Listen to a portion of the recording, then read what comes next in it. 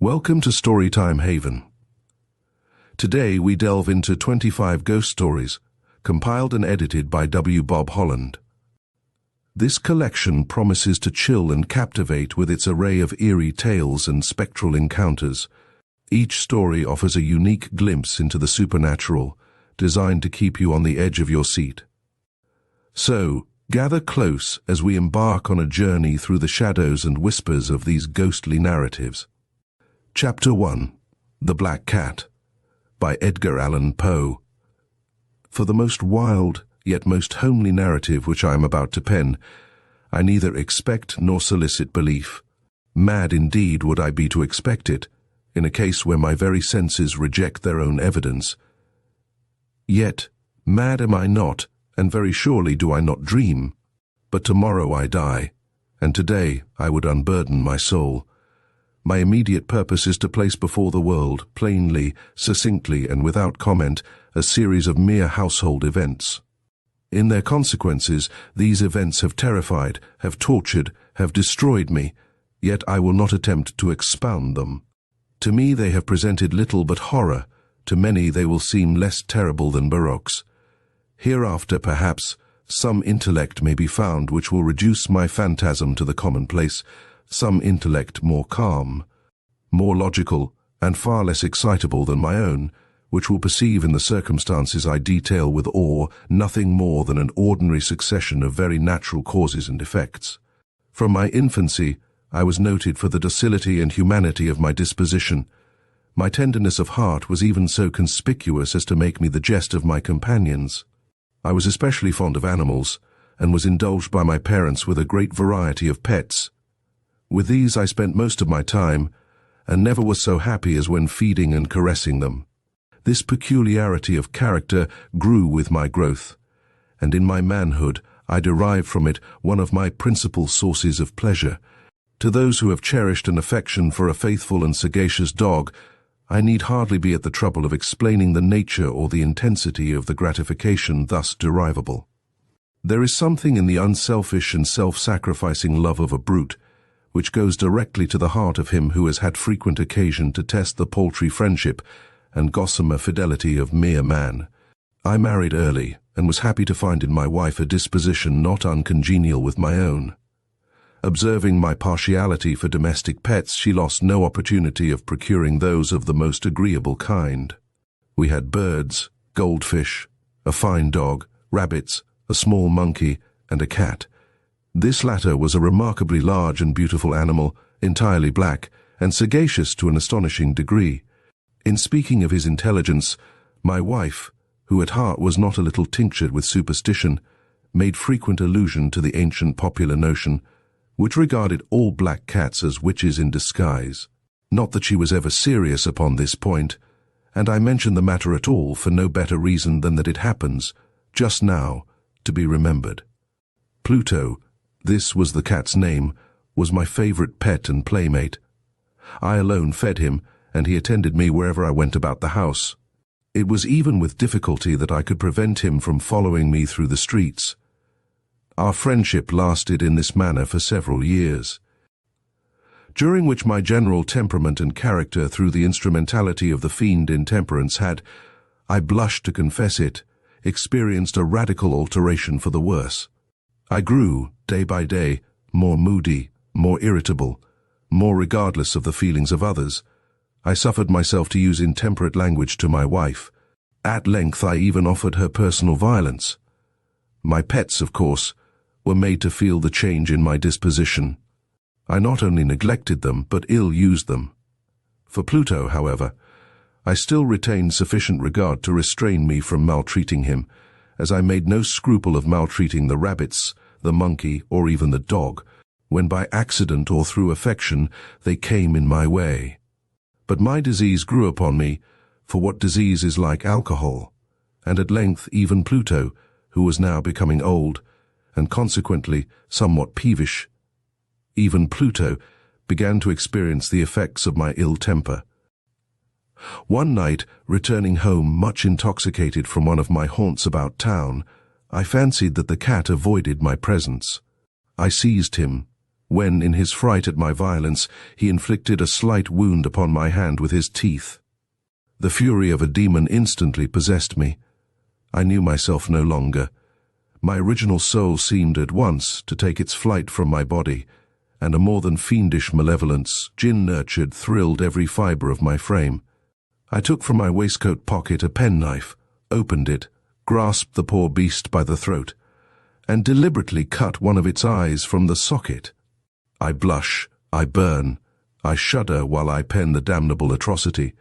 When reason returned with the morning, when I had slept off the fumes of the night's debauch, I experienced a sentiment half of horror, half of remorse, for the crime of which I had been guilty, but it was, at best, a feeble and equivocal feeling, and the soul remained untouched. I again plunged into excess, and soon drowned in wine all memory of the deed. In the meantime the cat slowly recovered. The socket of the lost eye presented, it is true, a frightful appearance, but he no longer appeared to suffer any pain. He went about the house as usual, but, as might be expected, fled in extreme terror at my approach. I had so much of my old heart left as to be at first grieved by this evident dislike on the part of a creature which had once so loved me. But this feeling soon gave place to irritation, and then came, as if to my final and irrevocable overthrow, the spirit of perverseness.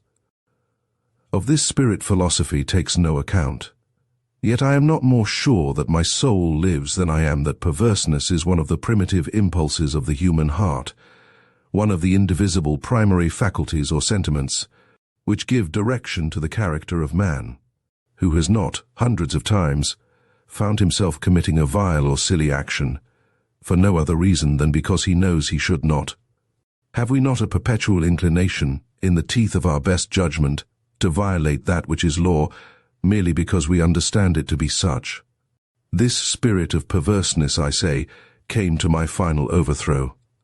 It was this unfathomable longing of the soul to vex itself, to offer violence to its own nature, to do wrong for the wrong's sake only, that urged me to continue, and finally to consummate the injury I had inflicted upon the unoffending brute. One morning, in cold blood, I slipped a noose about its neck, and hung it to the limb of a tree, hung it with the tears streaming from my eyes and the bitterest remorse at my heart. Hung it because I knew that it had loved me, and because I felt it had given me no offense. Hung it because I knew that in so doing I was committing a sin, a deadly sin, that would so jeopardize my immortal soul as to place it, if such a thing were possible, even beyond the reach of the infinite mercy of the most merciful and most terrible God. On the night of the day on which this cruel deed was done, I was aroused from sleep by the cry of fire. The curtains of my bed were in flames. The whole house was blazing. It was with great difficulty that my wife, a servant, and myself made our escape from the conflagration. The destruction was complete. My entire worldly wealth was swallowed up, and I resigned myself thenceforward to despair. I am above the weakness of seeking to establish a sequence of cause and effect between the disaster and the atrocity, but I am detailing a chain of facts, and wish not to leave even a possible link imperfect. On the day succeeding the fire I visited the ruins. The walls, with one exception, had fallen in. This exception was found in a compartment wall, not very thick, which stood about the middle of the house, and against which had rested the head of my bed. The plastering had here, in great measure, resisted the action of the fire, a fact which I attributed to its having been recently spread. About this wall a dense crowd were collected, and many persons seemed to be examining a particular portion of it with very minute and eager attention. The words "strange," "singular," and other similar expressions excited my curiosity. I approached and saw, as if graven in bas-relief upon the white surface, the figure of a gigantic cat. The impression was given with an accuracy truly marvelous. There was a rope about the animal's neck. When I first beheld this apparition, for I could scarcely regard it as less, my wonder and my terror were extreme. But at length reflection came to my aid. The cat, I remembered, had been hung in a garden adjacent to the house. Upon the alarm of fire, this garden had been immediately filled by the crowd, by someone of whom the animal must have been cut from the tree and thrown through an open window into my chamber. This had probably been done with the view of arousing me from sleep. The falling of other walls had compressed the victim of my cruelty into the substance of the freshly spread plaster, the lime of which with the flames, and the ammonia from the carcass, had then accomplished the portraiture as I saw it. Although I thus readily accounted to my reason, if not altogether to my conscience, for the startling fact just detailed, it did not the less fail to make a deep impression upon my fancy. For months I could not rid myself of the phantasm of the cat, and during this period there came back into my spirit a half-sentiment that seemed, but was not, remorse. I went so far as to regret the loss of the animal, and to look about me, among the vile haunts which I now habitually frequented, for another pet of the same species and of somewhat similar appearance, with which to supply its place. One night as I sat, half stupefied, in a den of more than infamy, my attention was suddenly drawn to some black object, reposing upon the head of one of the immense hogsheads of gin, or of rum, which constituted the chief furniture of the apartment. I had been looking steadily at the top of this hogshead for some minutes, and what now caused me surprise was the fact that I had not sooner perceived the object thereupon. I approached it, and touched it with my hand. It was a black cat, a very large one, fully as large as Pluto, and closely resembling him in every respect, but only Pluto had not a white hair upon any portion of his body. But this cat had a large, although indefinite splotch of white, covering nearly the whole region of the breast. Upon my touching him, he immediately arose, purred loudly, rubbed against my hand, and appeared delighted with my notice. This, then, was the very creature of which I was in search. I had once offered to purchase it of the landlord, but this person made no claim to it, knew nothing of it, had never seen it before. I continued my caresses, and when I prepared to go home, the animal evinced a disposition to accompany me. I permitted it to do so, occasionally stooping and patting it as I proceeded. When it reached the house, it domesticated itself at once, and became immediately a great favorite with my wife. For my own part, I soon found a dislike to it arising within me. This was just the reverse of what I had anticipated, but I know not how or why it was. Its evident fondness for myself rather disgusted and annoyed me. By slow degrees, these feelings of disgust and annoyance rose into the bitterness of hatred. I avoided the creature. A certain sense of shame, and the remembrance of my former deed of cruelty, preventing me from physically abusing it. I did not, for some weeks, strike or otherwise violently ill-use it, but gradually, very gradually, I came to look upon it with unutterable loathing, and to flee silently from its odious presence. As from the breath of a pestilence, what added, no doubt, to my hatred of the beast, was the discovery, on the morning after I brought it home, that, like Pluto, it also had been deprived of one of its eyes. This circumstance, however, only endeared it to my wife, who, as I have already said, possessed, in a high degree, that humanity of feeling which had once been my distinguishing trait, and the source of many of my simplest and purest pleasures. With my aversion to this cat, however, its partiality for myself seemed to increase. It followed my footsteps with a pertinacity which it would be difficult to make the reader comprehend. Whenever I sat, it would crouch beneath my chair or spring upon my knees, covering me with its loathsome caresses. If I arose to walk, it would get between my feet, and thus nearly throw me down, or, fastening its long and sharp claws in my dress, clamber, in this manner, to my breast. At such times, although I longed to destroy it with a blow, I was yet withheld from so doing, partly by a memory of my former crime, but chiefly, let me confess it at once, by absolute dread of the beast. This dread was not exactly a dread of physical evil, and yet I should be at a loss how otherwise to define it. I am almost ashamed to own, yes, even in this felon's cell, I am almost ashamed to own, that the terror and horror with which the animal inspired me had been heightened by one of the merest chimeras it would be possible to conceive. My wife had called my attention more than once to the character of the mark of white hair, of which I have spoken, and which constituted the sole visible difference between the strange beast and the one I had destroyed. The reader will remember that this mark, although large, had been originally very indefinite, but, by slow degrees nearly imperceptible, and which for a long time my reason struggled to reject as fanciful it had, at length, assumed a rigorous distinctness of outline. It was now the representation of an object that I shudder to name, and for this, above all, I loathed and dreaded, and would have rid myself of the monster had I dared. It was now, I say, the image of a hideous, of a ghastly thing, of the gallows, O mournful and terrible engine of horror, and of crime, of agony, and of death. And now was I indeed wretched beyond the wretchedness of mere humanity, and a brute beast, whose fellow I had contemptuously destroyed, a brute beast to work out for me, a man, fashioned in the image of the high God, so much of insufferable woe.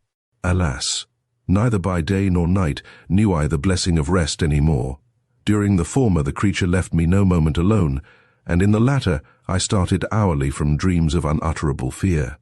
To find the hot breath of the thing upon my face, and its vast weight, an incarnate nightmare that I had no power to shake off incumbent eternally upon my heart. Beneath the pressure of torments such as these, the feeble remnants of the good within me succumbed. Evil thoughts became my sole intimates, the darkest and most evil of thoughts. The moodiness of my usual temper increased to hatred of all things and of all mankind, while from the sudden, frequent and ungovernable outbursts of a fury to which I now blindly abandoned myself, my uncomplaining wife, alas, was the most usual and the most patient of sufferers. One day she accompanied me upon some household errand into the cellar of the old building which our poverty compelled us to inhabit. The cat followed me down the steep stairs, and nearly throwing me headlong, exasperated me to madness. Uplifting an axe, and forgetting in my wrath the childish dread which had hitherto stayed my hand, I aimed a blow at the animal which, of course, would have proved instantly fatal had it descended as I wished. But this blow was arrested by the hand of my wife. Goaded by the interference into a rage more than demoniacal, I withdrew my arm from her grasp and buried the axe in her brain. She fell dead upon the spot without a groan. This hideous murder accomplished, I set myself forthwith, and with entire deliberation, to the task of concealing the body. I knew that I could not remove it from the house, either by day or by night, without the risk of being observed by the neighbors. Many projects entered my mind. At one period I thought of cutting the corpse into minute fragments and destroying them by fire. At another I resolved to dig a grave for it in the floor of the cellar. Again I deliberated about casting it into the well in the yard, about packing it in a box as if merchandise, with the usual arrangements, and so getting a porter to take it from the house. Finally, I hit upon what I considered a far better expedient than either of these. I determined to wall it up in the cellar, as the monks of the Middle Ages are recorded to have walled up their victims. For a purpose such as this, the cellar was well adapted. Its walls were loosely constructed, and had lately been plastered throughout with a rough plaster, which the dampness of the atmosphere had prevented from hardening. Moreover, in one of the walls was a projection caused by a false chimney or fireplace that had been filled up and made to resemble the rest of the cellar. I made no doubt that I could readily displace the bricks at this point, insert the corpse, and wall the whole up as before, so that no eye could detect anything suspicious. And in this calculation I was not deceived. By means of a crowbar I easily dislodged the bricks, and having carefully deposited the body against the inner wall, I propped it in that position, while, with little trouble, I relaid the whole structure as it originally stood. Having procured mortar, sand, and hair with every possible precaution, I prepared a plaster which could not be distinguished from the old, and with this I very carefully went over the new brickwork. When I had finished, I felt satisfied that all was right. The wall did not present the slightest appearance of having been disturbed. The rubbish on the floor was picked up with the minutest care. I looked around triumphantly and said to myself, "Here at least, then, my labor has not been in vain." My next step was to look for the beast which had been the cause of so much wretchedness, for I had at length firmly resolved to put it to death. Had I been able to meet with it at the moment, there could have been no doubt of its fate, but it appeared that the crafty animal had been alarmed at the violence of my previous anger, and forbore to present itself in my present mood.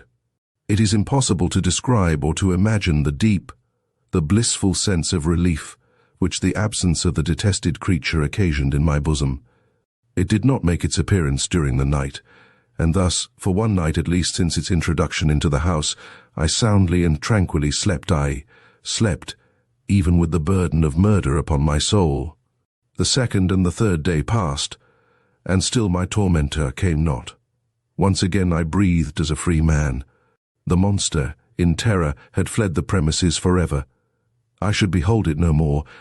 My happiness was supreme.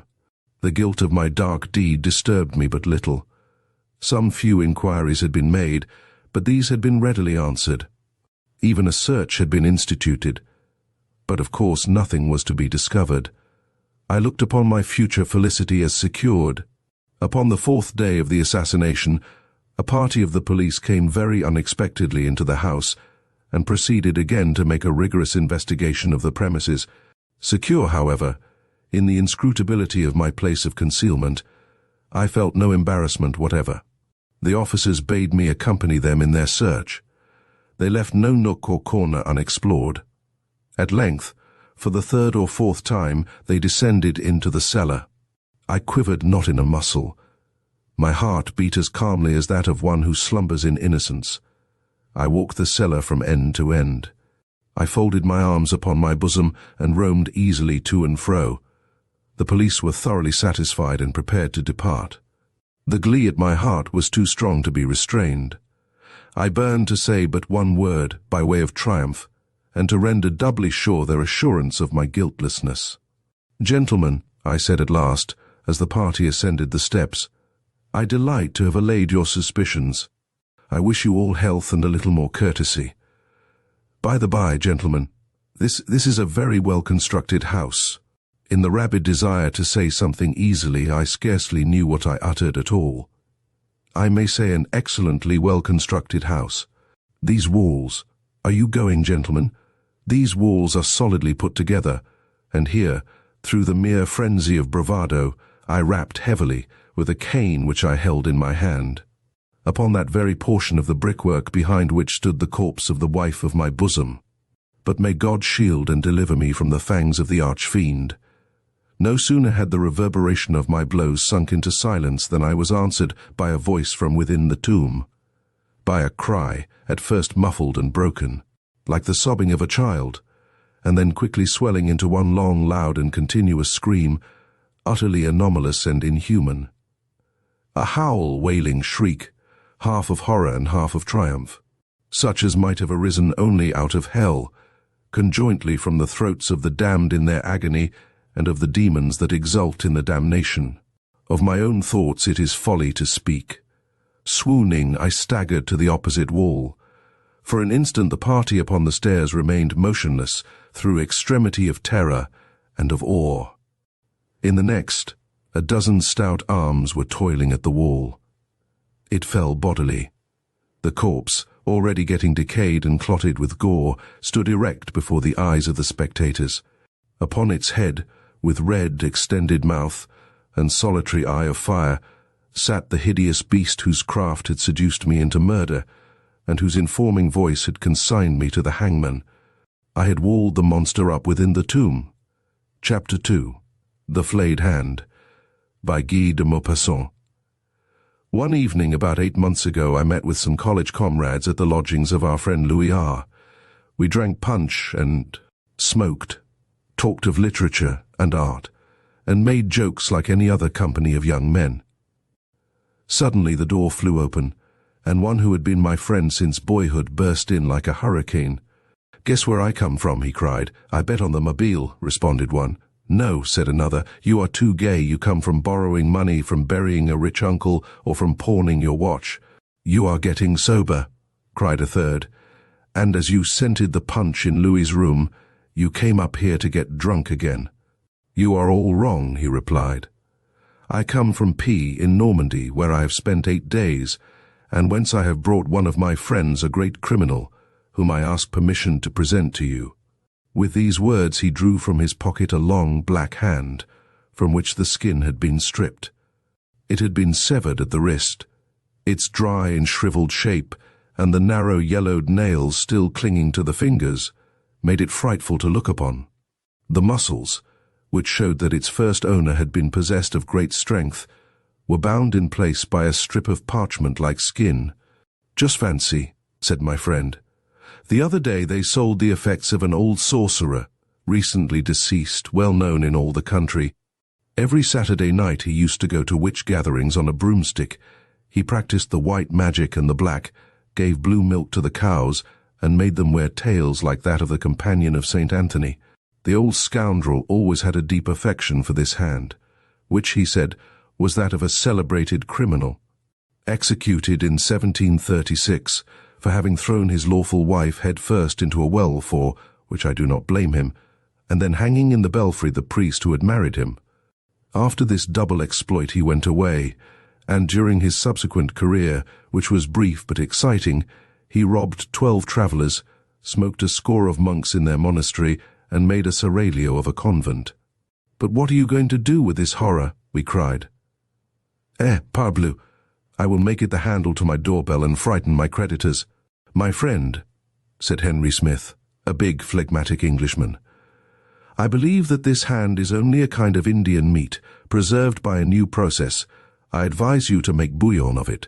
"Rail not, messieurs," said with the utmost sang-froid a medical student who was 3/4 drunk. "But if you follow my advice, Pierre, you will give this piece of human debris Christian burial, for fear lest its owner should come to demand it. Then, too, this hand has acquired some bad habits, for you know the proverb, 'Who has killed will kill, and who has drank will drink,'" replied the host as he poured out a big glass of punch for the student, who emptied it at a draught and slid dead drunk under the table. His sudden dropping out of the company was greeted with a burst of laughter, and Pierre, raising his glass and saluting the hand, cried, "I drink to the next visit of thy master." Then the conversation turned upon other subjects, and shortly afterward each returned to his lodgings. About 2 o'clock the next day, as I was passing Pierre's door, I entered and found him reading and smoking. "Well, how goes it?" said I. "Very well," he responded. "And your hand?" "My hand? Did you not see it on the bell pull? I put it there when I returned home last night. But apropos of this, what do you think? Some idiot, doubtless to play a stupid joke on me, came ringing at my door towards midnight. I demanded who was there, but as no one replied, I went back to bed again, and to sleep. At this moment the door opened, and the landlord, a fat and extremely impertinent person, entered without saluting us.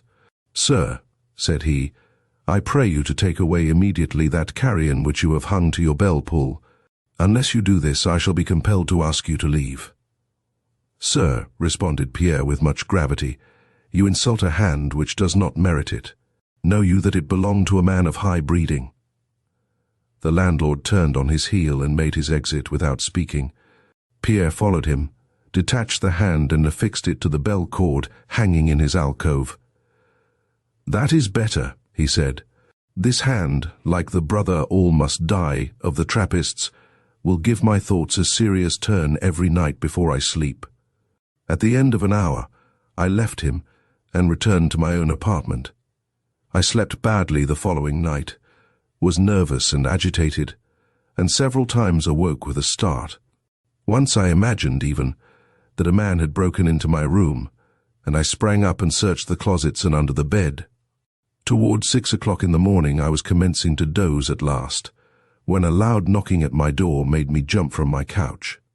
It was my friend Pierre's servant, half-dressed, pale and trembling. "Ah, sir," cried he, sobbing, "my poor master, someone has murdered him." I dressed myself hastily and ran to Pierre's lodgings. The house was full of people disputing together, and everything was in a commotion. Everyone was talking at the same time, recounting and commenting on the occurrence in all sorts of ways. With great difficulty, I reached the bedroom, made myself known to those guarding the door, and was permitted to enter. 4 agents of police were standing in the middle of the apartment, pencils in hand, examining every detail, conferring in low voices and writing from time to time in their notebooks. 2 doctors were in consultation by the bed, on which lay the unconscious form of Pierre. He was not dead, but his face was fixed in an expression of the most awful terror. His eyes were open their widest, and the dilated pupils seemed to regard fixedly, with unspeakable horror, something unknown and frightful. His hands were clenched. I raised the quilt, which covered his body from the chin downward, and saw on his neck, deeply sunk in the flesh, the marks of fingers. Some drops of blood spotted his shirt. At that moment one thing struck me. I chanced to notice that the shriveled hand was no longer attached to the bell cord. The doctors had doubtless removed it to avoid the comments of those entering the chamber where the wounded man lay, because the appearance of this hand was indeed frightful. I did not inquire what had become of it.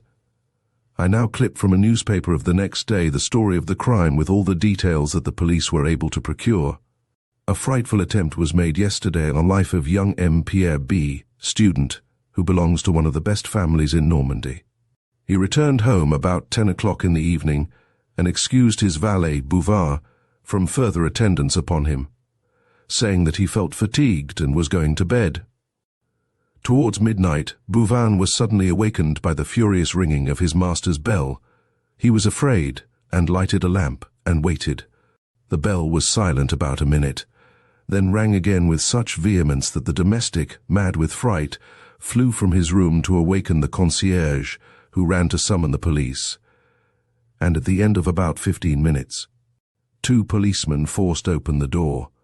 A horrible sight met their eyes. The furniture was overturned, giving evidence of a fearful struggle between the victim and his assailant. In the middle of the room, upon his back, his body rigid, with livid face and frightfully dilated eyes, lay, motionless, young Pierre B., bearing upon his neck the deep imprints of 5 fingers. Dr. Bourdieu was called immediately, and his report says that the aggressor must have been possessed of prodigious strength and have had an extraordinarily thin and sinewy hand. Because the fingers left in the flesh of the victim 5 holes like those from a pistol ball, and had penetrated until they almost met, there is no clue to the motive of the crime or to its perpetrator. The police are making a thorough investigation. The following appeared in the same newspaper next day. Pierre B., the victim of the frightful assault of which we published an account yesterday, has regained consciousness after 2 hours of the most assiduous care by Dr. Bourdieu. His life is not in danger, but it is strongly feared that he has lost his reason. No trace has been found of his assailant. My poor friend was indeed insane. For 7 months I visited him daily at the hospital where we had placed him, but he did not recover the light of reason. In his delirium strange words escaped him, and like all madmen, he had one fixed idea. He believed himself continually pursued by a spectre. One day they came for me in haste, saying he was worse, and when I arrived I found him dying. For 2 hours he remained very calm. Then suddenly, rising from his bed in spite of our efforts, he cried, waving his arms as if a prey to the most awful terror, "Take it away! Take it away! It strangles me! Help! Help!" Twice he made the circuit of the room, uttering horrible screams, then fell face downward, dead. As he was an orphan, I was charged to take his body to the little village of P in Normandy, where his parents were buried. It was the place from which he had arrived the evening he found us drinking punch in Louis R's room, when he had presented to us the flayed hand. His body was enclosed in a leaden coffin, and 4 days afterwards I walked sadly beside the old curé, who had given him his first lessons, to the little cemetery where they dug his grave. It was a beautiful day, and sunshine from a cloudless sky flooded the earth. Birds sang from the blackberry bushes, where many a time when we were children we had stolen to eat the fruit. Again I saw Pierre and myself creeping along behind the hedge and slipping through the gap that we knew so well, down at the end of the little plot where they bury the poor. Again we would return to the house with cheeks and lips black with the juice of the berries we had eaten. I looked at the bushes, They were covered with fruit. Mechanically, I picked some and bore it to my mouth. The cure had opened his breviary and was muttering his prayers in a low voice. I heard at the end of the walk the spades of the grave-diggers who were opening the tomb. Suddenly they called out, the cure closed his book, and we went to see what they wished of us. They had found a coffin. In digging, a stroke of the pickaxe had started the cover, and we perceived within a skeleton of unusual stature, lying on its back, its hollow eyes seeming yet to menace and defy us. I was troubled, I know not why, and almost afraid. "Hold!" cried one of the men. "Look there! One of the rascal's hands has been severed at the wrist. Ah, here it is." And he picked up from beside the body a huge withered hand and held it out to us. "See," cried the other, laughing. "See how he glares at you, as if he would spring at your throat to make you give him back his hand." "Go," said the cure. "Leave the dead in peace, and close the coffin. We will make poor Pierre's grave elsewhere." The next day all was finished, and I returned to Paris, after having left 50 francs with the old cure for masses to be said for the repose of the soul of him whose sepulchre we had troubled. Chapter 3. The Vengeance of a Tree, by Eleanor F. Lewis. Through the windows of Jim Daly's saloon in the little town of Xi, the setting sun streamed in yellow patches, lighting up the glasses scattered on the tables and the faces of several men who were gathered near the bar. Farmers mostly they were, with a sprinkling of shopkeepers, while prominent among them was the village editor, and all were discussing a startling piece of news that had spread through the town and its surroundings. The tidings that Walter Stedman, a laborer on Albert Kelsey's ranch, had assaulted and murdered his employer's daughter, had reached them and had spread universal horror among the people. A farmer declared that he had seen the deed committed as he walked through a neighboring lane, and having always been noted for his cowardice, instead of running to the girl's aid, had hailed a party of miners who were returning from their midday meal through a field nearby. When they reached the spot, however, where Stedman, as they supposed, had done his black deed, only the girl lay there in the stillness of death. Her murderer had taken the opportunity to fly. The party had searched the woods of the Kelsey estate, and just as they were nearing the house itself, the appearance of Walter Stedman, walking in a strangely unsteady manner toward it, made them quicken their pace. He was soon in custody, although he had protested his innocence of the crime. He said that he had just seen the body himself on his way to the station, and that when they had found him, he was going to the house for help.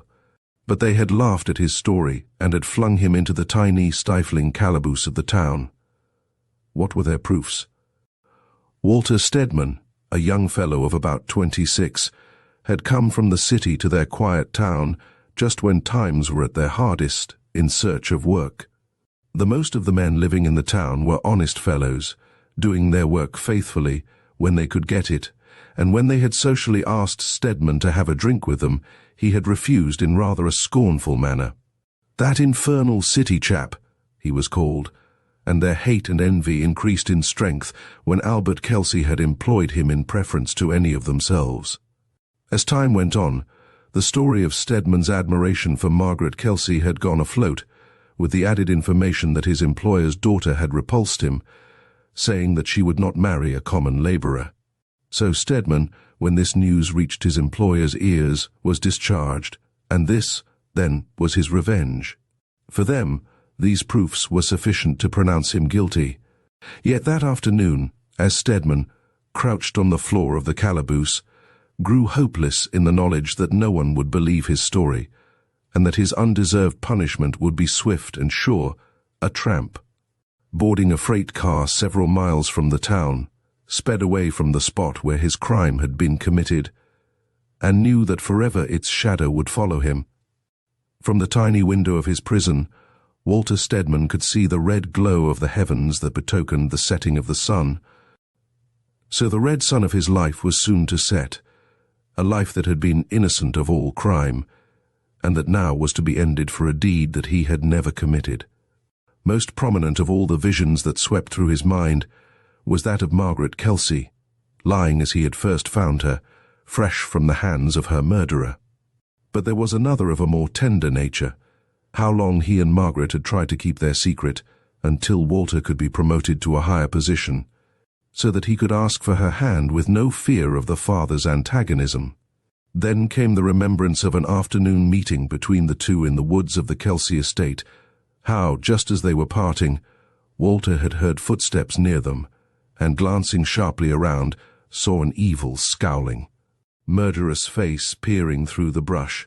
He had started toward it, but the owner of the countenance had taken himself hurriedly off. The gossiping townspeople had misconstrued this romance. And when Albert Kelsey had heard of this clandestine meeting from the man who was later on to appear as a leader of the mob, and that he had discharged Stedman, they had believed that the young man had formally proposed and had been rejected. But justice had gone wrong, as it had done innumerable times before, and will again. An innocent man was to be hanged even without the comfort of a trial, while the man who was guilty was free to wander where he would. That autumn night, the darkness came quickly, and only the stars did their best to light the scene. A body of men, all masked, and having as a leader one who had ever since Stedman's arrival in town cherished a secret hatred of the young man, dragged Stedman from the calaboose and tramped through the town, defying all, defying even God himself. Along the highway and into Farmer Brown's crosscut, they went, vigilantly guarding their prisoner, who, with the lanterns lighting up his haggard face, walked among them with the lagging step of utter hopelessness. "That's a good tree," their leader said presently, stopping and pointing out a spreading oak. When the slipknot was adjusted and Stedman had stepped on the box, he added, "If you've got anything to say, you'd better say it now." "I am innocent, I swear before God," the doomed man answered. "I never took the life of Margaret Kelsey." "Give us your proof," jeered the leader. And when Stedman kept a despairing silence, he laughed shortly. "Ready, men." He gave the order. The box was kicked aside, and then only a writhing body swung to and fro in the gloom. In front of the men stood their leader, watching the contortions of the body with silent glee. "I'll tell you a secret, boys," he said suddenly. "I was after that poor murdered girl myself. Little chance I had, but he had just as little." A pause then. "He's shunted this earth. Cut him down, you fellows." "It's no use, son. I'll give up the blasted thing as a bad job. There's something queer about that there tree. Do you see how its branches balance it? We have cut the trunk nearly in two, but it won't come down. There's plenty of others around. We'll take one of them. If I'd a long rope with me, I'd get that tree down, and yet the way the thing stands, it would be risking a fellow's life to climb it. It's got the devil in it, sure." So old Farmer Brown shouldered his axe and made for another tree, his son following. They had sawed and chopped and chopped and sawed, and yet the tall white oak, with its branches jutting out almost as regularly as if done by the work of a machine, stood straight and firm.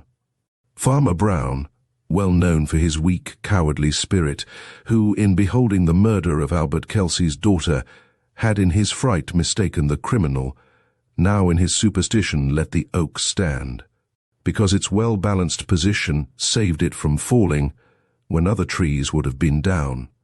And so this tree, the same one to which an innocent man had been hanged, was left for other work. It was a bleak, rainy night, such a night as can be found only in Central California. The wind howled like 1,000 demons and lashed the trees together in wild embraces. Now and then the weird hoot, hoot of an owl came softly from the distance in the lulls of the storm, while the barking of coyotes woke the echoes of the hills into sounds like fiendish laughter. In the wind and rain, a man fought his path through the bush and into Farmer Brown's crosscut as the shortest way home. Suddenly he stopped, trembling, as if held by some unseen impulse. Before him rose the white oak, wavering and swaying in the storm. "Good God, it's the tree I swung Stedman from," he cried, and a strange fear thrilled him. His eyes were fixed on it, held by some undefinable fascination. Yes, there on one of the longest branches a small piece of rope still dangled. And then, to the murderer's excited vision, this rope seemed to lengthen, to form at the end into a slipknot, a knot that encircled a purple neck, while below it writhed and swayed the body of a man. "Damn him," he muttered, starting toward the hanging form, as if about to help the rope in its work of strangulation. Will he forever follow me? And yet he deserved it, the black-hearted villain. He took her life. He never finished the sentence. The white oak, towering above him in its strength, seemed to grow like a frenzied living creature. There was a sudden splitting sound. Then came a crash, and under the fallen tree lay Stedman's murderer, crushed and mangled. From between the broken trunk and the stump that was left, a grey, dim shape sprang out and sped past the man's still form, away into the wild blackness of the night. Chapter 4. The Parlor-Car Ghost. All draped with blue denim, the seaside cottage of my friend Sarah Pine. She asked me to go there with her when she opened it, to have it set in order for the summer. She confessed that she felt a trifle nervous at the idea of entering it alone. And I am always ready for an excursion. So much blue denim rather surprised me, because blue is not complementary to Sarah's complexion. She always wears some shade of red by preference. She perceived my wonder. She is very nearsighted, and therefore sees everything by some sort of sixth sense. "You do not like my portieres and curtains and table covers," said she. "Neither do I, but I did it to accommodate, and now he rests well in his grave, I hope." "Whose grave, for pity's sake?" "Mr. J. Billington Price's." "And who is he? He doesn't sound interesting." "Then I will tell you about him," said Sarah, taking a seat directly in front of one of those curtains. "Last autumn, I was leaving this place for New York, traveling on the fast express train, known as the Flying Yankee. Of course, I thought of the Flying Dutchman and Wagner's musical setting of the uncanny legend, and how different things are in these days of steam, etc. Then I looked out of the window at the landscape, the horizon that seemed to wheel in a great curve as the train sped on. Every now and then I had an impression at the tail of the eye that a man was sitting in a chair 3 or 4 numbers in front of me on the opposite side of the car. Each time that I saw this shape, I looked at the chair and ascertained that it was unoccupied. But it was an odd trick of vision. I raised my lorgnette, and the chair showed emptier than before. There was nobody in it, certainly.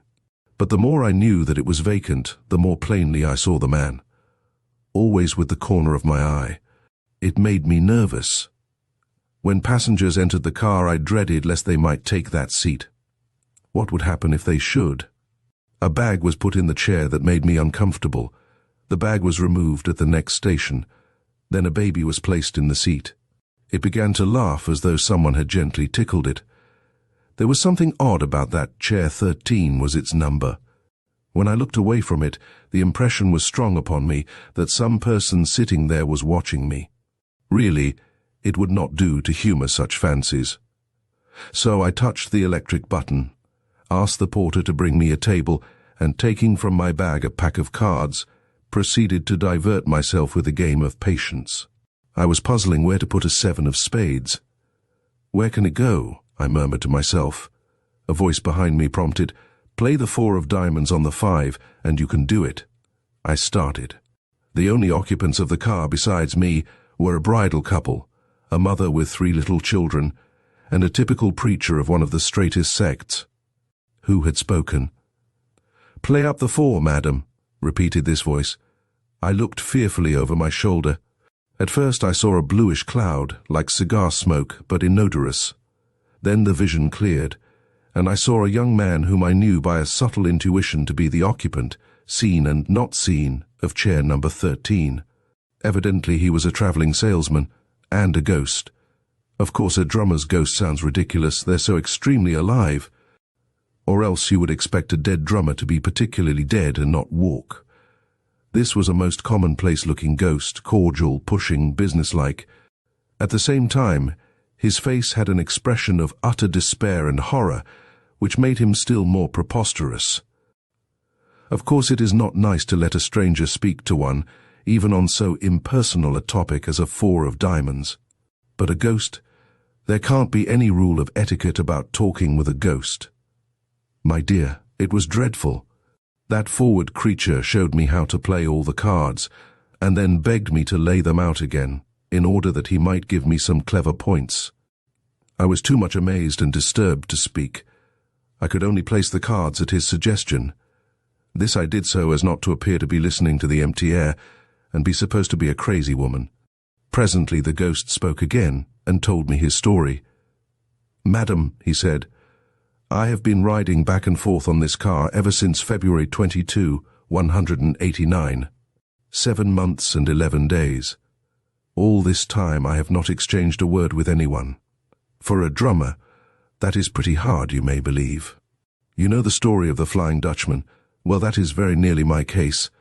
A curse is upon me and will not be removed until some kind soul. But I'm getting ahead of my text. That day there were 4 of us, traveling for different houses. One of the boys was in wool, one in baking powder, one in boots and shoes, and myself in cotton goods. We met on the road, took seats together, and fell into talking shop. Those fellows told big lies about their sales, Washington's birthday though it was. The baking powder man raised the amount of the bills of goods, which he had sold better than a whole can of his stuff could have done. I admitted the straight truth, that I had not yet been able to make a sale, and then I swore not in a light-minded, chipper style of verbal trimmings, but a great round, heaven-defying oath that I would sell a case of blue denims on that trip if it took me forever. We became dry with talk, and when the train stopped at Rivermouth, we went out to have some beer. It is good there, you know, pardon me, I forgot that I was speaking to a lady. Well, we had to run to get aboard. I missed my footing, fell under the wheels, and the next thing that I knew they were holding an inquest over my remains, while I, disemboweled, was sitting on a corner of the undertaker's table, wondering which of the coroner's jury was likely to want a case of blue denims. Then I remembered my wicked oath, and understood that I was a soul doomed to wander until I could succeed in selling that bill of goods. I spoke once or twice, offering the denims under value, but nobody noticed me. Verdict: accidental death, negligence of deceased, railroad corporation not to blame, deceased got out for beer at his own risk. The other drummers took charge of the remains and wrote a beautiful letter to my relatives about my social qualities and my impressive conversation. I wish it had been less impressive that time. I might have lied about my sales, or I might have said that I hoped for better luck, but after that oath there was nothing for it. Back and forth on this road, in chair number 13 to all eternity. Nobody suspects my presence. They sit on my knees. I'm playing in luck when it is a nice baby as it was this afternoon. They pile wraps, bags, even railway literature on me. They play cards under my nose, and what duffers some of them are. You, madam, are the first person who has perceived me, and therefore I ventured to speak to you, meaning no offense. I can see that you are sorry for me. Now, if you recall the story of the Flying Dutchman, he was saved by the charity of a good woman. In fact, Senta married him. Now, I'm not asking anything of that size. I see that you wear a wedding ring, and no doubt you make some man's happiness. I wasn't a marrying man myself, and naturally am not a marrying ghost. And that has nothing to do with the matter anyway. But if you could, I don't suppose you would have any use for them. But if you were disposed to do a turn of good, solid Christian charity, I should be everlastingly grateful, and you may have that case of denims at $72.50. And that quality is quoted today at $80. Does it go, madam? The speech of the poor ghost was not very eloquent, but his eyes had an intense, eager glare which was terrible. Something pity, fear, I do not know what compelled me. I decided to do without that white and gold evening cloak. Instead, I gave $72.50 to the ghost and took from him a receipt for the sum, signed J. Billington Price. Then he smiled contentedly, thanked me with emotion, and returned to chair number 13. Several times on the journey, although I did not perceive him again, I felt dazed.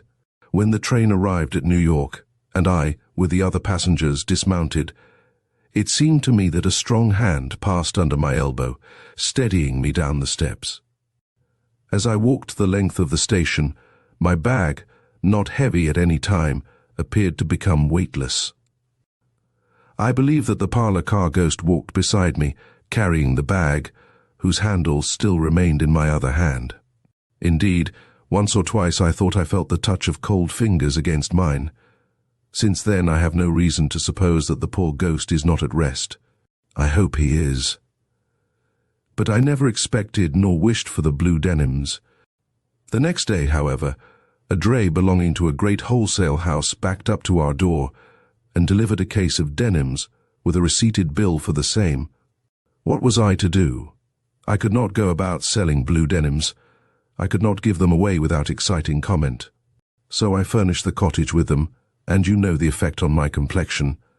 Pity me, dear, and credit me, frivolous woman as I am, with having saved a soul at the expense of my own vanity.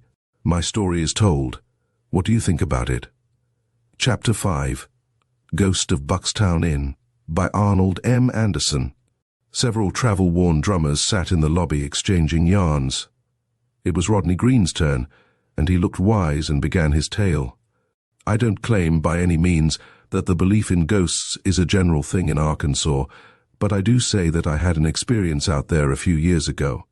It was late in the fall, and I happened to be in the village of Buckstown, which desecrates a very limited portion of the state.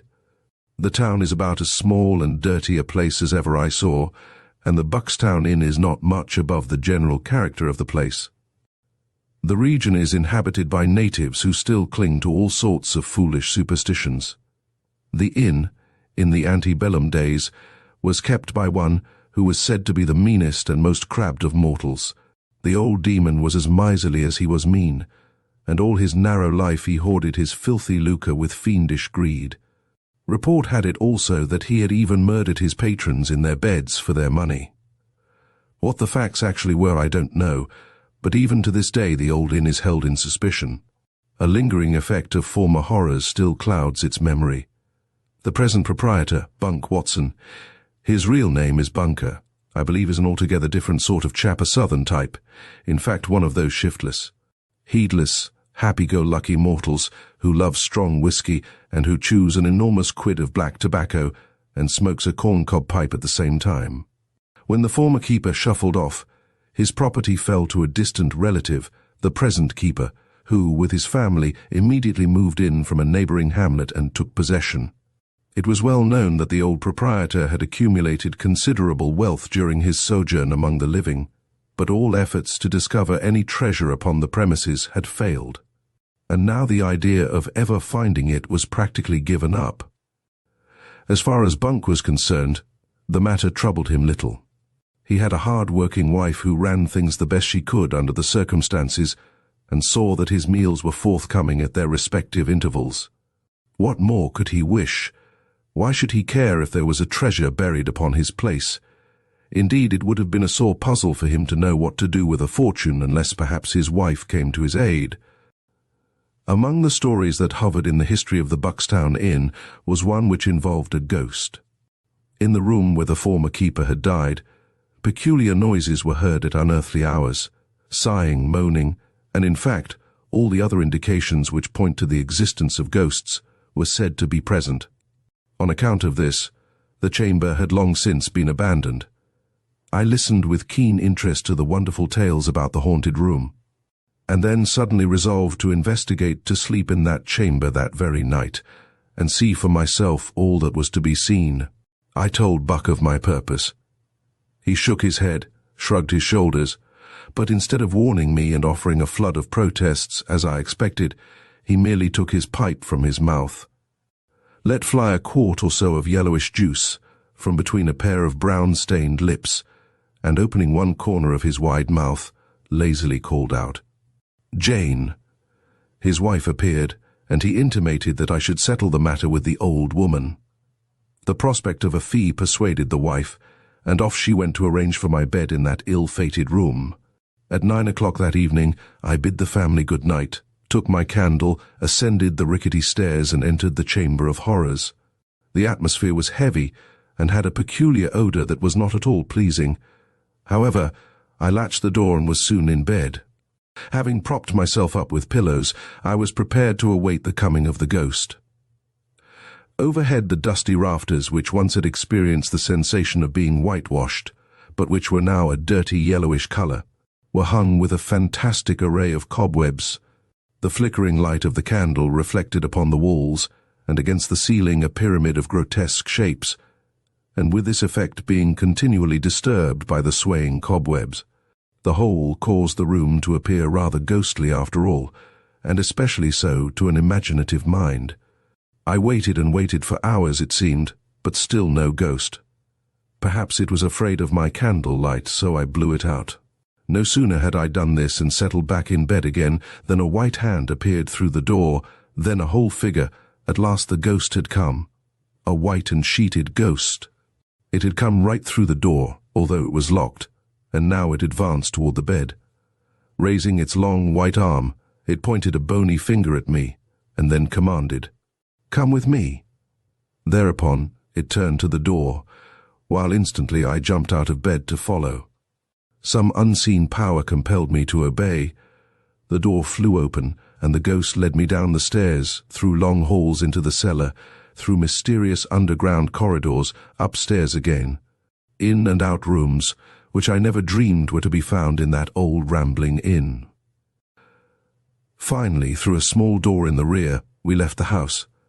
I was in my sleeping garments, but no matter, I had to follow. The white form, with a slow and measured tread, and as silent as death, led the way into the orchard.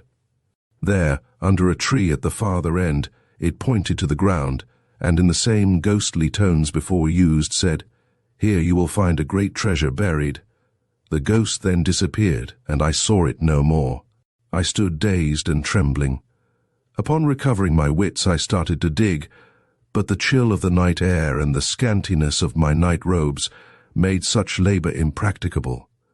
So I decided to leave some mark to identify the place and come around again at daybreak. I reached up and broke off a limb. Overcome with my night's exertions, I slept the next morning until a loud rapping on my door and a croaking voice warned me that it was noon. I had intended to leave Buckstown Inn that day, but, prompted by curiosity and anxious to investigate, I unpacked my gripsack for a comfortable stay. You must understand that this was my first experience with a ghost, and I feared I might never see another. At breakfast, my landlady waited on me in silence, though once I detected her eyes following me with a peculiar expression.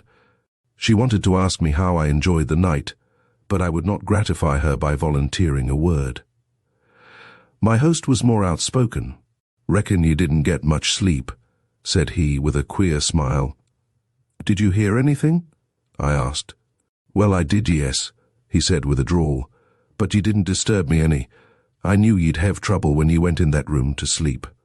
That afternoon I slipped out to the tree, but to my amazement I found that the twig I had broken from the branches was gone. Finally, I found under the lower trunk of an apple tree an open place from which a small branch had evidently been wrested.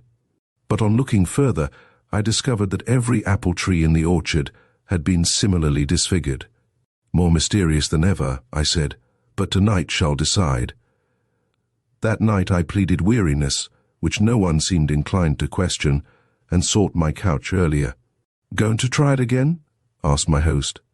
"Yes, and I'll stay all winter, but what I'll get even with that ghost," I said. That night I kept the candle burning until midnight, when I blew it out. Instantly the room was flooded with a soft light, and at the foot of the bed stood my ghost, the identical ghost of last night. Again the bony finger beckoned and a sepulchral voice whispered, "Follow me." I sprang from the bed, but the figure darted ahead of me. It flew through the doorway and down the stairs, and I after it. At the foot of the staircase an unseen hand reached forward and caught my foot, and I fell sprawling headlong. But in a second I was on my feet and pursuing the ghost. It had gained on me a few yards, but I was quicker, and just as we reached the outside door I nearly touched its robes. They sent a chill through my frame, and I nearly gave up the pursuit. As it passed through the doorway it turned and gave me one look, and I caught the same malignant light in its eyes that I remembered from the night before. In the open orchard I felt sure I could catch it, but my ghost had no intention of allowing me any such opportunity. To my disgust it darted backward and into the house, slamming the door in my face. In my frenzy of fear and chagrin, I threw myself against the oaken door with such force that its rusty old hinges yielded, and I landed in the big front room of the inn just in time to see the white skirts of the ghost flit up the stairs. Upstairs I flew after it, and into an old chamber. There, huddled in a corner, I saw it in the minute's delay it had secured a lighted candle, and as I entered, it advanced to daunt me with bony arm upraised to a great height. "Caught!" I cried, throwing my arms around the figure, and I had made the acquaintance of a real live ghost. The white robes fell, and I saw revealed my hostess of Buckstown Inn. Next morning, when I threatened to call the police, she confessed to me that she masqueraded as a ghost to draw visitors to the out-of-the-way old place, and that she found its tale of being haunted highly profitable to her. Chapter 6. The Burglar's Ghost. I am not an imaginative man, and no one who knows me can say that I have ever indulged in sentimental ideas upon any subject. I am rather predisposed, in fact, to look at everything from a purely practical standpoint, and this quality has been further developed in me by the fact that for 20 years I have been an active member of the detective police force at Westford, a large town in one of our most important manufacturing districts.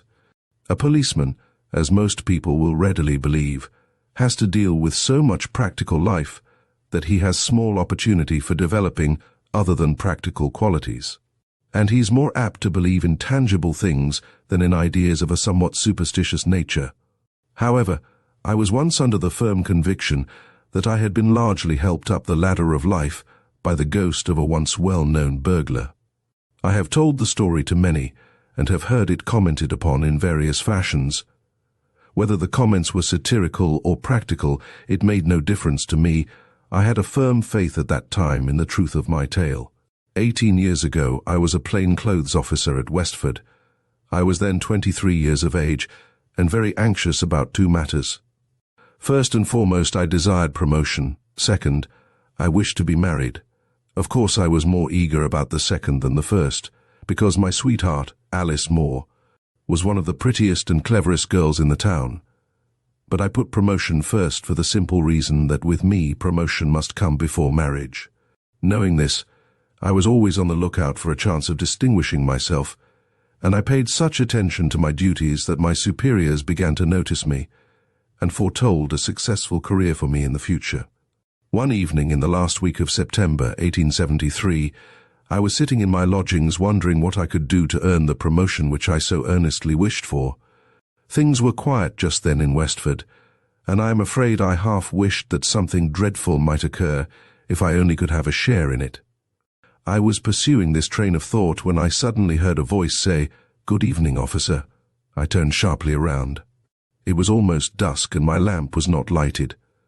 For all that, I could see clearly enough a man who was sitting by a chest of drawers that stood between the door and the window. His chair stood between the drawers and the door, and I concluded that he had quietly entered my room and seated himself before addressing me. "Good evening," I replied. "I didn't hear you come in." He laughed when I said that, a low, chuckling, rather sly laugh. "No," he said, "I dessay not, officer. I'm a very quiet sort of person. You might say, in fact, noiseless. Just so." I looked at him narrowly, feeling considerably surprised and astonished at his presence. He was a thickly built man, with a square face and heavy chin. His nose was small but aggressive. His eyes were little and overshadowed by heavy eyebrows. I could see them twinkle when he spoke. As for his dress, it was in keeping with his face. He wore a rough suit of woolen or frieze. A thick, gaily coloured Belcher neckerchief encircled his bull-like throat, and in his big hands he continually twirled and twisted a fur cap, made apparently out of the skin of some favourite dog. As he sat there smiling at me and saying nothing, it made me feel uncomfortable. "What do you want with me?" I asked. "Just a little matter of business," he answered. "You should have gone to the office," I said. "We're not supposed to do business at home." "Right you are, governor," he replied. "But I wanted to see you.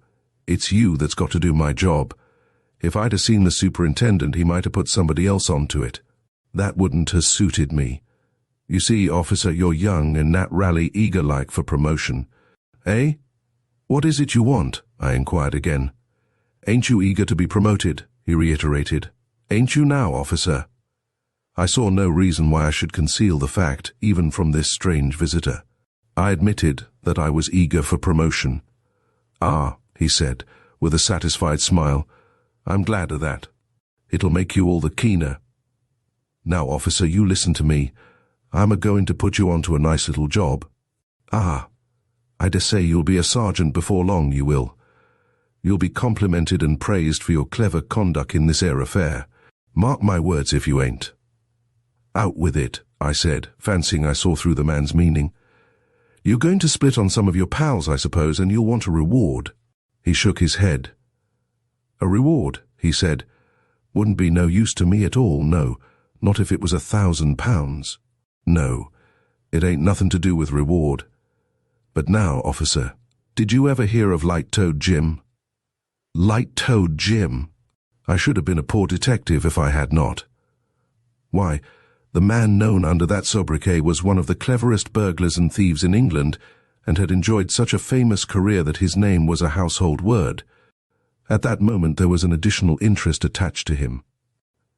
He had been convicted of burglary at the Northminster Assizes in 1871 and sentenced to 10 years penal servitude. After serving nearly 2 years of his time, he had escaped from Portland, getting away in such clever fashion that he had never been heard of since. Where he was, no one could say, but lately there had been a strong suspicion among the police that Light-Toed Jim was at his old tricks again. "Light-Toed Jim," I repeated. "I should think so. Why, what do you know about him?" He smiled and nodded his head. "Light-Toed Jim," said he, "is in Westford at this 'ere identical moment. Listen to me, officer. Light-Toed Jim is a-going to crack a crib tonight. Said crib is the mansion of Miss Singleton. That 'ere rich old lady as lives out on the Mapleton Road. You know her awfully rich, with naught but women servants and animals about the place. There's some very valuable plate there. That's what Light-Toed Jim's after. He'll get in through the scullery window about 1 a.m., then he'll pass through the back and front kitchens and into the butler's pantry, only it's a butleress. 'Cause there ain't no men at all, and there he'll set to work on the safe. Some of his late pals in Portland give him the tip about this 'ere job." "How did you come to hear of it?" I asked. "Never mind, governor, you wouldn't understand. Now, I wants you to be up there tonight and to nab Light-Toed Jim red-handed, so to speak. It'll mean promotion for you, and it'll suit me down to the ground. You wants to be about and to watch him enter, then follow him and dog him. And be armed, officer, for Jim'll fight like a tiger if you don't draw his teeth first." "Now look here, my man," said I. "This is all very well, but it's all irregular. You must just tell me who you are and how you come to be in Light-Toed Jim's secrets, and I'll put it down in black and white." I turned away from him to get my writing materials. I was not half a minute with my back to him, but when I turned round he was gone. The door was shut, but I had heard no sound from it either opening or shutting. Quick as thought I darted to it, tore it wide open, and looked down the narrow staircase. There was no one there. I ran hastily downstairs into the passage, and found my landlady, Mrs. Mariner, standing at the open door with a female friend. "Mrs. Mariner," I said, breaking in upon their conversation, "which way did that man go who came downstairs just now?" Mrs. Mariner looked at me strangely. "There ain't been no man come downstairs, Mr. Parker," said she. "Leastways, not this good 3/4 of an hour, which me and Mrs. Higgins here as I've come out to take an airing, her having been ironing all this blessed day, has been standing here all the time, and ain't never seen a soul." "Nonsense," I said. "A man came down from my room just now, the man you sent up 20 minutes since." Mrs. Mariner looked at me with an expression betokening the most profound astonishment. Mrs. Higgins sighed deeply. "Mr. Parker," said Mrs. Mariner, "sorry am I to say it, sir, but you're either intoxicated or else you're a-sickening for brain fever, sir. There ain't no person entered this door, in or out, for nigh on to an hour, as me and Mrs. Higgins here will take our Bible oaths on. I went upstairs and looked in the rooms on either side of mine. The man was not there. I looked under my bed, and of course he was not there. He must have gone downstairs, but then the women must have seen him. There was only one door to the house. I gave it up in despair and began to smoke my pipe. By the time I had drawn the last whiff, I decided that if anyone was intoxicated, it was probably Mrs. Mariner and Mrs. Higgins, and that my strange visitor had departed by the door. I was not going to believe that he had anything supernatural about him. I had no duty that night, and as the hours wore on, I found myself stern in my resolve to go up to Miss Singleton's house and see what I could make out of my informant's story. It was my opinion that my late visitor was a whilom pal of Light-Toed Jim, and that having become aware of the latter's plot, he had, for some reason of his own, decided to split on his old chum. Thieves' disagreement is an honest man's opportunity, and I determined to solve the truth of the story told me. Lest it should come to nothing, I decided not to report the matter to my chief. If I could really capture Light-Toed Jim, my success would be all the more brilliant by being suddenly sprung upon the authorities. I made my plan of action rapidly. I took a revolver with me and went up to Miss Singleton's house. Fortunately, I knew the housekeeper there, a middle-aged, strong-minded woman, not easily frightened, which was a good thing. To her I communicated such information as I considered necessary. She consented to conceal me in the room where the safe stood. There was a cupboard close by the safe from which I could command a full view of the burglar's operations and pounce upon him at the right moment. If only my information was to be relied upon, there was every chance of my capturing the famous burglar. Soon after midnight, when the house was all quiet, I went to the pantry and got into the cupboard, locking myself in. There were 2 openings in the panel, through either of which I was able to command a full view of the room. My position was somewhat cramped, but the time soon passed away. My mind was principally occupied in wondering if I was really about to have a chance of distinguishing myself. Somehow, there was an air of unreality about the events of the evening which puzzled me. Suddenly I heard a sound which put me on the alert at once. It was nothing more than the creaking of a board or opening of a door would make in a quiet house, but it sounded intensified to my expectant ears. I drew myself up against the door of the cupboard and placed my eye to the opening in the panel. I had oiled the key of the door and kept my fingers upon it in readiness to spring upon the burglar at the proper moment.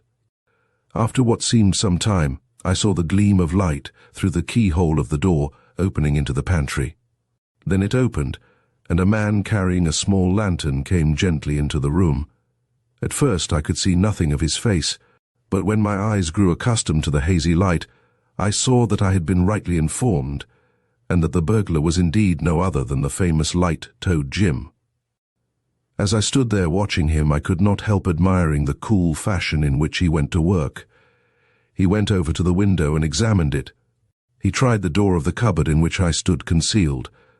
Then he locked the door of the pantry and turned his attention to the safe. He set his lamp on a chair before the lock and took from his pocket as neat and pretty a collection of tools as ever I saw. With these he went quietly and swiftly to work. Light-Toed Jim was a somewhat slimly built fellow, with little muscular development about him, while I am a big man with plenty of bone and sinew. If matters had come to a fight between us, I could have done what I pleased with him, but I knew that Jim would not chance a fight. Somewhere about him I felt sure there was a revolver, which he would use on the least provocation. My plan, therefore, was to wait until his back was bent over the lock of the safe, then to open the cupboard door noiselessly and fall bodily upon him, pinning him to the ground beneath me. Before long the moment came. He was working steadily away at the lock, his whole attention concentrated on the job. The slight noise of his drill was sufficient to drown the faint click of the key in the cupboard door. I turned it quickly and tumbled right upon him, driving the tool out of his hands and tumbling him into a heap at the foot of the safe. He uttered an exclamation of rage and astonishment as he went down, and immediately began to wriggle under me like an eel. As I kept him down with one hand, I tried to pull out the handcuffs with the other. This somewhat embarrassed me, and the burglar profited by it to pull out a sharp knife. He had worked himself round on his back, and before I realized what he was after he was hacking furiously at me with his keen dagger-like blade. Then I realized that we were going to have a fight for it. and prepared myself. He tried to run the knife into my side. I warded it off, but the blade caught the fleshy part of my left arm, and I felt a warm stream of blood spurt out. That maddened me, and I seized one of the steel drills lying near at hand and hit my man such a blow over the temple that he collapsed at once and lay as if dead. I put the handcuffs on him instantly, and to make matters still more certain, I secured his ankles. Then I rose and looked at my arm. The knife had made a nasty gash, and the blood was flowing freely, but it was not serious. And when the housekeeper, who had just then appeared on the scene, had bandaged it, I went out and secured the help of the first policeman I met in conveying Light-Toed Jim to the office. I felt a proud man when I made my report to the inspector. "Light-Toed Jim," said he. "What, James Bland?" "Nonsense, Parker." But I took him to the cells where Jim was being attended to by the doctor.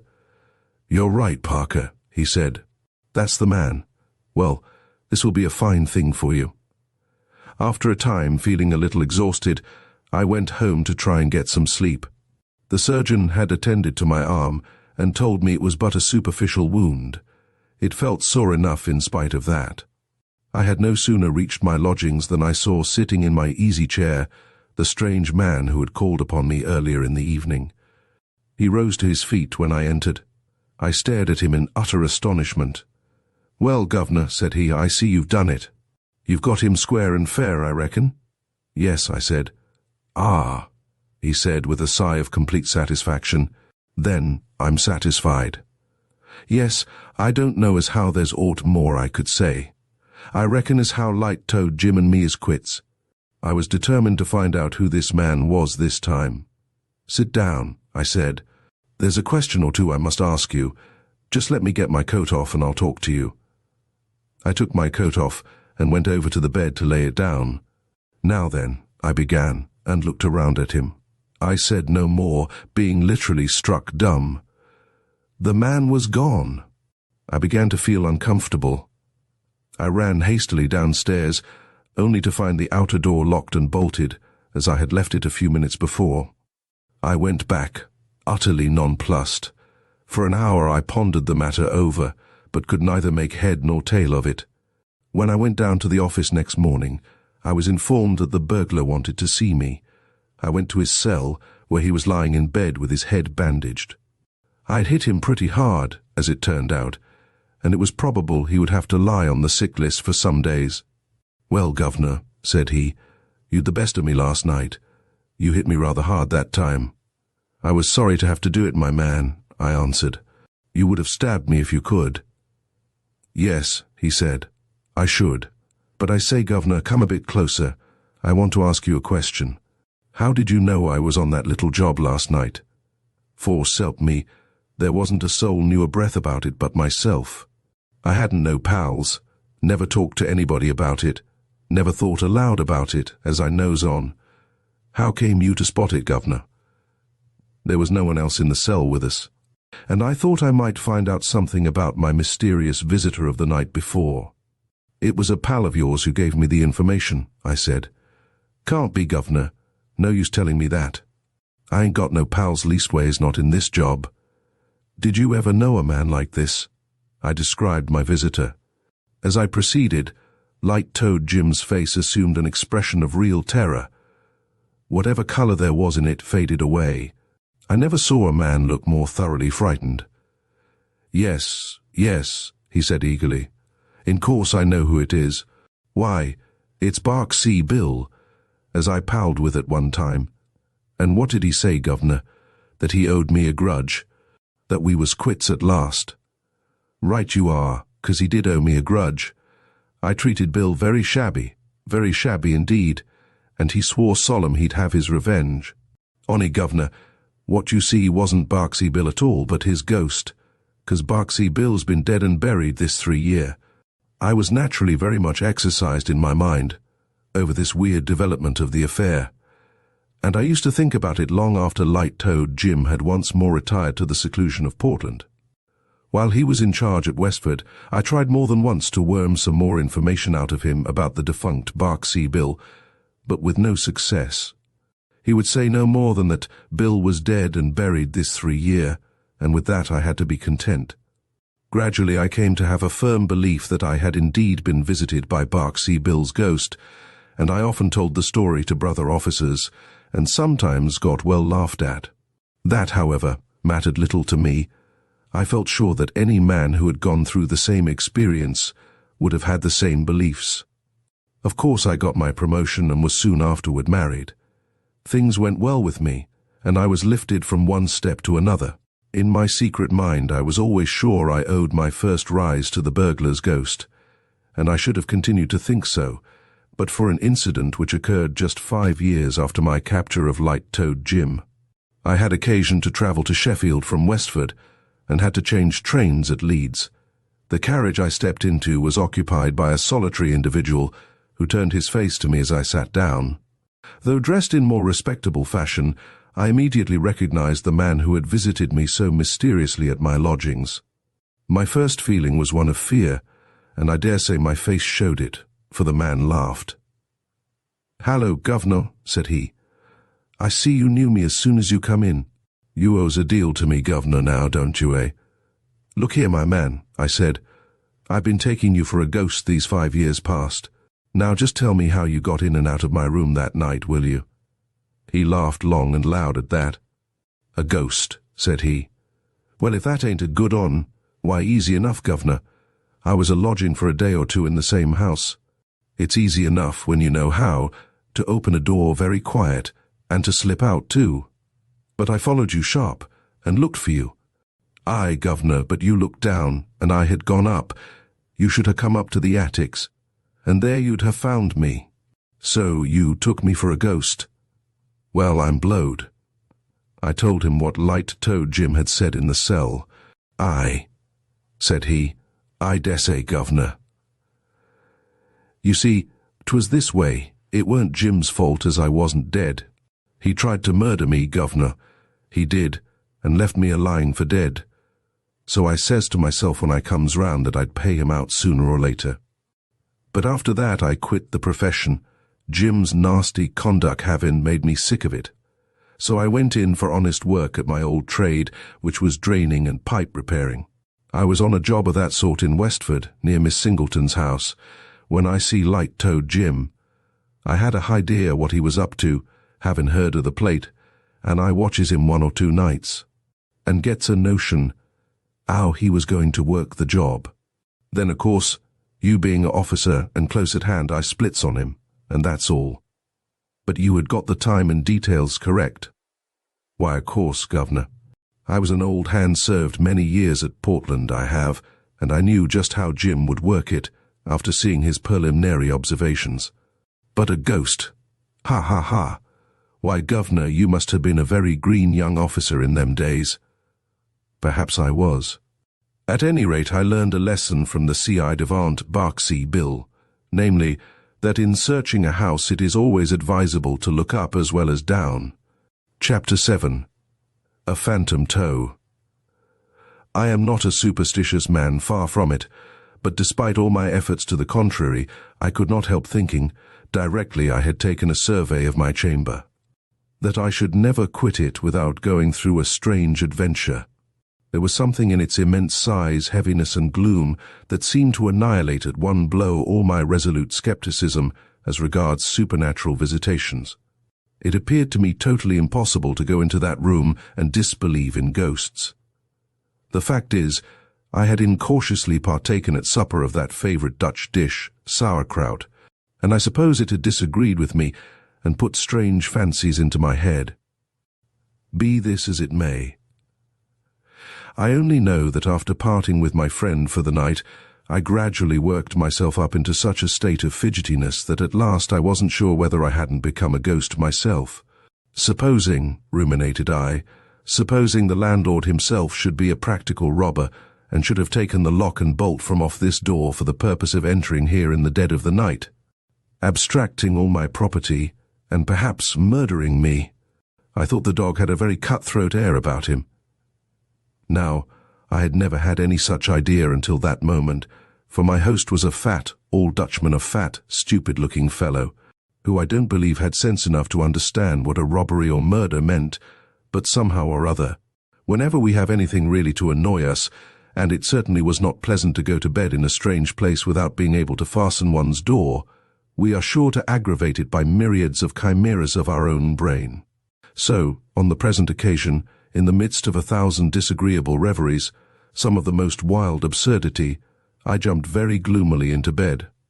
Having first put out my candle, for total darkness was far preferable to its flickering, ghostly light, which transformed rather than revealed objects, and soon fell asleep, perfectly tired out with my day's riding. How long I lay asleep I don't know, but I suddenly awoke from a disagreeable dream of cutthroats, ghosts, and long, winding passages in a haunted inn. An indescribable feeling, such as I never before experienced, hung upon me.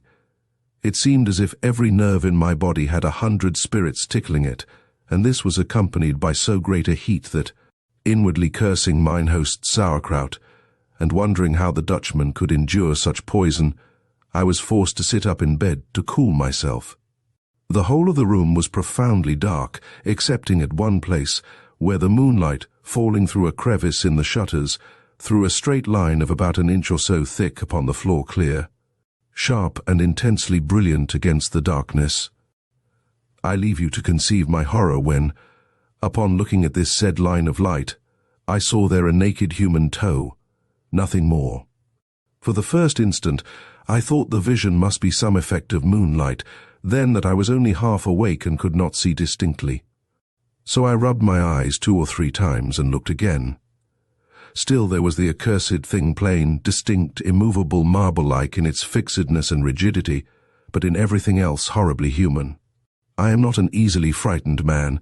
No one who has travelled so much and seen so much and been exposed to so many dangers as I can be. But there was something so mysterious and unusual in the appearance of this single toe that for a short time I could not think what to be at, so I did nothing but stare at it in a state of utter bewilderment. At length, however, as the toe did not vanish under my steady gaze, I thought I might as well change my tactics, and remembering that all midnight invaders, be they thieves, ghosts, or devils, dislike nothing so much as a good noise, I shouted out in a loud voice, "Who's there?" The toe immediately disappeared in the darkness. Almost simultaneously with my words I leaped out of bed and rushed toward the place where I had beheld the strange appearance. The next instant I ran against something and felt an iron grip round my body. After this I have no distinct recollection of what occurred, excepting that a fearful struggle ensued between me and my unseen opponent, that every now and then we were violently hurled to the floor, from which we always rose again in an instant, locked in a deadly embrace, that we tugged and strained and pulled and pushed, I in the convulsive and frantic energy of a fight for life.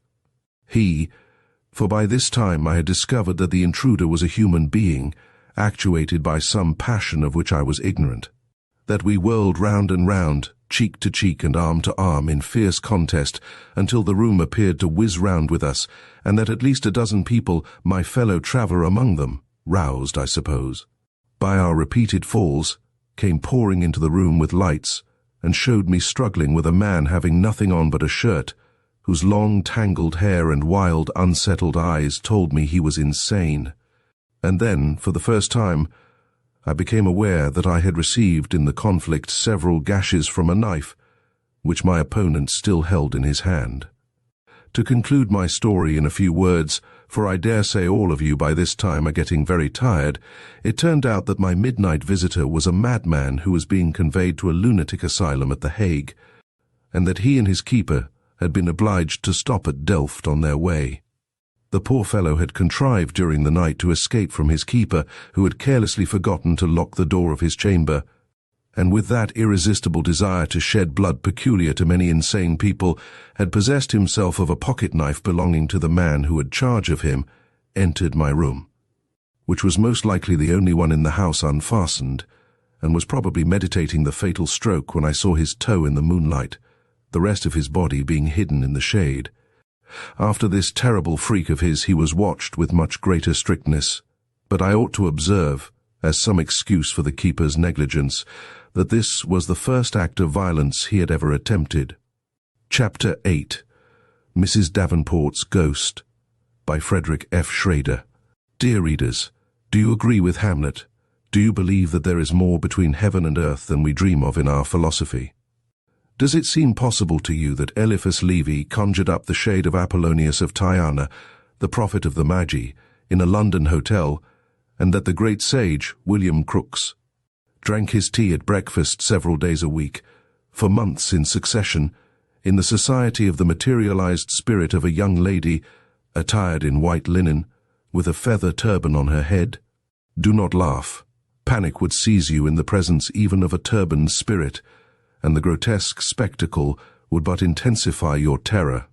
As for me, I did not laugh last night on reading an account in a New York newspaper of a criminal trial that will probably terminate in the death penalty of the accused. It is a sad case. I shudder as I transcribe the records of the trial from the testimony of the hotel waiter, who heard the conversation of the two Confederates through a keyhole, and of 40 thoroughly credible witnesses, who testified to the same facts. What would be my feelings if I had seen the beautiful victim with the gaping wound in her breast, into which she dipped her finger to mark the brow of her murderer? First, about 3 o'clock on the afternoon of February 3rd, Professor Davenport and Miss Ida Suchot, a very pale and delicate young girl who had submitted to the tests of Professor Davenport for a number of years, were finishing their dinner in their room in the second story of a New York hotel. Professor Benjamin Davenport was a celebrity, but it was said that he owed his fame to somewhat questionable means. The leading spiritualists did not repose the confidence in him that manifestly marked their regard for William Crookes or Daniel Douglas Home. Greedy and unscrupulous mediums, the author of Spiritualism in America thinks, are to blame for the most bitter attacks to which our cause has been exposed. When the materializations do not take place as quickly as circumstances require, they resort to trickery and fraud to extricate themselves from a dilemma. Professor Benjamin Davenport belonged to these versatile mediums. Aside from this, queer stories were afloat about him. He was secretly accused of highway robbery in South America, cheating at cards in the gambling houses of San Francisco, and the over-hasty use of firearms toward persons who had never offended him. It was said almost openly that the professor's wife had died from abuse and grief at his infidelity. But in spite of these annoying rumors, Mr.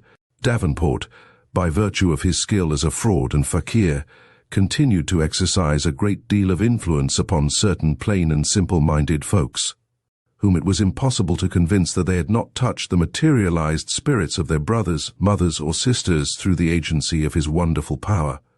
His professional success received material accession from his swarthy, Mephisto-like countenance, his deep, fiery eyes, his large, curved nose, the cynical expression of his mouth, and the lofty, almost prophetic tone of his words. When the waiter had made his last visit, he did not go far. The following conversation took place in the room. "There is to be a séance this evening at the residence of Mrs. Harding," began the medium. "Quite a number of influential people will be there, and 2 or 3 millionaires. Conceal under your skirt the blonde woman's wig and the white material in which the spirits usually make their appearance." "Very well," replied Ida Suchot, in a resigned tone. The waiter heard her pace the room. After a pause, she asked, "Whose spirit are you going to control this evening, Benjamin?" The waiter heard a loud, brutal laugh, and the chair groaning beneath the weight of the demonstrative professor. "Guess." "How should I know?" she asked. "I am going to conjure up the spirit of my dead wife." And another burst of laughter issued from the room, full of sinister levity. A cry of terror burst from Ida's lips. A muffled sound indicated to the eavesdropper at the door that she was dragging herself to the feet of the professor. "Benjamin, Benjamin, don't do it," she sobbed. "Why not? They say I broke Mrs. Davenport's heart. The story is damaging my reputation. But it will be forgotten if her spirit should address me in terms of endearment from the other shore in the presence of numerous witnesses. For you will speak to me tenderly, will you not, Ida? No, no, you shall not do it. You shall not think of it. Listen to me for God's sake. During the 4 years that I have been with you, I have obeyed you faithfully and suffered patiently. I have lied and deceived. Like you, I learned to imitate the sleep and symptoms of clairvoyance. Tell me, did I ever refuse to serve you or utter a word of complaint, even when my shoulders bent with the weight of my burden, when you pierced the flesh of my arms with knitting needles? Worse than all this, I imitated distant voices behind curtains, and made mothers and wives believe that their sons and husbands had come from a better world to communicate with them. How often have I performed the most dangerous feats in parlors with the lamps turned low? Clothed in a shroud or white muslin, I essayed to represent supernatural forms, whom tear-dimmed eyes recognized as those of departed dear ones. You do not know what I suffered at this unhallowed work. You scoff at the mysteries of eternity. I suffer the torments of an impending retribution. My God! If sometime the dead whom I counterfeit should rise up before me with uplifted arms and dreadful imprecations. This constant terror has injured my heart. It will kill me. I am consumed by fever. Look how emaciated, how worn out and downcast I am. But I am under your control. Do as you like with me. I am in your power, and I want it to be so. Have I ever complained? But do not force me to do this thing, Benjamin. Have pity on me for what I have done for you in the past, for what I am suffering. Do not attempt this mummery. Do not compel me to play the role of your dead wife, who was so tender and beautiful. Oh, what put that thought into your mind? Spare me, Benjamin, I implore you. The professor did not laugh again. Amid the confusion of upturned articles of furniture, the eavesdropper distinguished the sound of a skull striking the floor. He concluded that Professor Davenport had knocked Miss Ida down with a blow of his fist or had kicked her as she approached him. But the waiter did not enter the room, as no one rang for him. Second, that evening, 40 persons were assembled in Mrs. Joanne Harding's parlor, staring at the curtain where a spirit form was in process of materializing. One dark lantern in a corner of the room contributed the light that emphasized the darkness rather than relieved it. The room was pervaded by profound silence, save the quickened, suppressed breathing of the spectators. The fire in the grate cast mysterious rays of light, resembling fugitive spirits, upon the objects around, almost indistinguishable in the semi-gloom. Professor Davenport was at his best this evening. The spirit world obeyed him without hesitation, like their lawful master. He was the mighty prince of souls. Hands that had no arms were seen picking flowers from the vases. The touch of an invisible spirit conjured sweet melodies from the keys of the piano. The furniture responded by intelligent rappings to the most unanticipated questions. The professor himself elevated his form in symbolical distortions from the floor to an altitude of 3 feet, indicated by Mrs. Harding, and remained suspended in the air for a quarter of an hour, holding live coals in his hands. 3. But the most interesting, as well as the most conclusive test, was to be the materialization of the spirit of Mrs. Arabella Davenport, which the professor had promised at the beginning of the séance. "The hour has come," exclaimed the medium, and while the hearts of all throbbed with anxious suspense, and their eyes distended with painful expectancy of the promised materialization, Benjamin Davenport stood before the curtain. In the twilight, the tall man with the disheveled hair and demon look was really terrible and handsome. "Appear, Arabella," he exclaimed, in a commanding voice, with gestures of the Nazarene at the sepulchre of Lazarus. All are waiting. Suddenly, a cry burst from behind the curtain, a piercing, shuddering, horrible shriek, the shriek of an expiring soul. The spectators trembled. Mrs. Harding almost fainted. The medium himself appeared surprised. But Benjamin recovered his composure on seeing the curtain move and admit the spirit. The apparition was that of a young woman with long blonde tresses. She was beautiful and pale, clad in some light whitish material. Her breast was bare, and on the left side appeared a bleeding wound, in which trembled a knife. The spectators arose and retreated, pushing their chairs to the wall. Those who chanced to look at the medium noticed that a deathly pallor had overspread his face, and that he was cowering and trembling. But the young woman, Mrs. Arabella, the real one, whom he so well remembered, She had come in response to his summons and advanced in a direct line toward Benjamin, who in terror covered his eyes to shut out the ghastly sight, and with a cry fled behind the furniture. But she dipped the finger of her thin hand into the blood from her wound and traced it across the brow of the unconscious medium, the while repeating, in a slow, monotonous tone that sounded like the echo of a wail, again and again, "You are my murderer. You are my murderer." And while he was rolling and tossing in deadly terror on the floor, they turned up the lights. The spirit had vanished. But in the communicating room, behind the curtain, they found the body of poor Miss Ida Suchot with horribly distorted features. A physician who was present pronounced it heart stroke. And that is the reason that Prof. Benjamin Davenport appeared alone in a New York courtroom to answer to the charge of having murdered his wife 4 years ago in San Francisco.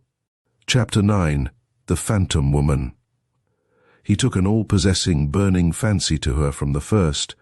She was neither young nor pretty, so far as he could see, but she was wrapped round with mystery. That was the key of it all. She was noticeable in spite of herself. Her face at the window, sunset after sunset, her eyes gazing out mournfully through the dusty panes, hypnotized the lawyer.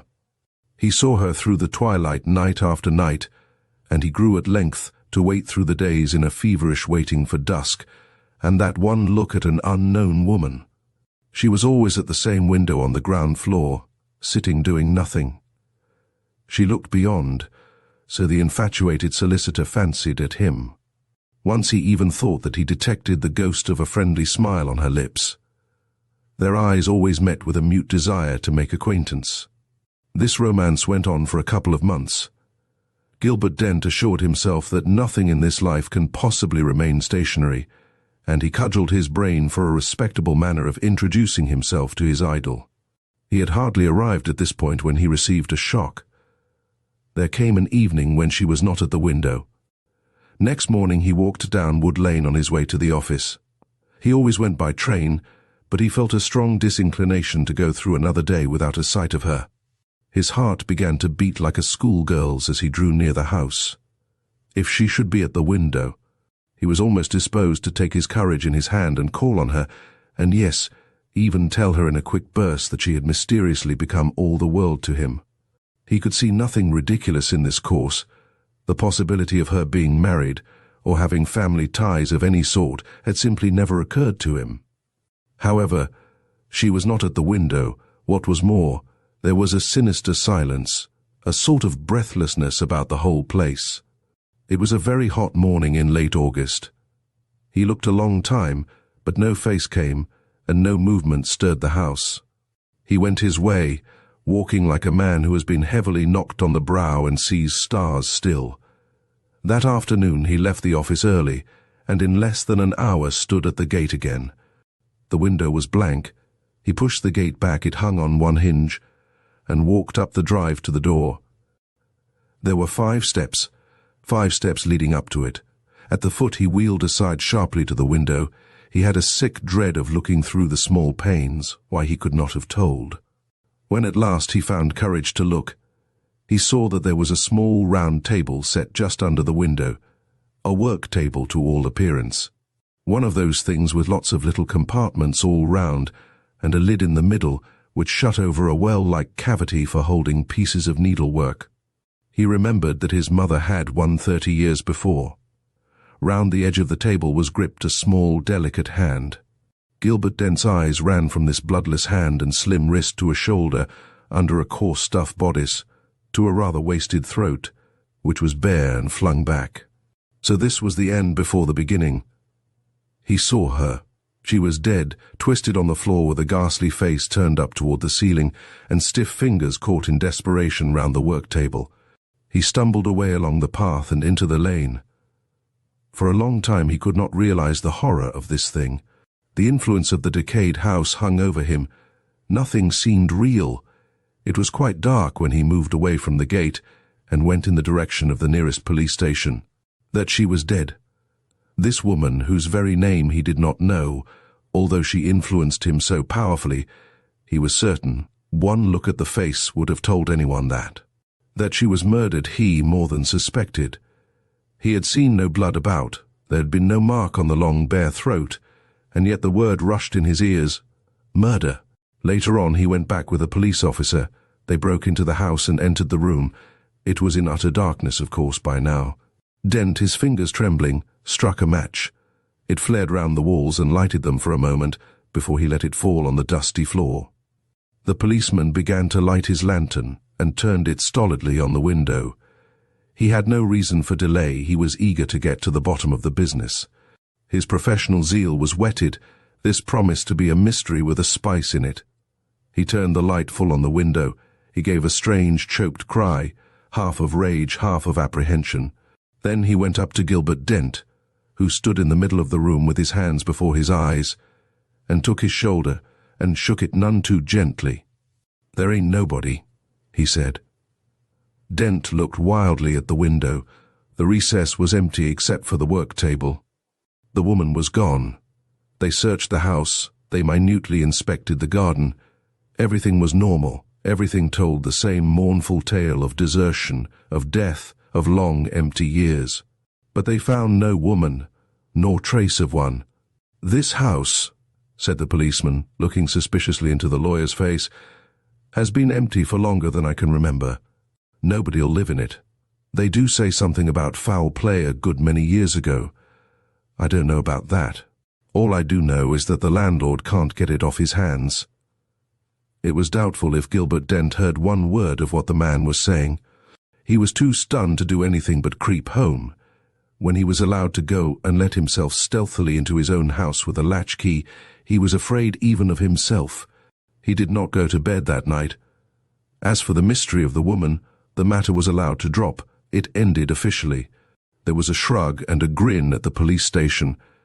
The impression there was that the lawyer had been drinking, that the dead woman in the empty room was a gruesome freak of his tipsy brain. A week or so later, Dent called on his brother Ned, the one near relation he had. Ned was a doctor. Perhaps he was a shade more matter-of-fact than Gilbert. At all events, when the latter told his story of the house and the woman, he attributed the affair solely to liver. "You are overworked." The elder brother looked at the younger's yellow face. "An experience of this nature is by no means uncommon. Haven't you heard of people having their pet spooks? But this was a real woman," he declared. I was in love with her. I had made up my mind to marry her if I could." Ned gave him a keen, swift glance. "We'll go to Brighton tomorrow," he said with quiet decision. "As for your work, everything must be put aside. You've run completely down. You ought to have been taken in hand before." They went to Brighton, and it really seemed as if Ned was right, and that the woman at the window had been merely a nervous creation. It seemed so, that is, for nearly 3 weeks, and then the climax came. It was in the twilight, she had always been part of it, that Gilbert Dent saw her again, the woman that he had found lying dead. They were walking, the two brothers, along the cliffs. The wind was blowing in their faces. The sea was booming beneath the cliff. Ned had just said it was about time they turned back to the hotel and had some dinner, when Gilbert with a cry leapt forward to the very edge of the flat grass path on which they were strolling. The movement was so sudden that his brother barely caught him in time. They struggled and swayed on the very edge of the cliff for a second. Gilbert, possessed by some sudden frenzy, seemed resolved to go over, but the other at last dragged him backward, and they rolled together on the clothes. Thick turf. At this point, Gilbert opened his eyes and tried to get on his feet. "Better?" asked his brother, cheerfully holding out a helping hand. "Strange. The sea has that effect on some people. Didn't think that you were one of them." "What effect?" "Vertigo, my dear fellow." "Ned," said the other solemnly, "I saw her. It is not worth your while to try to account for anything. I have been inclined to think that you were right, that she, the woman at the window, was a fancy, that I had fallen in love with a creation of my own brain. But I saw her again tonight. You must have seen her yourself. She was within a couple of feet of you. Why did you not try and save her? It was nothing short of murder to let her go over like that. I did my best." "You certainly did to kill us both," said Ned grimly. Gilbert gave him a wild look. After luncheon, Ned persuaded him to rest, watched him fall asleep, and then went out. In the porch of the hotel, he was met by a waiter on his return, who told him that Gilbert had left about a quarter of an hour after he had himself gone out. Directly he heard this, he feared the worst, having, as is usual in such cases, a very hazy idea of what the worst might be. Of course he must follow without a moment's delay, but a reference to the timetable told him that there was not another train for an hour, and that was slow. It was already getting dusk when he arrived there. He felt certain that Gilbert would go there. He got to the end of the lane and walked up it slowly, examining every house. There would be no difficulty in recognizing the one he wanted. Gilbert had described it in detail more than once. He stood outside the loosely hanging gate at last, and stared through the darkness at the shabby stucco front and rank garden. He went down a flight of steps to the back door, and finding it unfastened, stepped into a stone passage.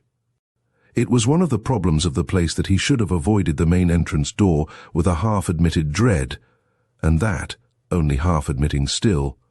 He was afraid to mount the long flight of stone stairs leading from the servants' quarters.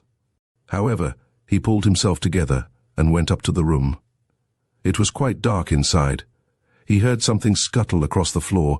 He felt the grit and dust of years under his feet. He struck a match just as Gilbert had done, and looked first at the recess in which the window was built. The match flared round the room for a moment, and gave him a flash picture of his surroundings. He saw the stripes of gaudy paper, moving almost imperceptibly, like tentacles of some sea monster. From the wall he saw a creature. It looked like a rat scurry across the floor from the window to the great mantelpiece of hard white marble. If he had seen nothing more than this. He saw in detail all that the first match had flashed at him. He saw his brother lying on the floor, a ghastly coincidence. His hand was caught round the edge of the work table as hers had been. The other hand was clenched across his breast. There was a look of great agony on his face. A dead face, of course. This was the end of the affair. He was lying dead by the window where the woman had sat every night at dusk and smiled at him. The second match went out. The brother of the dead man struck a third. He looked again and closely. Then he staggered to his feet and gave a cry. It rang through the empty rooms and echoed without wearying down the long stone passages in the basement. Gilbert's head was thrown back, his chin peaked to the ceiling. On his throat were livid marks.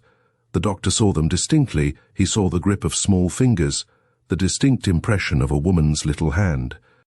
The curious thing about the whole story, the most curious thing perhaps, is that no other eye ever saw those murderous marks. So there was no scandal, no chase after the murderer, no undiscovered crime. They faded when the doctor saw his brother again in the full light, and in the presence of others his throat was clear. And the post-mortem proved that death was due to natural causes. So the matter stands, and will. But where the house and its overgrown garden stood, runs a new road with neat red and white villas. Whatever secret it knew, if any, it kept discreetly. Ned Dent is morbid enough to go down the smart new road in the twilight sometimes and wonder. Chapter 10. The Phantom Hag. The other evening in an old castle, the conversation turned upon apparitions, each one of the party telling a story. As the accounts grew more horrible, the young ladies drew closer together. "Have you ever had an adventure with a ghost?" said they to me. "Do you not know a story to make us shiver? Come, tell us something." "I'm quite willing to do so," I replied. "I will tell you of an incident that happened to myself. Toward the close of the autumn of 1858, I visited one of my friends, sub-prefect of a little city in the center of France. Albert was an old companion of my youth, and I had been present at his wedding. His charming wife was full of goodness and grace. My friend wished to show me his happy home and to introduce me to his two pretty little daughters. I was feted and taken great care of. 3 days after my arrival, I knew the entire city, curiosities, old castles, ruins, etc. Every day about 4 o'clock, Albert would order the phaeton, and we would take a long ride, returning home in the evening. One evening, my friend said to me, "Tomorrow we will go further than usual. I want to take you to the Black Rocks. They are curious old druidical stones on a wild and desolate plain. They will interest you. My wife has not seen them yet, so we will take her." The following day we drove out at the usual hour. Albert's wife sat by his side. I occupied the back seat alone. The weather was grey and sombre that afternoon, and the journey was not very pleasant. When we arrived at the Black Rocks, the sun was setting. We got out of the phaeton, and Albert took care of the horses. We walked some little distance through the fields before reaching the giant remains of the old Druid religion. Albert's wife wished to climb to the summit of the altar, and I assisted her. I can still see her graceful figure as she stood draped in a red shawl, her veil floating around her. "How beautiful it is! But does it not make you feel a little melancholy?" said she, extending her hand toward the dark horizon, which was lighted a little by the last rays of the sun. The afternoon wind blew violently and sighed through the stunted trees that grew around the stone cromlechs. Not a dwelling nor a human being was in sight. We hastened to get down and silently retraced our steps to the carriage. "We must hurry," said Albert. "The sky is threatening, and we shall have scarcely time to reach home before night." We carefully wrapped the robes around his wife. She tied the veil around her face, and the horses started into a rapid trot. It was growing dark. The scenery around us was bare and desolate. Clumps of fir trees here and there, and furze bushes formed the only vegetation. We began to feel the cold, for the wind blew with fury. The only sound we heard was the steady trot of the horses and the sharp, clear tinkle of their bells. Suddenly I felt the heavy grasp of a hand upon my shoulder. I turned my head quickly. A horrible apparition presented itself before my eyes. In the empty place at my side sat a hideous woman. I tried to cry out. The phantom placed her fingers upon her lips to impose silence upon me. I could not utter a sound. The woman was clothed in white linen. Her head was cowled, her face was overspread with a corpse-like pallor, and in place of eyes were ghastly black cavities. I sat motionless, overcome by terror. The ghost suddenly stood up and leaned over the young wife. She encircled her with her arms, and lowered her hideous head as if to kiss her forehead. "What a wind!" cried Madame Albert, turning precipitately toward me. "My veil is torn."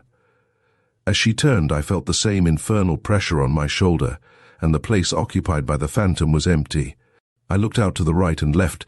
The road was deserted, not an object in sight. "What a dreadful gale," said Madame Albert. "Did you feel it?" I cannot explain the terror that seized me. My veil was torn by the wind as if by an invisible hand. I am trembling still. "Never mind," said Albert, smiling. "Wrap yourself up, my dear. We will soon be warming ourselves by a good fire at home. I am starving."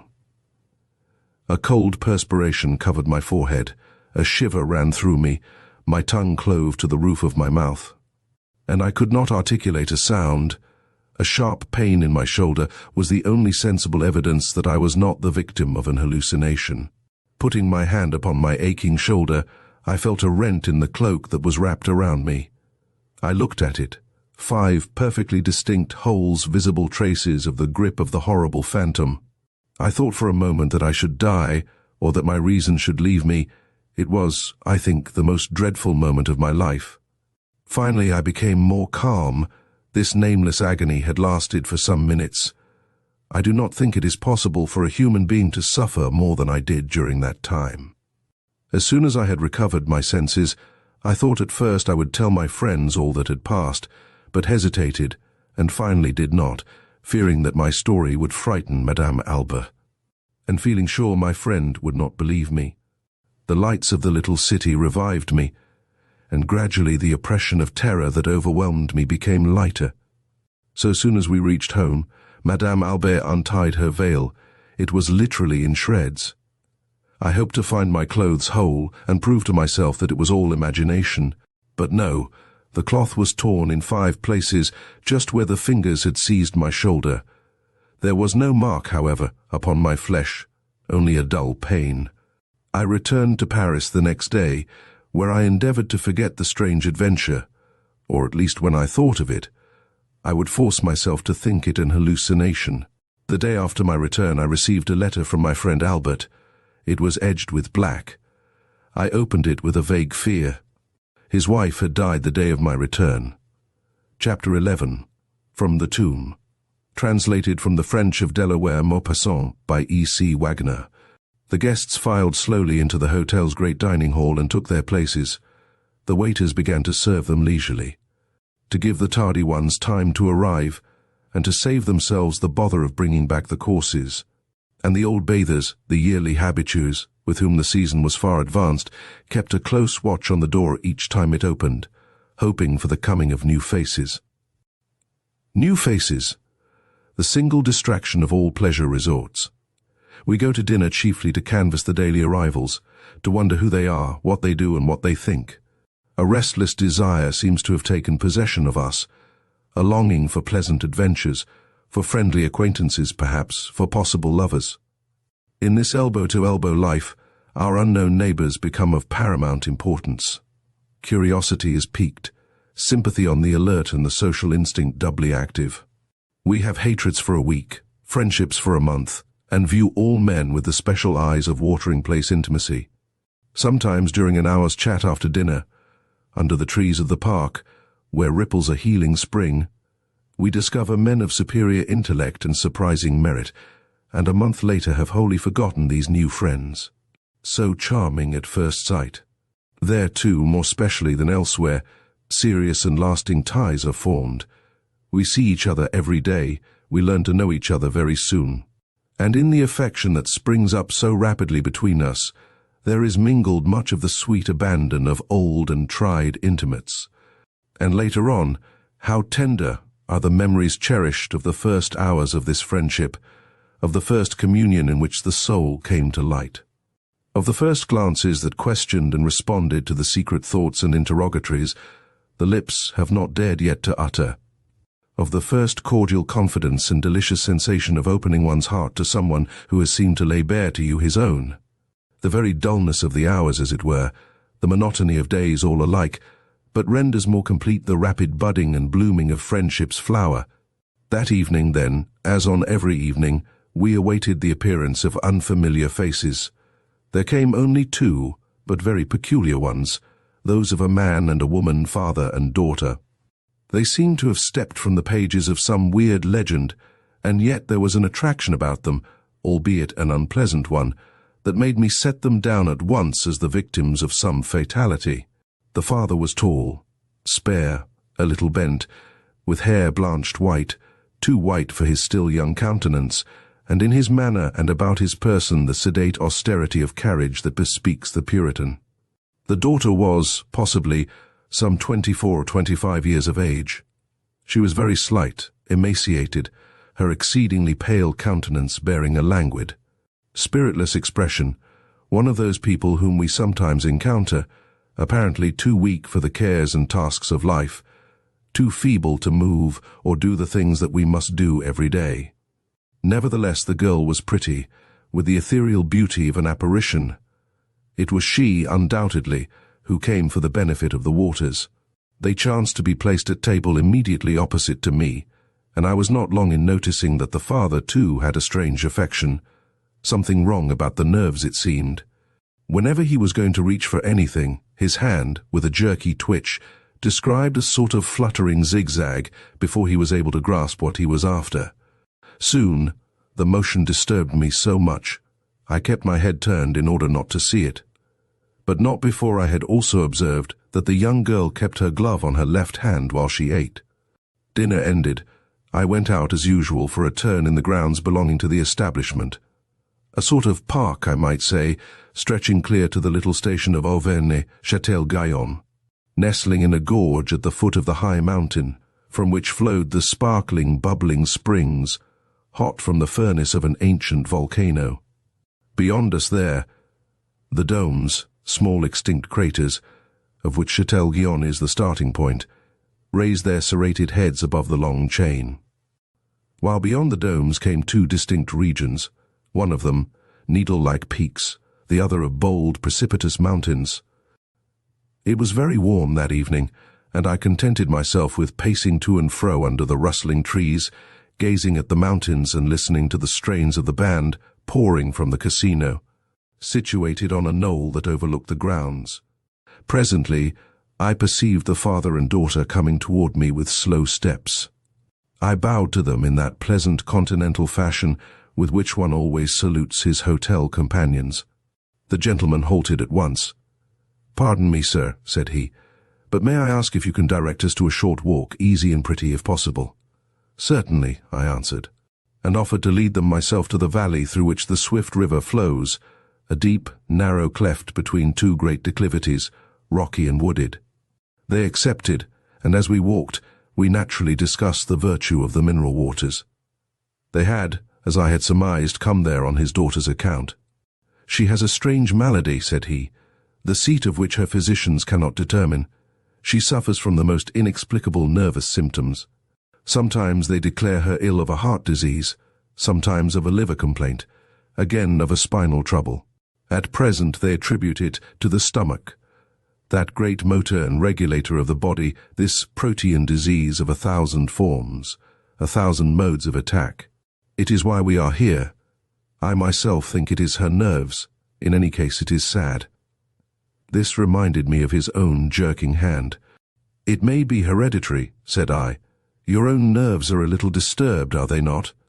"Mine," he answered, tranquilly. "Not at all. I have always possessed the calmest nerves." Then, suddenly, as if bethinking himself, "For this," touching his hand, "is not nerves, but the result of a shock, a terrible shock that I suffered once. Fancy it, sir, this child of mine has been buried alive." I could find nothing to say. I was dumb with surprise. "Yes," he continued, "buried alive, but hear the story. It is not long. For some time past Juliet had seemed affected with a disordered action of the heart. We were finally certain that the trouble was organic and feared the worst. One day it came. She was brought in lifeless dead. She had fallen dead while walking in the garden. Physicians came in haste, but nothing could be done. She was gone. For 2 days and nights I watched beside her myself, and with my own hands placed her in her coffin, which I followed to the cemetery and saw placed in the family vault. This was in the country, in the province of Lorraine. It had been my wish, too, that she should be buried in her jewels, bracelets, necklace, and rings, all presents that I had given her, and in her first ball dress. You can imagine, sir, the state of my heart in returning home. She was all that I had left. My wife had been dead for many years. I returned, in truth, half mad, shut myself alone in my room, and fell into my chair dazed, unable to move, merely a miserable breathing wreck. Soon my old valet, Prosper, who had helped me place Juliet in her coffin and lay her away for her last sleep, came in noiselessly to see if he could not induce me to eat. I shook my head, answering nothing. He persisted, "Monsieur is wrong. This will make him ill. Will Monsieur allow me, then, to put him to bed?" "No, no," I answered. "Let me alone." He yielded and withdrew. How many hours passed I do not know. What a night! What a night! It was very cold. My fire of logs had long since burned out in the great fireplace, and the wind, a wintry blast, charged with an icy frost, howled and screamed about the house, and strained at my windows with a curiously sinister sound. Long hours, I say, rolled by. I sat still where I had fallen, prostrated, overwhelmed, my eyes wide open, but my body strengthless, dead, my soul drowned in despair. Suddenly the great bell gave a loud peal. I gave such a leap that my chair cracked under me. The slow, solemn sound rang through the empty house. I looked at the clock. It was 2 in the morning. Who could be coming at such an hour? Twice again the bell pulled sharply. The servants would never answer, perhaps never hear it. I took up a candle and made my way to the door. I was about to demand, "Who is there?" but ashamed of the weakness, nerved myself and drew back the bolts. My heart throbbed, my pulse beat. I threw back the panel brusquely, and there, in the darkness, saw a shape like a phantom, dressed in white. I recoiled, speechless with anguish, stammering, Who are you?" A voice answered, "It is I, father." It was my child, Juliet. Truly, I thought myself mad. I shuddered, shrinking backward before the spectre as it advanced, gesticulating with my hand to ward off the apparition. It is that gesture which has never left me. Again the phantom spoke. "Father, father, see, I am not dead. Someone came to rob me of my jewels. They cut off my finger. The flowing blood revived me. And I saw then that she was covered with blood. I fell to my knees panting, sobbing, laughing, all in one. As soon as I regained my senses, but still so bewildered I scarcely comprehended the happiness that had come to me, I took her in my arms, carried her to her room, and rang frantically for Prosper to rekindle the fire, bring a warm drink for her, and go for the doctor. He came running, entered, gazed a moment at my daughter in the chair, gave a gasp of fright and horror, and fell back dead.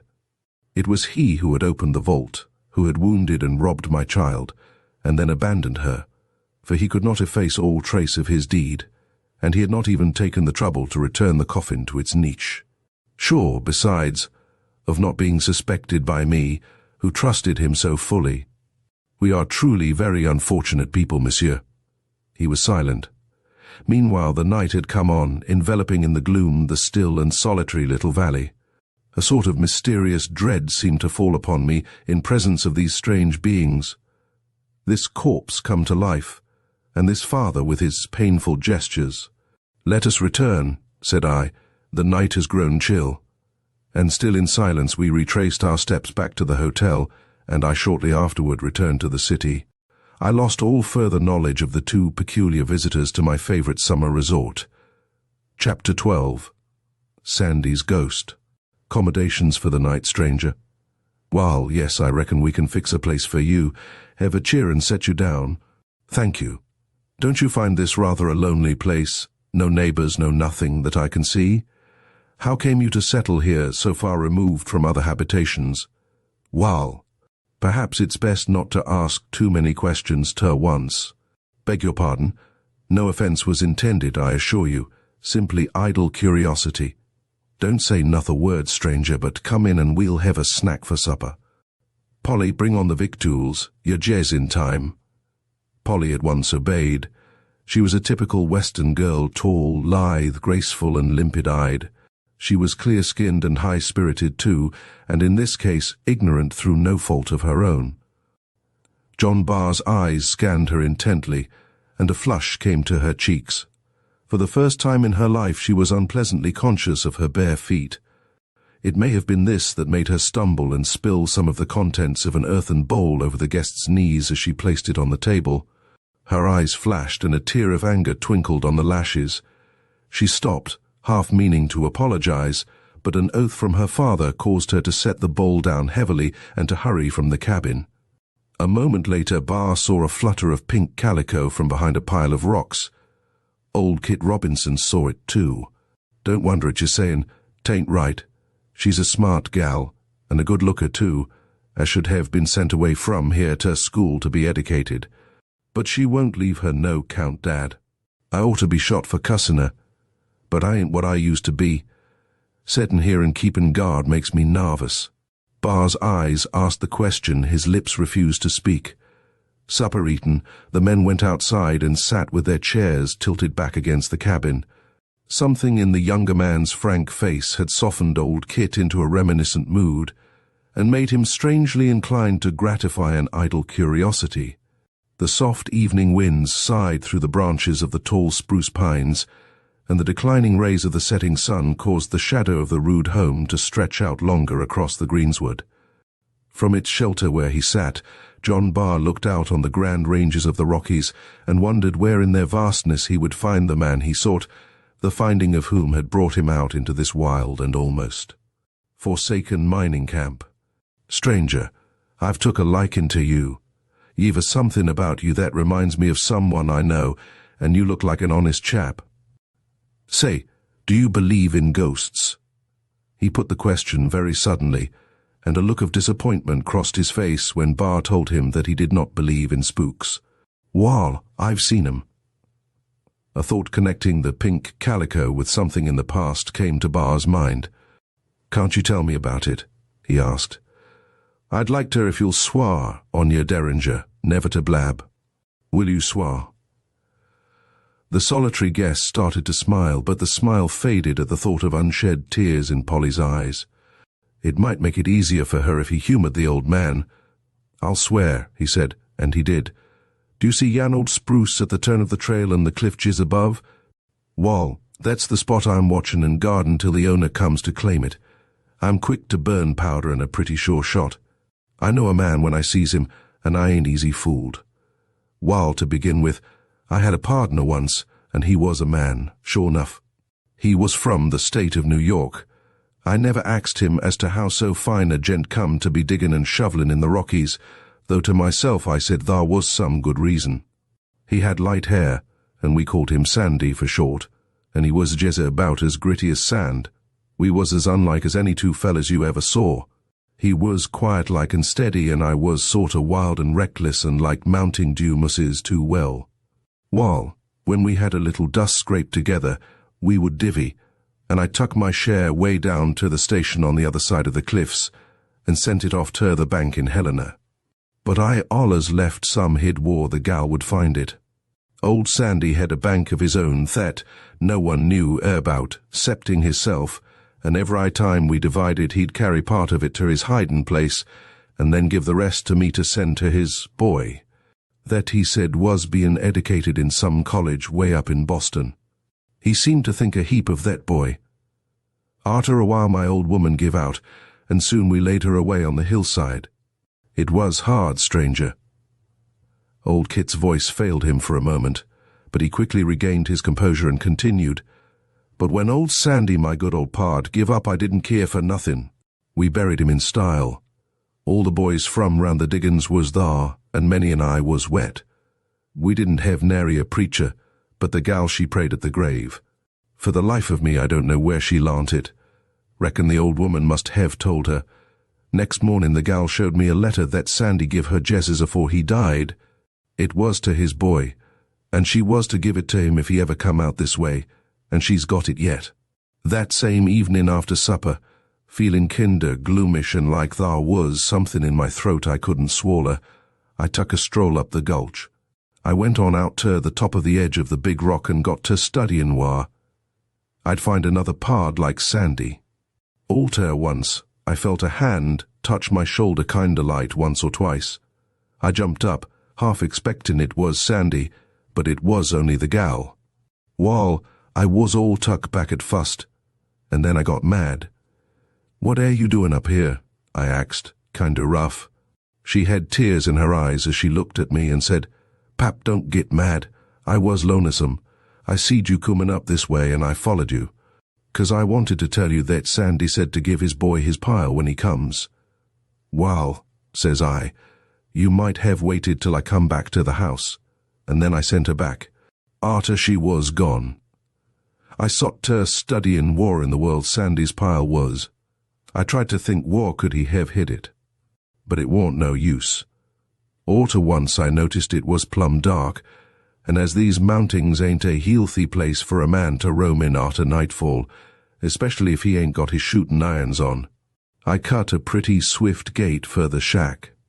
Jesses as I come round the bend thar at the pine, I happened to look up toward the cliff, and thar sot Sandy. Yes, sir, it was him sure as you're born.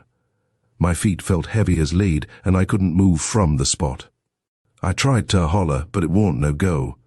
Finally I gave a sudden jerk and made a step toward him, and as I did so he disappeared. Then I made tracks for home. But I kept mum, 'cause I knowed the boys would say that mounting dew was licking up my brains, and I would be seeing snakes and sich things afore long. The next night somehow another I thought to go and see if he was thar agin, and sure enough, thar he sot, looking kinder sad and making marks on the rocks with his fingers. I had my hand on my gun this time, so I got a little closter than afore. But by hooky, he got away from me agin, nor did he come back. I could hardly wait for the next night to come round. At the same time I was on hand good and early, jesses as it begun to get dark, and the trees looked like long spooks stretching out their arms. I looked toward the cliff, and there he sot a markin' and a scratchin' on the rock with his fingers and still looking sad. Now this being the third time, I kinda got bold, and I went a little closter, and says, "Sandy, what's the matter with you? Didn't the boys do the plantin' right for you?" Then as luck would have it, I thought of something else right quick, and I said, "Or is it the dust you have hid while you're sittin' well?" He looked up then, and the happiest smile come to his face, and all ter once he disappeared again. And since then I have sot here and guarded the place till the right one comes along to claim it. Let's see, what did you say your name was? Pardon me, I thought I had told you. My name is John Willett Barr. Polly, oh Polly, come here, gal. What was Sandy's full name? I plumb forgot. What you want to know fur? She asked. I ain't a-going to tell you now, that's my own secret.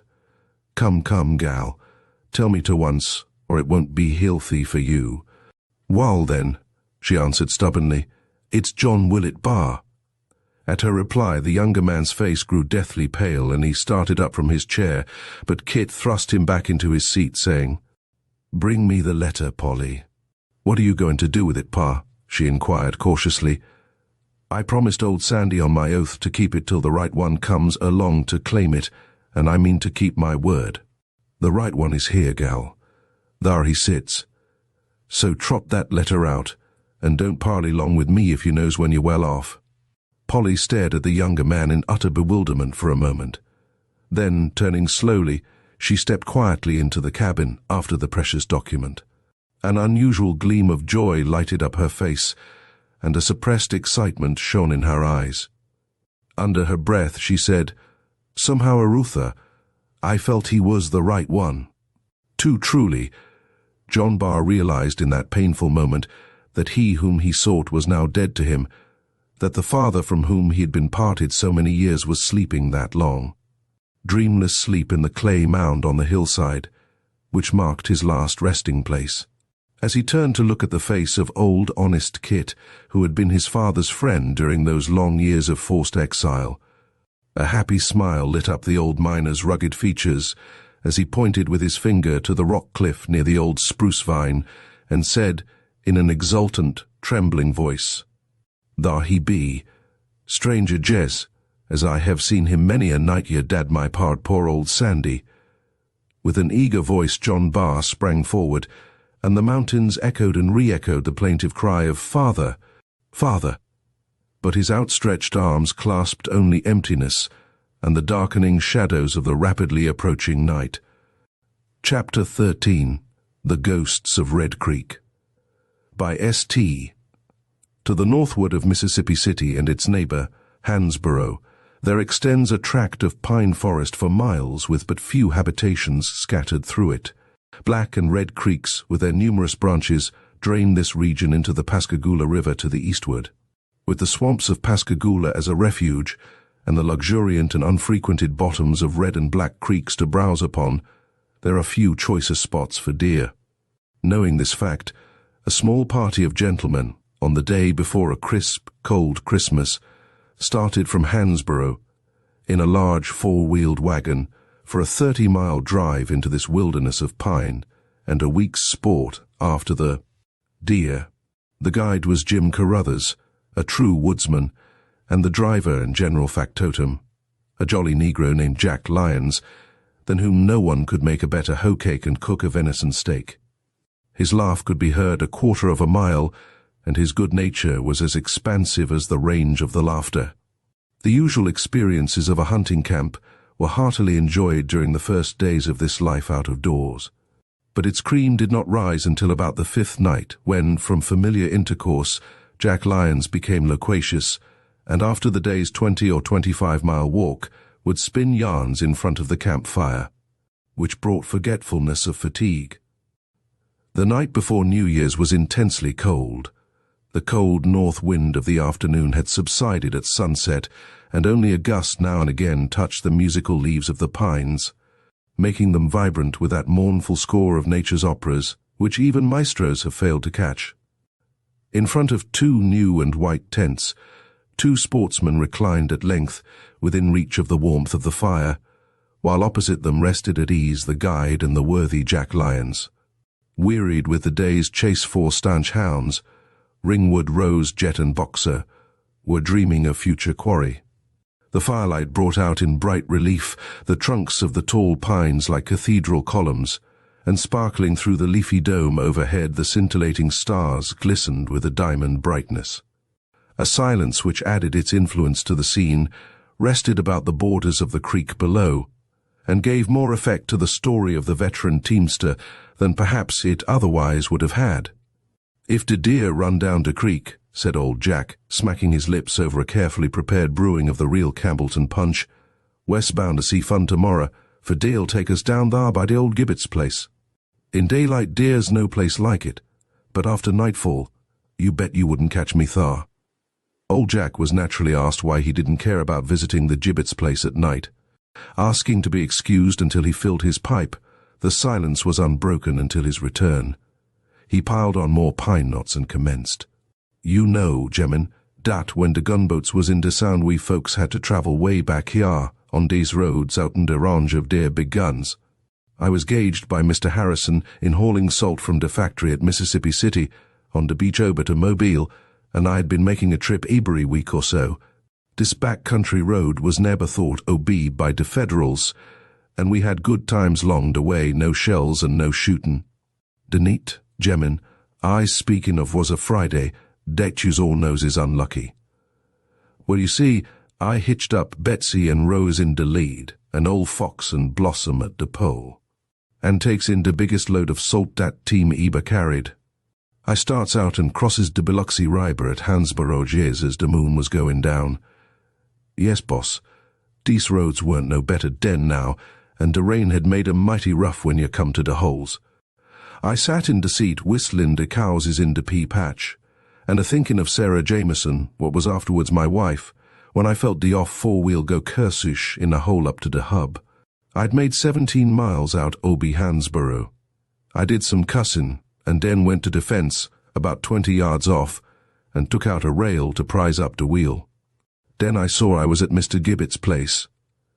I says to myself, I'll go up to de house and get old Mr. Gibbet to give me a turn. I had done gone by dar 2 weeks afore and seed de old man.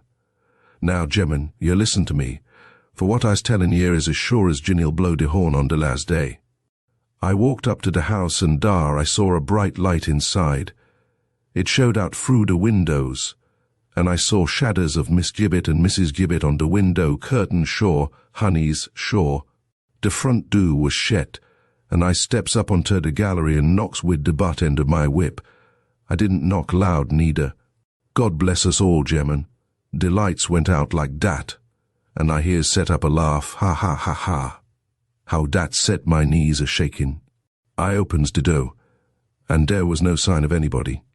I struck a match and all the furniture was moved out, and the old red curtain dat I thought I seed was in rags. The whole family was gone for sure. I didn't know exactly what to think 'bout dem strange voices, but I started back to the wagon when it lightened, and bless God, dar in the front yard was 6 graves Jesus made. "Something wrong here," said I, and I builds a fire by the wagon and digs the wheel out. Just then old Squire Pasture kem along the road from Mobile, and he tells me the news. Old man Gibbet cut the throats of his wife and 4 chillens and shoot himself in the head out on jealousy of his wife. They was all buried in the front yard, and the house was deserted 10 days before. Gemmen, when I hear dat, dem mules make the quickest time to Mobile eber seed, and yous can tell me dar's no ghosts, but you don't catch me round dat log house of Gibbet's 17 sons an hour high. Jack looked suspiciously over his shoulder into the darkness and crawled into his blanket, muttering, "It scares me eben now to tell 'bout dat night." Sleep soon fell upon the camp, but the impression of old Jack's story survived the night, and the next day he still asserted its truth. Chapter 14. The Spectre Bride. The winter nights up at Solstay, Marie, are as white and luminous as the Milky Way. The silence that rests upon the solitude appears to be white also. Nature has included sound in her arrestment. Save the still white frost, all things are obliterated. The stars are there, but they seem to belong to heaven and not to earth. They are at an immeasurable height, and so black is the night that the opaque ether rolls between them and the observer in great liquid billows. In such a place it is difficult to believe that the world is peopled to any great extent. One fancies that Cain has just killed Abel, and that there is need for the greatest economy in the matter of human life. The night Ralph Hagedorn started out for Echo Bay, he felt as if he were the only man in the world, so complete was the solitude through which he was passing. He was going over to attend the wedding of his best friend, and was, in fact, to act as the groomsman. Business had delayed him, and he was compelled to make his journey at night, but he hadn't gone far before he began to feel the exhilaration of the skater. His skates were keen, his legs fit for a longer journey than the one he had undertaken, and the tang of the frost was to him what a spur is to a spirited horse. He cut through the air as a sharp stone cleaves the water. He could feel the tumult of the air as he cleft it. As he went on, he began to have fancies. It seemed to him that he was enormously tall, a great Viking of the Northland, hastening over icy fjords to his love. That reminded him that he had a love, though, indeed, that thought was always present with him as a background for other thoughts. To be sure, he had not told her she was his love, because he had only seen her a few times and the opportunity had not presented itself. She lived at Echo Bay too, and was to be the maid of honor to his friend's bride, which was another reason why he skated on almost as swiftly as the wind, and why now and then he let out a shout of exhilaration. The one drawback in the matter was that Marie Beaujeu's father had money, and that Marie lived in a fine house, and wore otter skin about her throat, and little satin-lined mink boots on her feet when she went sledding, and that the jacket in which she kept a bit of her dead mother's hair had a black pearl in it as big as a pea. These things made it difficult, nay, impossible for Ralph Hagedorn to say anything more than, "I love you." But that much he meant to have the satisfaction of saying, no matter what came of it. With this determination growing upon him, he swept along the ice which gleamed under the starlight. Indeed, Venus made a glowing path toward the west, and seemed to reassure him. He was sorry he could not skim down that avenue of light from the Love Star, but he was forced to turn his back upon it, and face toward the northeast. It came to him with a shock that he was not alone. His eyelashes were a good deal frosted, and his eyeballs blurred with the cold, and at first he thought it an illusion, but he rubbed his eyes hard, and at length made sure that not very far in front of him was a long white skater in fluttering garments, who sped over the snows fast as ever werewolf went. He called aloud, but there was no answer, and then he gave chase, setting his teeth hard and putting attention on his firm young muscles. But however fast he might go, the white skater went faster. After a time he became convinced, as he chanced to glance for a second at the North Star, that the white skater was leading him out of his direct path. For a moment he hesitated, wondering if he should not keep to his road, but the strange companion seemed to draw him on irresistibly, and so he followed. Of course it came to him more than once that this might be no earthly guide. Up in those latitudes men see strange things when the hoarfrost is on the earth. Hagedorn's father, who lived up there with the Lake Superior Indians and worked in the copper mines, had once welcomed a woman at his hut on a bitter night who was gone by morning, and who left wolf tracks in the snow. Yes, it was so, and John Fontenelle, the half-breed, could tell you about it any day if he were alive. Alack, the snow where the wolf tracks were is melted now. Well, Hagedorn followed the white skater all the night, and when the ice flushed red at dawn, and arrows of lovely light shot up into the cold heavens, she was gone. And Hagedorn was at his destination. Then, as he took off his skates, while the sun climbed arrogantly up to his place above all other things, Hagedorn chanced to glance lakeward, and he saw there was a great wind-rift in the ice, and that the waves showed blue as sapphires beside the gleaming ice. Had he swept along his intended path, watching the stars to guide him, his glance turned upward, all his body at magnificent momentum, he must certainly have gone into that cold grave. The white skater had been his guardian angel. Much impressed, he went up to his friend's house, expecting to find there the pleasant wedding furore. But someone met him quietly at the door, and his friend came downstairs to greet him with a solemn demeanor. "Is this your wedding face?" cried Hagedorn. "Why really, if this is the way you are affected, the sooner I take warning the better." "There's no wedding today," said his friend. "No wedding? Why, you're not—" "Marie Beaujeu died last night. Marie died last night. She'd been skating in the afternoon, and she came home chilled and wandering in her mind, as if the frost had got in it somehow. She got worse and talked all the time of you." "Of me? We wondered what it all meant. We didn't know you were lovers. I didn't know it myself, more's the pity." "She said you were on the ice. She said you didn't know about the big breaking up, and she cried to us that the wind was offshore. Then she cried that you could come in by the old French creek if you only knew." "I came in that way," interrupted Hagedorn. "How did you come to do that? It's out of your way." So Hagedorn told him how it came to pass, and that day they watched beside the maiden, who had tapers at her head and feet. And over in the little church, the bride, who might have been at her wedding, said prayers for her friend. Then they buried her in her bridesmaid's white, and Hagedorn was there before the altar with her, as he intended from the first. At midnight, the day of the burial, her friends were married in the gloom of the cold church, and they walked together through the snow to lay their bridal wreaths on her grave. 3 nights later, Hagedorn started back again to his home. They wanted him to go by sunlight, but he had his way and went when Venus made her bright path on the ice. He hoped for the companionship of the white skater, but he did not have it. His only companion was the wind. The only voice he heard was the baying of a wolf on the north shore. The world was as white as if it had just been created, and the sun had not yet colored, nor man defiled it. Chapter 15. How he caught the ghost. "Yes, the house is a good one," said the agent. "It's in a good neighborhood, and you're getting it at almost nothing, but I think it right to tell you all about it. You are orphans, you say, and with a mother dependent on you. That makes it all the more necessary that you should know. The fact is, the house is said to be haunted." The agent could not help smiling as he said it, and he was relieved to see an answering smile on the 2 faces before him. "Ah, you don't believe in ghosts," he went on, "nor do I, for that matter, but somehow the reputation of the house keeps me from having a tenant long at a time. The place ought to rent for twice as much as it does."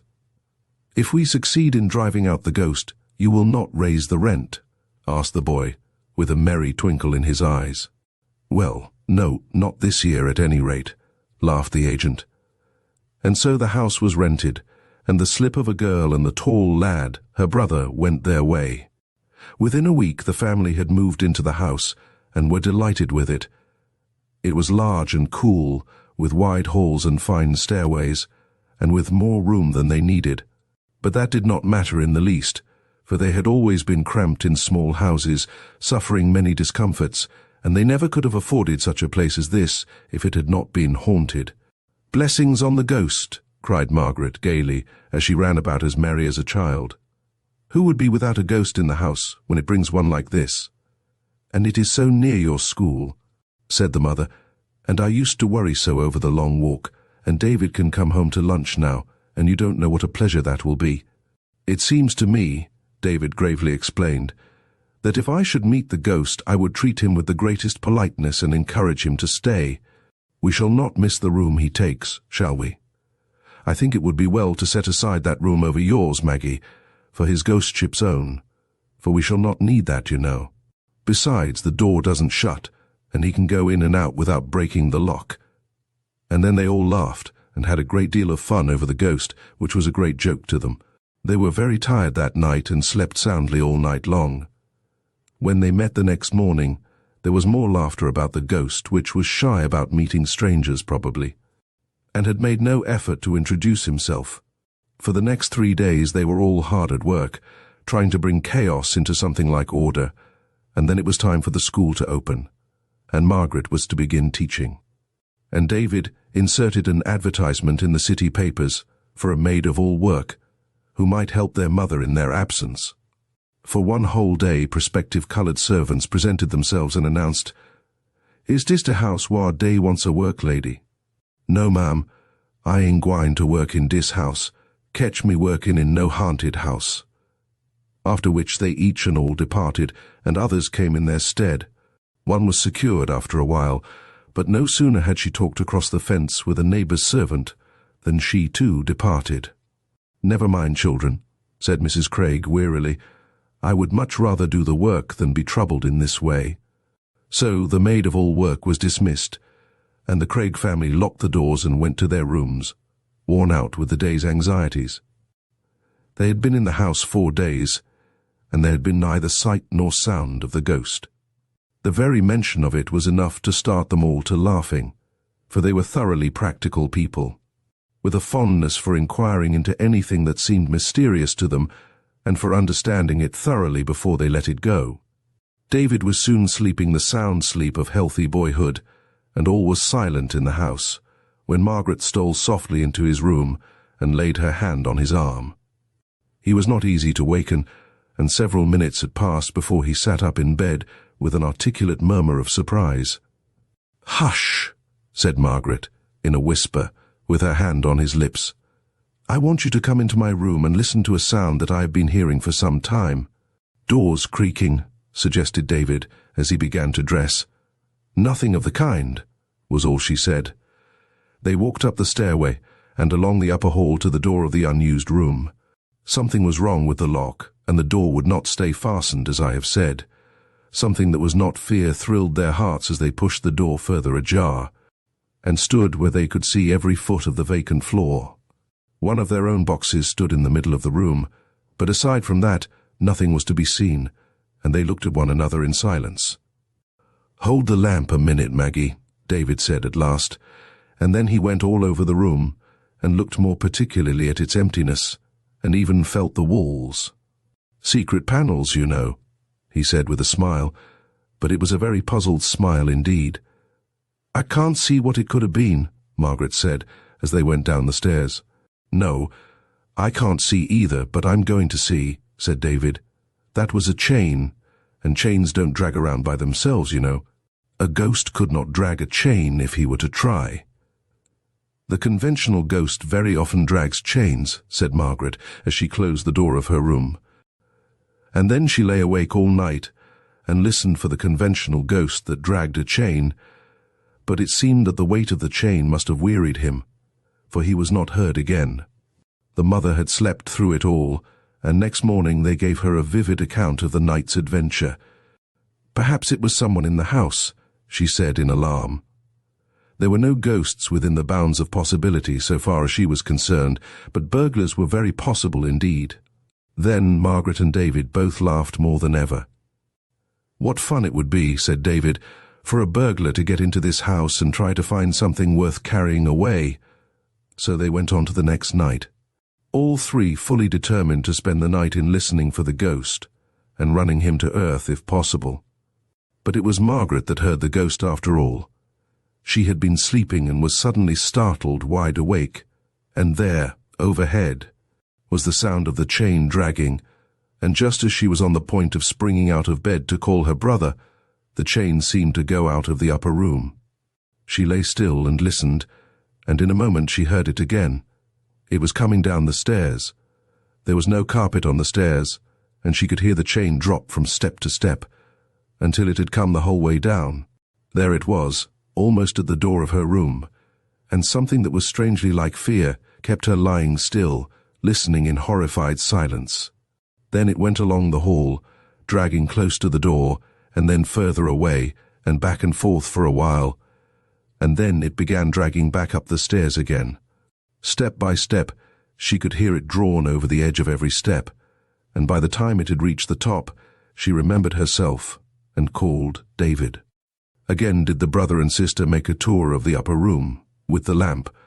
Not only that, but they looked into every nook and corner of the upper part of the house, and at last came back, baffled. They had seen nothing extraordinary, and they had not heard a sound. "I'm going to see that ghost tonight," David said to his sister the next evening. "How?" "I'm going to sit up all night at the head of the stairs.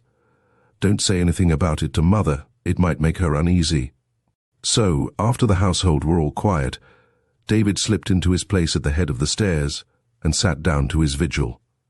He had placed a screen at the head of the stairway so that it hid him from view, as if a ghost cared for a screen, and he established himself behind it and prepared to be as patient as he could. It seemed to him that hours so long had never been devised as those the town clocks told off that night. He bore it until midnight moderately well, because, he argued with himself, if there were any ghosts about, they would surely walk then, but they were not in a humour for walking.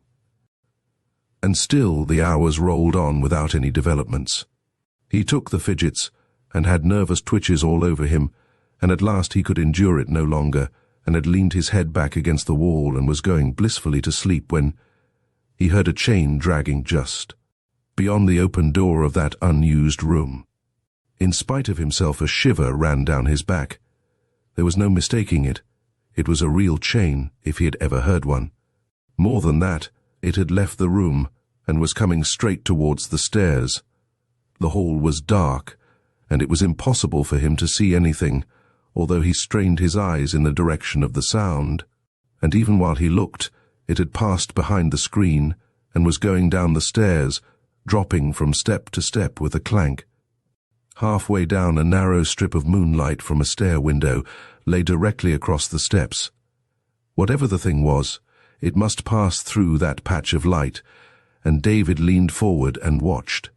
Down it went from step to step, and presently it had slipped through the light and was down, and a little later it came back again, through the light and up the stairs and back into that unused room. And then David slapped his knees jubilantly and ran down to his room and slept all the rest of the night. Next morning he was very mysterious about his discoveries of the night before. "Oh yes, I saw the ghost," he said to Maggie.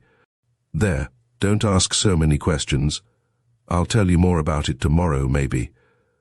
And that was all the information she could get from him. It was very provoking. That day David made a purchase downtown and brought home a bulky bundle, which he hid in his own room and would not let his sister even peep at. "I'm going to try to catch a ghost tonight," he said. "And you know how it is. If I brag too much beforehand, I shall be sure to fail." He was working with something in the hall after the others had retired, but he did not sit up this time. He went to bed, and Margaret listened at his door and found that he was soon asleep. But away in the night, they were all awakened by a squealing that brought them all into the hall in a great hurry. And there, at the head of the stairs, they found the huge rat trap that David had set a few hours before, and in the midst of the toils was a rat. "Why, David," exclaimed the mother, "I didn't know that there was a rat in the house." And then all at once she saw that there was a long chain hanging from a little iron collar around the creature's neck, and she and Margaret cried together. And this was the ghost. Such a funny ghost when they came to think of it, this poor rat with a nest in some hole of the broken chimney. He had been someone's pet, once, perhaps, and now, the households he had broken up, the nights he had disturbed, the wild sensations he had created. It made his captors laugh to think that this innocent creature had been the cause of the whole trouble. "I'll get a cage for him and take care of him for the rest of his life," said David. "We owe him so much that we can't afford to be ungrateful." The next morning he took the ghost in a cage and showed it to the agent, and gave him a vivid account of the capture. "So you have a good house for about half price, all on account of that rat," exclaimed the agent grimly. "Young man, but never mind, you deserve it. What are you working for now? $6 a week? If you ever want to change your place, suppose you come around here. I think you need a business that will give you a chance to grow." And the agent and David shook hands warmly over the cage of the ghost. Chapter 16, Grand Dame's Ghost Story, by C.D. I don't know whether you ever tell your children ghost stories or not. Some mothers don't, but our mother, though of German descent, was strong-minded on the ghost subject, and early taught all of her children to be fearless mentally as well as physically, and, though dearly fond of hearing ghost stories, especially if they were real true ghosts, we were sadly skeptical as to there being anything of the kind that could harm. We were quite learned in ghostly lore, knew all about doppelgangers, will-o'-the-wisp, blue lights, etc. And we could not have a greater treat for good behavior than for our mother to draw on her store of supernatural tales for our entertainment. The story I'm about to relate, she told us one stormy night when, gathered round her chair in her own cosy sanctum before a cheerful fire, we ate nuts and apples and listened while she recited an o'er-true tale. Told her by her grandmother, who herself witnessed the vision. It was a fearful night. The wind sobbed and wailed round the house like lost spirits mourning their doom. The rain beat upon the casements, and the trees, writhing in the torture of the fierce blast, groaned and swayed until their tops almost swept the earth. Bright flashes of lightning pierced even through the closed shutters and heavy curtains, and the thunder had a sullen, threatening roar that made your blood creep. It was a night to make one seek to shut out all sound, draw the curtains close, stir the fire and nestle deep in the armchair before it, with feet upon the fender, and have something cheerful to think or talk about. But I was all alone, none in the house with me but the servants, and the servants' wing was detached from the main part of the building, for I do not care to have menials near me, and I had no loved ones near. It was just such a night that Nancy Black died. What a fearful night for the soul to leave its earthly home and go out into the vast unknown future. I spoke aloud as rousing from a train of thought. I drew my heavy mantle closer round me, wheeled my armchair nearer the fire, and cuddled down in it, burying my feet in the foot-cushion to warm them, for I felt strangely cold. I was in the library. It was my usual sitting room, for I seldom used the parlours. What was the use? My books were my friends, and I loved best to be with them. My children dead, or married and away, the cold grand parlours always seemed gloomy and sad. The ghosts of departed pleasures haunted them, and I cared not to enter them. It was a long, wide room across the hall from the parlours, running the whole length of the house, and was lined with shelves from floor to ceiling. My husband's father had been a bibliomaniac, and my husband had had a leaning that way also, and the shelves held many an old rare work that was worth its weight in gold. The fire, though burning brightly, did not illume one half the room of which, sitting in the chimney corner, I commanded a full view, and had been looking at the shadows playing on the furniture and shelves.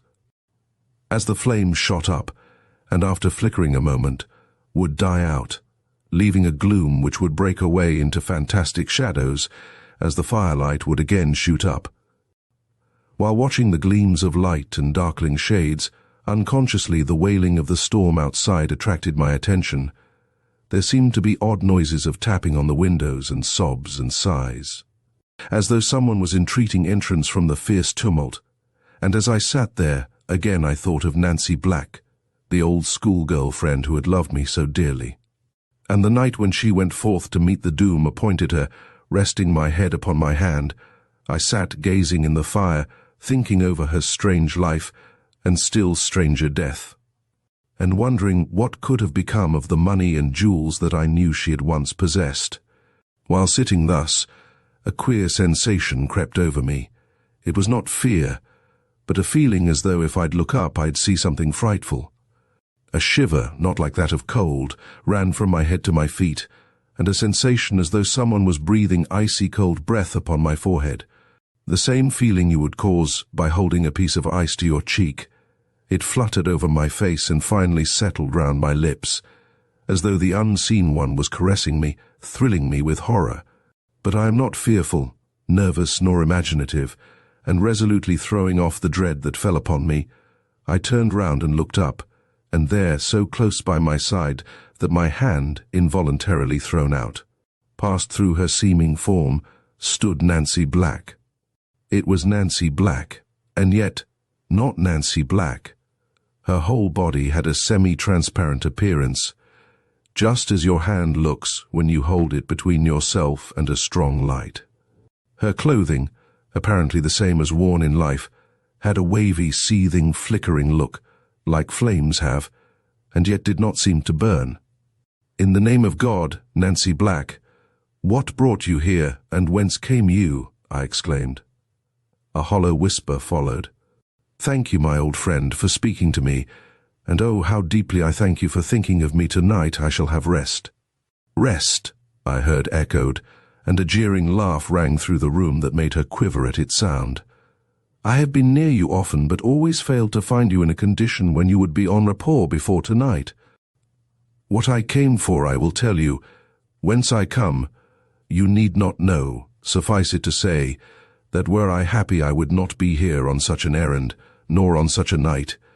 It is only when the elements are in a tumult, and the winds wail and moan, that we come forth. When you hear these sounds, it is souls of the lost you hear, mourning their doom 'tis. Then they wander up and down, to and fro, their only release from their fearful home of torture and undying pain. I have come to tell you that you must go over to the old house, and in the back room I always kept locked, have the carpet taken up from toward the fireplace. You will see a plank with a knothole in it. Remove that, and you will find what caused me to lose my soul. Have prayers said for me, for 'tis well to pray for the dead. The money and jewels give in charity. Bury in holy ground the others you find, and pray for them and me." "Ah, Jeanette, you thought your old friend, though strange and odd, pure and innocent. It is a bitter part of my punishment that I must change your thought of me. Farewell, do not fail me, and I shall trouble you no more. But whenever you hear that wind howl and sweep round the house as it does tonight, know that the lost are near. It is their swift flight through space, fleeing before the scourge of memory and conscience, that causes that sound.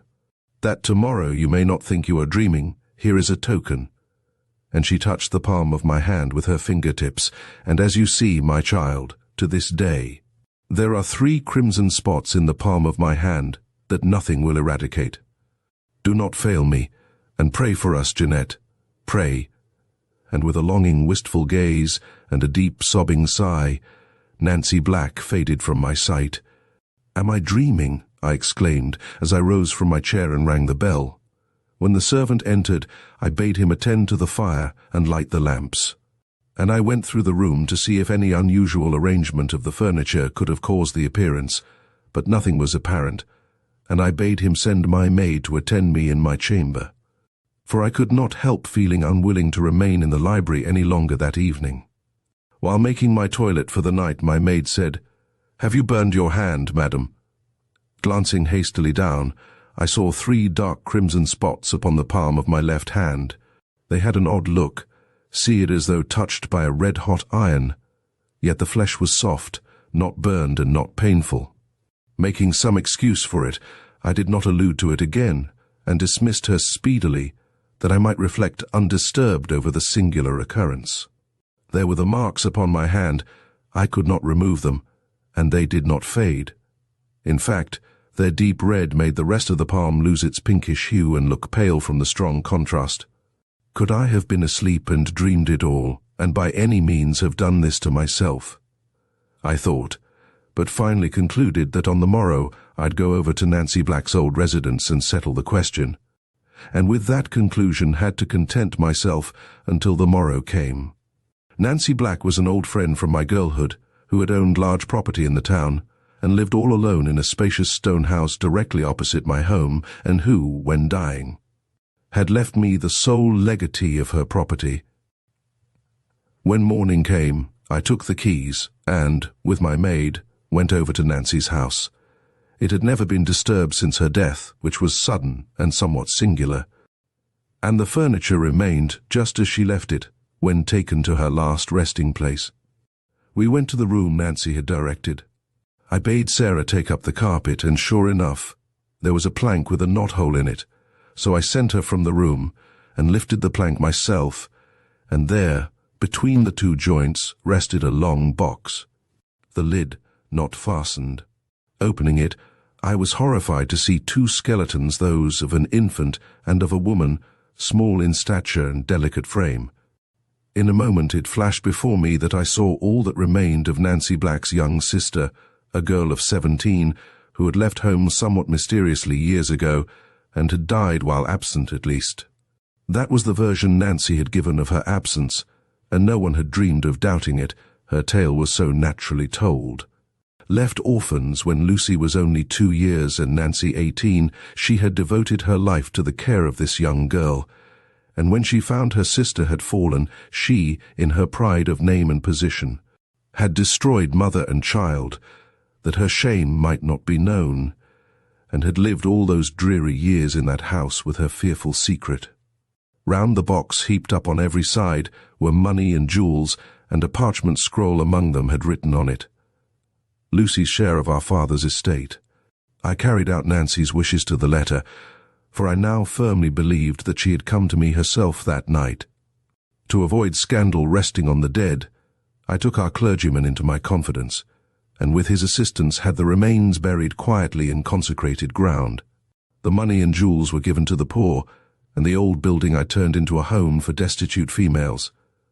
And morning and night, as I kneel in prayer, I pray forgiveness to rest upon Nancy Black and peace to her troubled soul. Chapter 17. A Fight with a Ghost, by Q.E.D. "No, I never believed much in ghosts," said the doctor, "but I was always rather afraid of them." "Have you ever seen one?" asked one of the other men. The doctor took his cigar out of his mouth and contemplated the ash for a moment or two before replying. "I have had some rather startling experiences," he said, after a pause, during which the rest of us exchanged glances, for the doctor has seen many things and is not averse to talking about them in congenial company. "Would you care about hearing one of them? It gives me the cold shivers now to speak of it." We nodded, and the doctor, taking a sip as an antidote to the shivers, began. "You remember George Carson, who played for the varsity some years ago, big chap with a light moustache? Well, I saw a good deal of him before he married, while he was reading for the bar in town. It was just after he became engaged to Miss Stoner, who is now Mrs. Carson, that he asked me to go down to a place which his people had taken in the country. Miss Stoner was to be there, and he wanted me to meet her.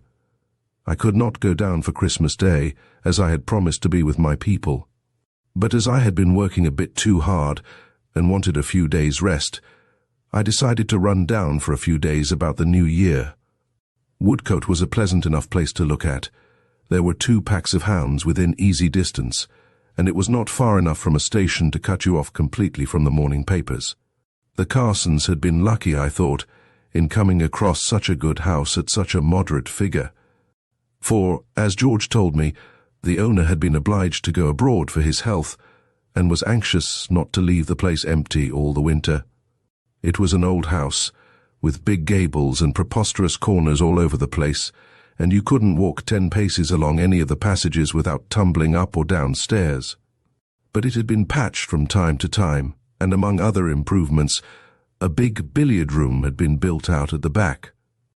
A country house in the winter without a billiard room, when the frost stops hunting, is just, well, not even a gilded prison. The party was a small one.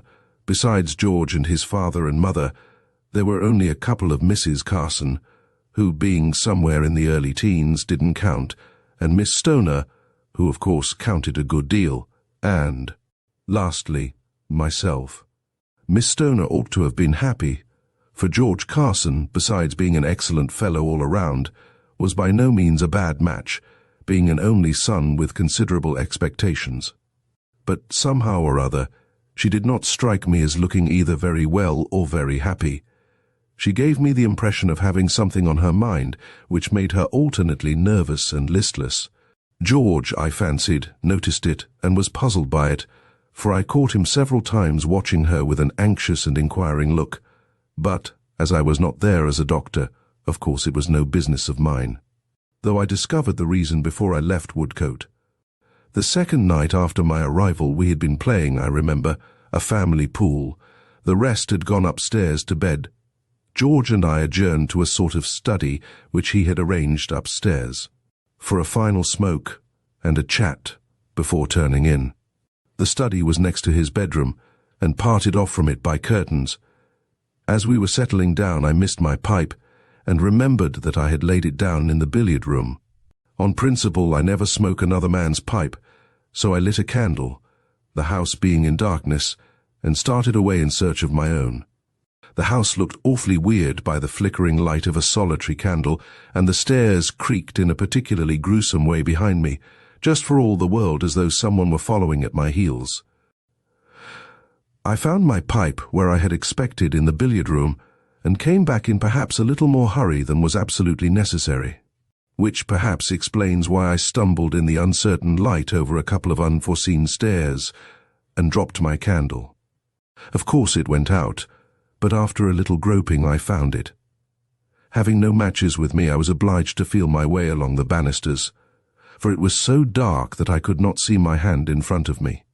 And as I slowly advanced, sliding my hand along the broad balustrade at my side, it suddenly slid over something cold and clammy, which was not balustrade at all. For stopping dead and closing my fingers round it for an instant, I felt that I was holding another hand, a skinny, bony hand, which writhed itself slowly from my grasp, and though I could hear nothing and see nothing, I was yet conscious that something was brushing past me and going up the stairs. "Hi, what's that? Who are you?" I called. There was no answer. I admit that I was in a regular funk. I must have shown it in my face. "What's the matter?" asked George, as I blundered into his study. "Oh, nothing," I answered, dropped my candle and lost the way. "But who were you talking to?" "I was only swearing at the candle," I replied. "Oh, I thought perhaps you had seen somebody," replied George. Somehow I did not like to tell him the truth, for fear he would laugh at my nervousness. But I determined to keep an eye on my liver, and take a couple of weeks' complete rest. That night I woke up several times with the feeling of that confounded hand under my own, a clammy hand which writhed as my fingers closed upon it. The next morning after breakfast, I was in the billiard room practicing strokes while Carson was over at the stables. Presently the door opened, and Miss Stoner looked in. "Come in," I said. "George will be back from the stables in a few minutes. Meanwhile, we can have 50 up." "I wanted to speak to you," she said. She was looking very tired and ill, and I began to think I should not have an uninterrupted holiday after all. "Do you believe in ghosts?" she asked, having closed the door and come up to the table, where she stood leaning with both her hands upon it. "No," I replied, missing an easy carom as I remembered my experience of last night, "but I believe in fancy." "And, supposing then that a person fancied he saw things, is there any remedy?" "What do you mean?" "Miss Stoner?" I replied, looking at her in some surprise. "Do you mean that you fancy—" I stopped, for Miss Stoner turned away, sat down on one of the easy chairs by the wall, and burst into tears. "Oh, please help me," she sobbed. "I believe I am going mad." I laid down my cue and went over to her. "Look here, Miss Stoner," I said, taking her hand, which was hot and feverish.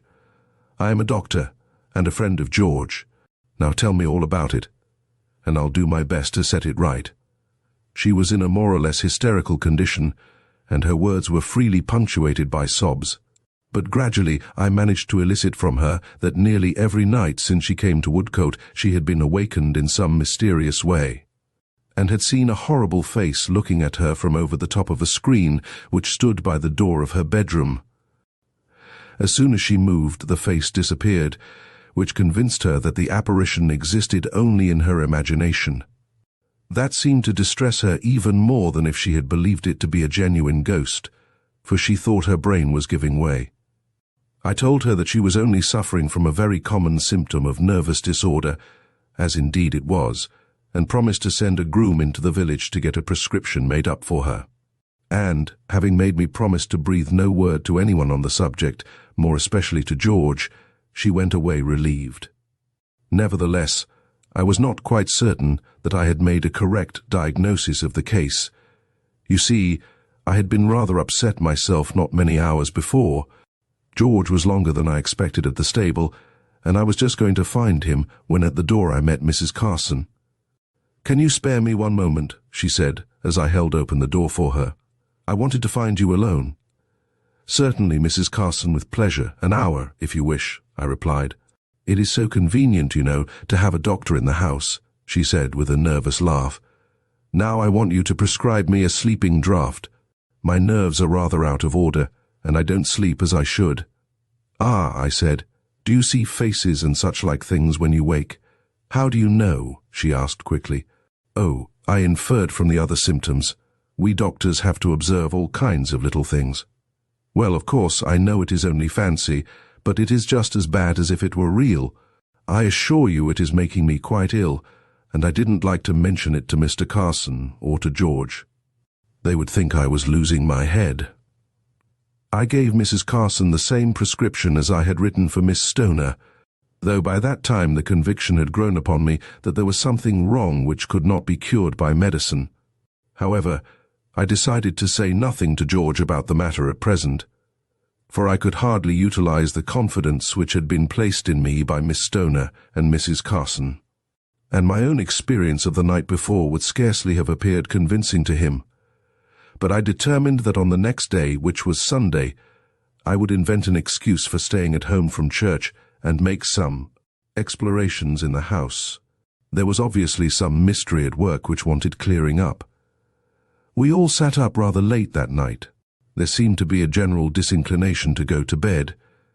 We stayed all together in the billiard room until nearly midnight, and then loitered about in the hall, talking in an aimless sort of fashion.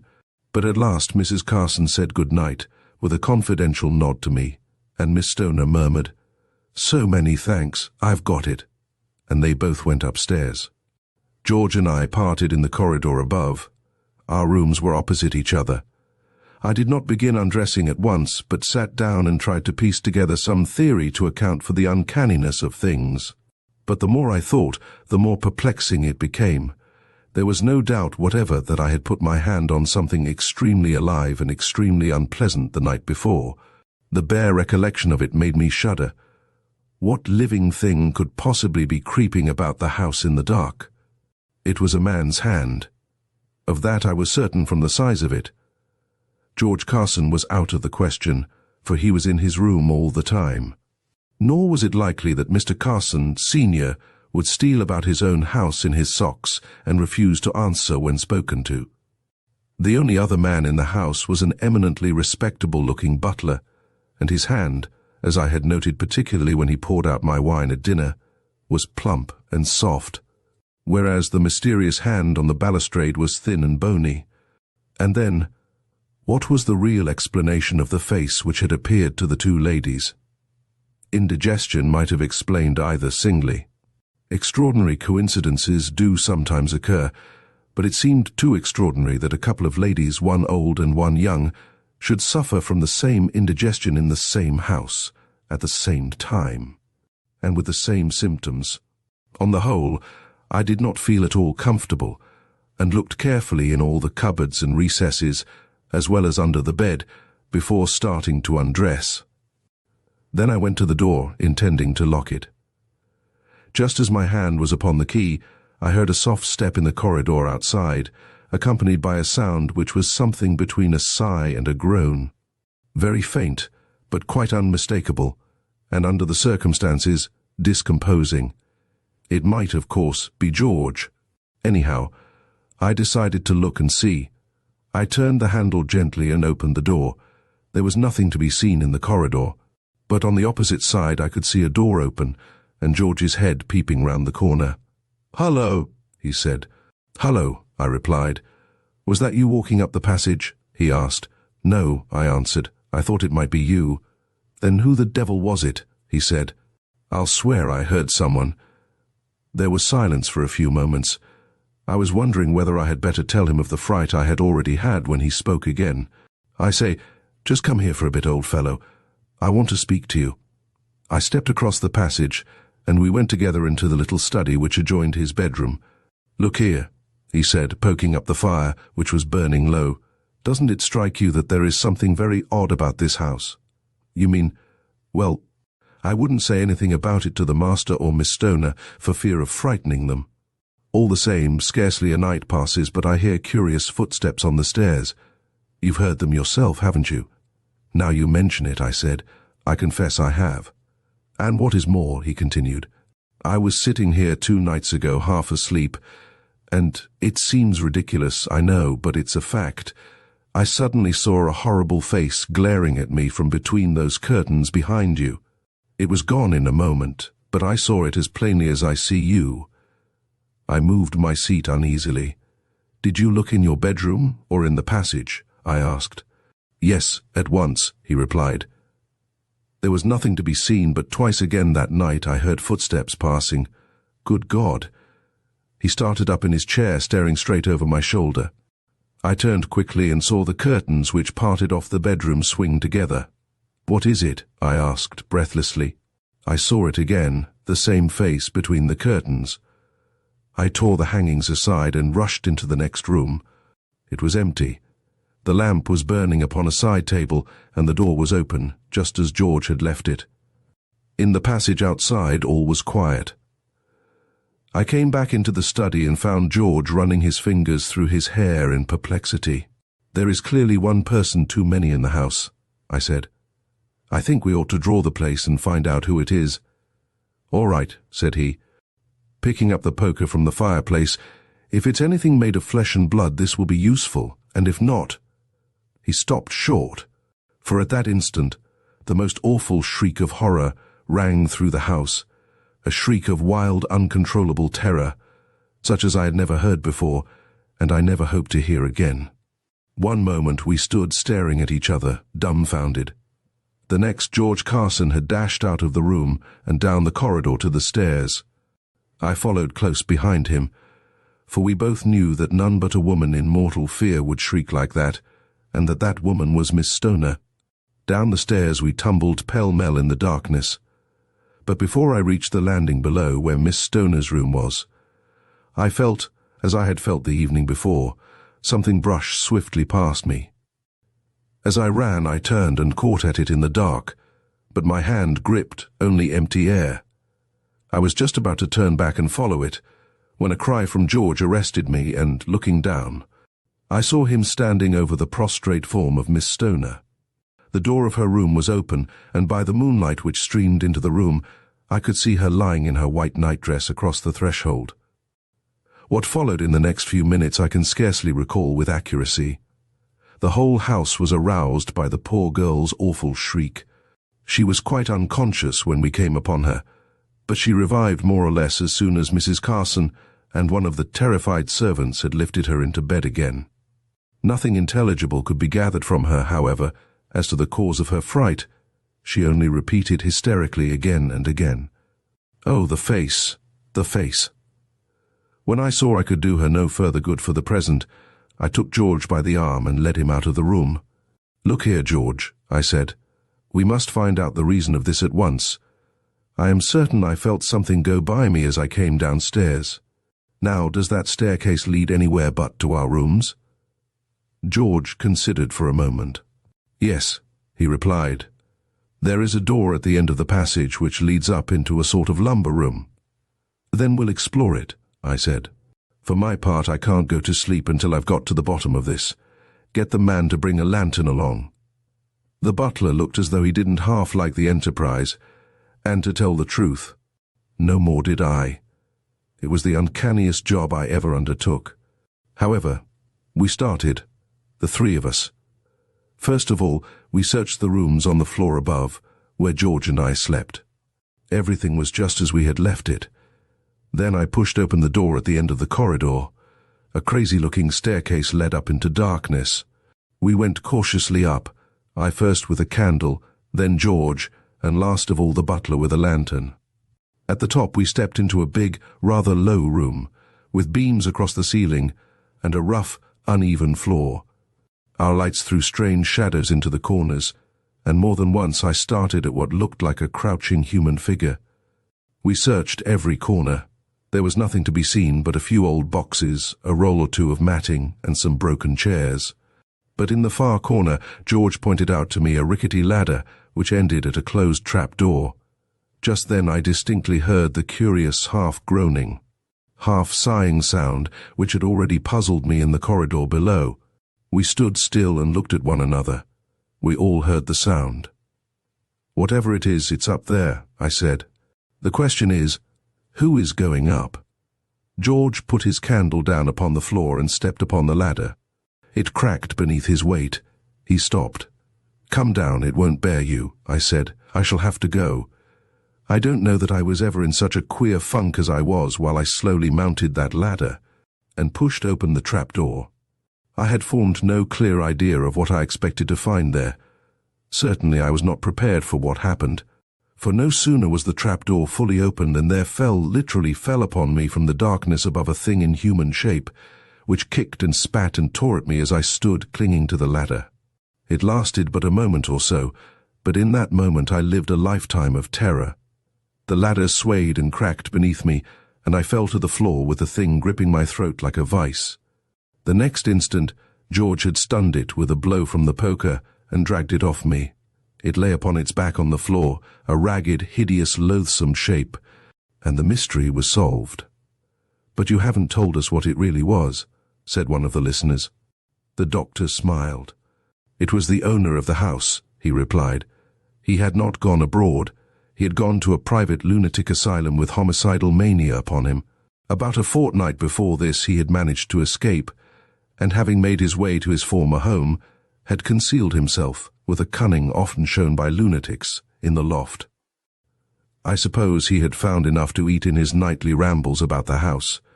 The only wonder is that he didn't kill someone before he was caught." Chapter 18. Colonel Halifax's Ghost Story.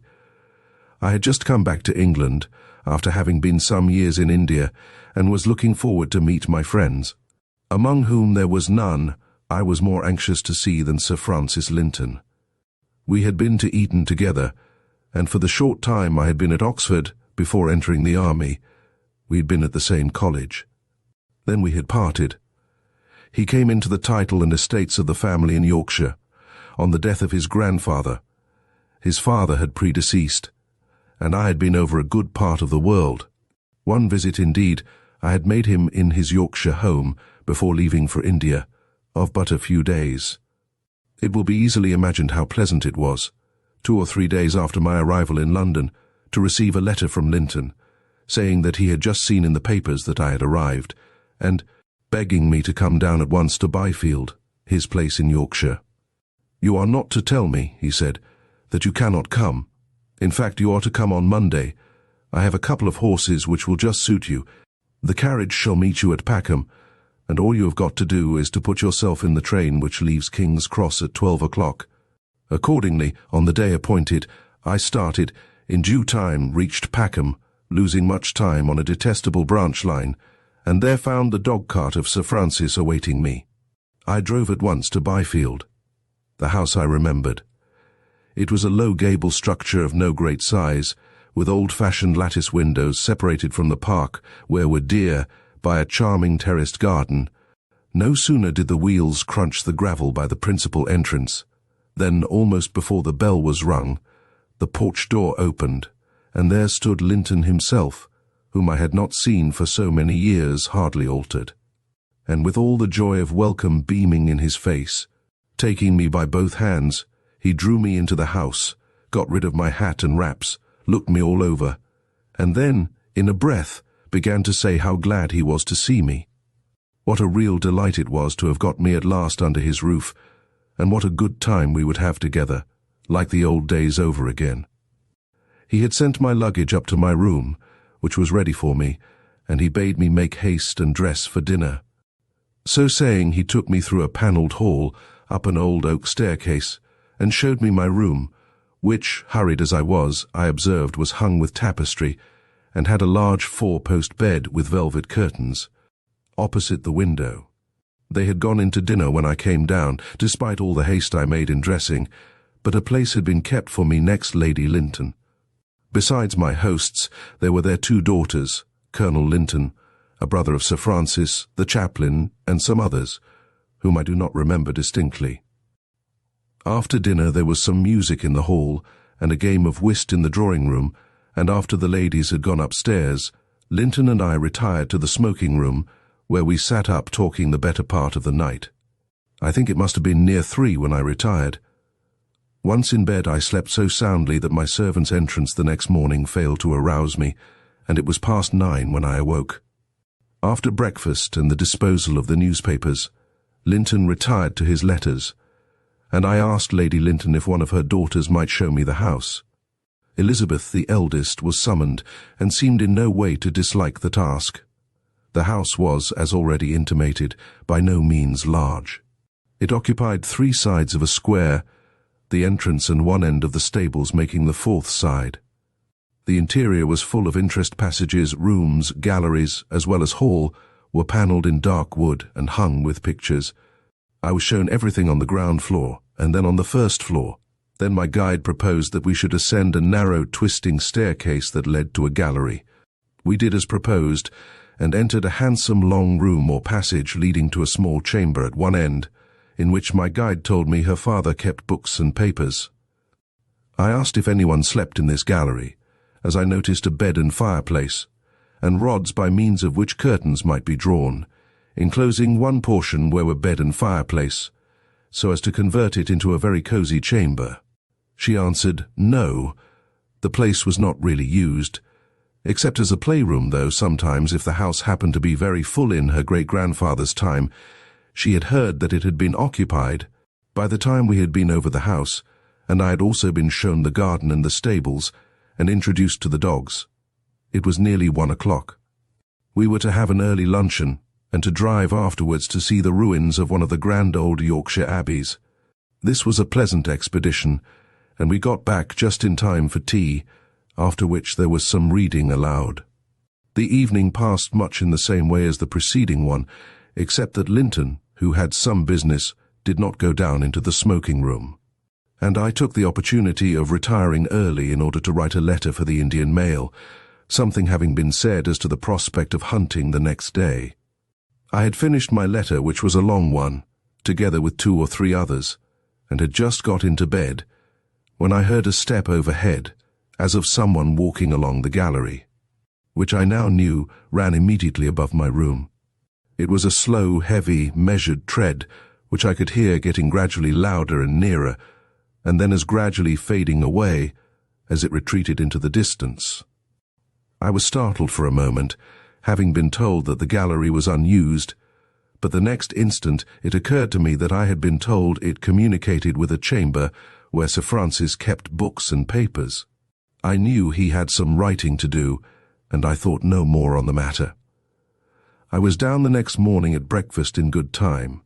"How late you were last night," I said to Linton in the middle of breakfast. "I heard you overhead after 1 o'clock. Linton replied rather shortly, "Indeed you did not, for I was in bed last night before 12. "There was someone certainly moving overhead last night," I answered, for I heard his steps as distinctly as I ever heard anything in my life going down the gallery. Upon which Colonel Linton remarked that he had often fancied he had heard steps on the staircase when he knew that no one was about. He was apparently disposed to say more, when his brother interrupted him somewhat curtly, as I fancied, and asked me if I should feel inclined after breakfast to have a horse and go out and look for the hounds. They met a considerable way off, but if they did not find in the coverts they would first draw, a thing not improbable. They would come our way, and we might fall in with them about 1 o'clock and have a run. I said there was nothing I should like better. Linton mounted me on a very nice chestnut, and the rest of the party having gone out shooting, and the young ladies being otherwise engaged, he and I started about 11 o'clock for our ride. It was a beautiful day, soft, with a bright sun, one of those beautiful days which so frequently occur in the early part of November. On reaching the hilltop where Linton had expected to meet the hounds, no trace of them was to be discovered. They must have found at once, and run in a different direction. At 3 o'clock, after we had eaten our sandwiches, Linton reluctantly abandoned all hopes of falling in with the hounds, and said we would return home by a slightly different route. We had not descended the hill before we came on an old chalk quarry and the remains of a disused kiln. I recollected the spot at once. I had been here with Sir Francis on my former visit, many years ago. "Why, bless me," said I, "do you remember, Linton, what happened here when I was with you before? There had been men engaged removing chalk, and they came on a skeleton under some depth of rubble. We went together to see it removed, and you said you would have it preserved till it could be examined by some ethnologist or anthropologist, any one of those dry as dusts, to decide whether the remains were dolichocephalous or brachycephalous, whether British, Danish, or modern. What was the result? Sir Francis hesitated a moment and then answered, "It is true, I had the remains removed." "Was there an inquest?" "No. I had been opening some of the tumuli on the wolds. I had sent a crouched skeleton and some skulls to the Scarborough Museum. This I was doubtful about, whether it was a prehistoric interment, in fact, to what date it belonged. No one thought of an inquest. On reaching the house, one of the grooms who took the horses, in answer to a question from Linton, said that Colonel and Mrs. Hampshire had arrived about an hour ago, and that, one of the horses being lame, the carriage in which they had driven over from Castle Frampton was to put up for the night.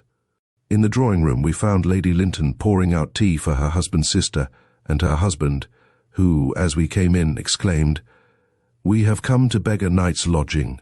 It appeared that they had been on a visit in the neighbourhood, and had been obliged to leave at a moment's notice in consequence of a sudden death in the house where they were staying, and that, in the impossibility of getting a fly, their hosts had sent them over to Byfield. We thought, Mrs. Hampshire went on to say, that as we were coming here the end of next week, you would not mind having us a little sooner, or that, if the house were quite full, you would be willing to put us up anywhere till Monday, and let us come back later. Lady Linton interposed with the remark that it was all settled, and then, turning to her husband, added, "But I want to speak to you for a moment." They both left the room together. Linton came back almost immediately, and, making an excuse to show me, on a map in the hall, the point to which we had ridden, said, as soon as we were alone, with a look of considerable annoyance, "I am afraid we must ask you to change your room. Shall you mind very much? I think we can make you quite comfortable upstairs in the gallery, which is the only room available. Lady Linton has had a good fire lit. The place is really not cold, and it will be only for a night or two. Your servant has been told to put your things together, but Lady Linton did not like to give orders to have them actually moved before my speaking to you. I assured him that I did not mind in the very least, that I should be quite as comfortable upstairs, but that I did mind very much their making such a fuss about a matter of that sort with an old friend like myself. Certainly nothing could look more comfortable than my new lodging when I went upstairs to dress. There was a bright fire in the large grate, an armchair had been drawn up beside it, and all my books and writing things had been put in, with a reading lamp in the central position, and the heavy tapestry curtains were drawn, converting this part of the gallery into a room to itself. Indeed, I felt somewhat inclined to congratulate myself on the change. The spiral staircase had been one reason against this place having been given to the Hampshires. No lady's long dress trunk could have mounted it. Sir Francis was necessarily a good deal occupied in the evening with his sister and her husband, whom he had not seen for some time. Colonel Hampshire had also just heard that he was likely to be ordered to Egypt, and when Linton and he retired to the smoking-room, instead of going there, I went upstairs to my own room to finish a book in which I was interested. I did not, however, sit up long, and very soon went to bed. Before doing so, I drew back the curtains on the rods, partly because I like plenty of air where I sleep, and partly also because I thought I might like to see the play of the moonlight on the floor in the portion of the gallery beyond where I lay, and where the blinds had not been drawn. I must have been asleep for some time, for the fire, which I had left in full blaze, was gone to a few sparks wandering among the ashes, when I suddenly awoke with the impression of having heard a latch click at the further extremity of the gallery, where was the chamber containing books and papers. I had always been a light sleeper, but on the present occasion I woke at once to complete and acute consciousness, and with a sense of stretched attention which seemed to intensify all my faculties. The wind had risen, and was blowing in fitful gusts round the house. A minute or two passed, and I began almost to fancy I must have been mistaken, when I distinctly heard the creak of the door, and then the click of the latch falling back into place. Then I heard a sound on the boards as of one moving in the gallery. I sat up to listen, and as I did so I distinctly heard steps coming down the gallery. I heard them approach and pass my bed. I could see nothing, all was dark, but I heard the tread proceeding toward where were the uncurtained and unshuttered windows, 2 in number. But the moon shone through only one of these. The nearest the other was dark, shadowed by the chapel or some other building at right angles. The tread seemed to me to pause now and again, and then continue as before. I now fixed my eyes intently on the one illumined window, and it appeared to me as if some dark body passed across it. But what?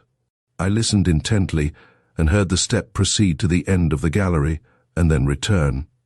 I again watched the lighted window, and immediately that the sound reached that portion of the long passage it ceased momentarily, and I saw, as distinctly as I ever saw anything in my life, by moonlight, a figure of a man with marked features, in what appeared to be a fur cap drawn over the brows. It stood in the embrasure of the window, and the outline of the face was in silhouette. Then it moved on, and as it moved, I again heard the tread. I was as certain as I could be that the thing, whatever it was, or the person, whoever he was approaching my bed. I threw myself back in the bed, and as I did see a mass of charred wood on the hearth fell down and sent up a flash of, I fancy, sparks that gave out a glare into the darkness, and by that red as blood, I saw a face near me. With a cry, over which I had as little control as the scream uttered by a sleeper in the agony of a nightmare, I called, "Who are you?" There was an instant during which my hair bristled on my head. As in the horror of the darkness I prepared to grapple with the being at my side, when a board creaked as if someone had moved, and I heard the footsteps retreat, and again the click of the latch. The next instant there was a rush on the stairs, and Linton burst into the room, just as he had sprung out of bed, crying, "For God's sake, what is the matter? Are you ill?" I could not answer. Linton struck a light and leaned over the bed. Then I seized him by the arm and said without moving, "There has been something in this room gone in thither."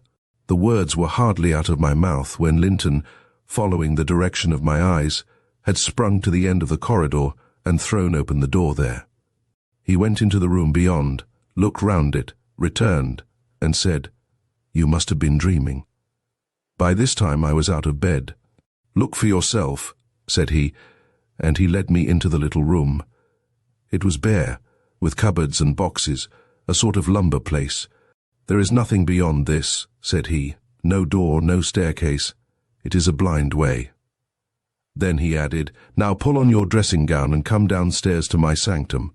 I followed him, and after he had spoken to Lady Linton, who was standing with the door of her room ajar in a state of great agitation, he turned to me and said, "No one can have been in your room.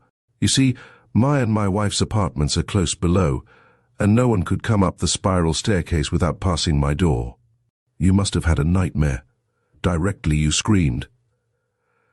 I rushed up the steps and met no one descending, and there is no place of concealment in the lumber room at the end of the gallery. Then he took me into his private snuggery, blew up the fire, lighted a lamp and said, "I shall be really grateful if you will say nothing about this.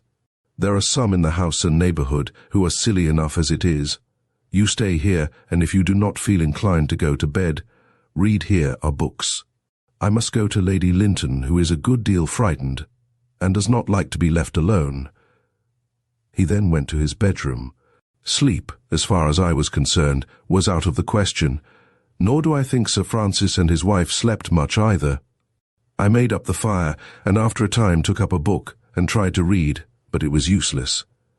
I sat absorbed in thoughts and questionings till I heard the servants stirring in the morning. I went to my own room, left the candle burning, and got into bed. I had just fallen asleep when my servant brought me a cup of tea at 8 o'clock. At breakfast, Colonel Hampshire and his wife asked if anything had happened in the night, as they had been much disturbed by noises overhead, to which Linton replied that I had not been very well, and had an attack of cramp, and that he had been upstairs to look after me. From his manner I could see that he wished me to be silent, and I said nothing accordingly.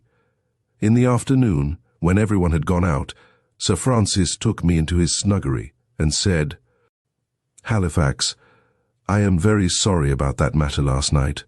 It is quite true what my brother said, that steps have been heard about this house, but I never gave heed to such things, putting all noises down to rats.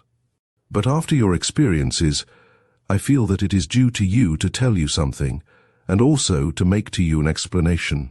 There was no one in the room at the end of the corridor, except the skeleton that was discovered in the chalk pit when you were here many years ago. I confess I had not paid much heed to it. My archaeological fancies passed.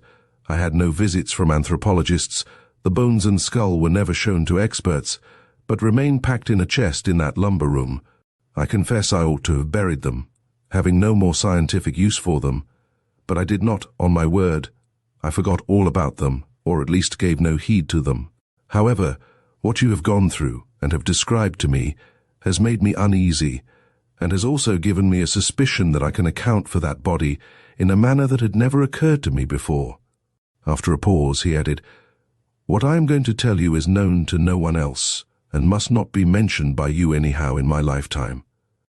You know now that, owing to the death of my father when quite young, I and my brother and sister were brought up here with our grandfather, Sir Richard. He was an old, imperious, hot-tempered man.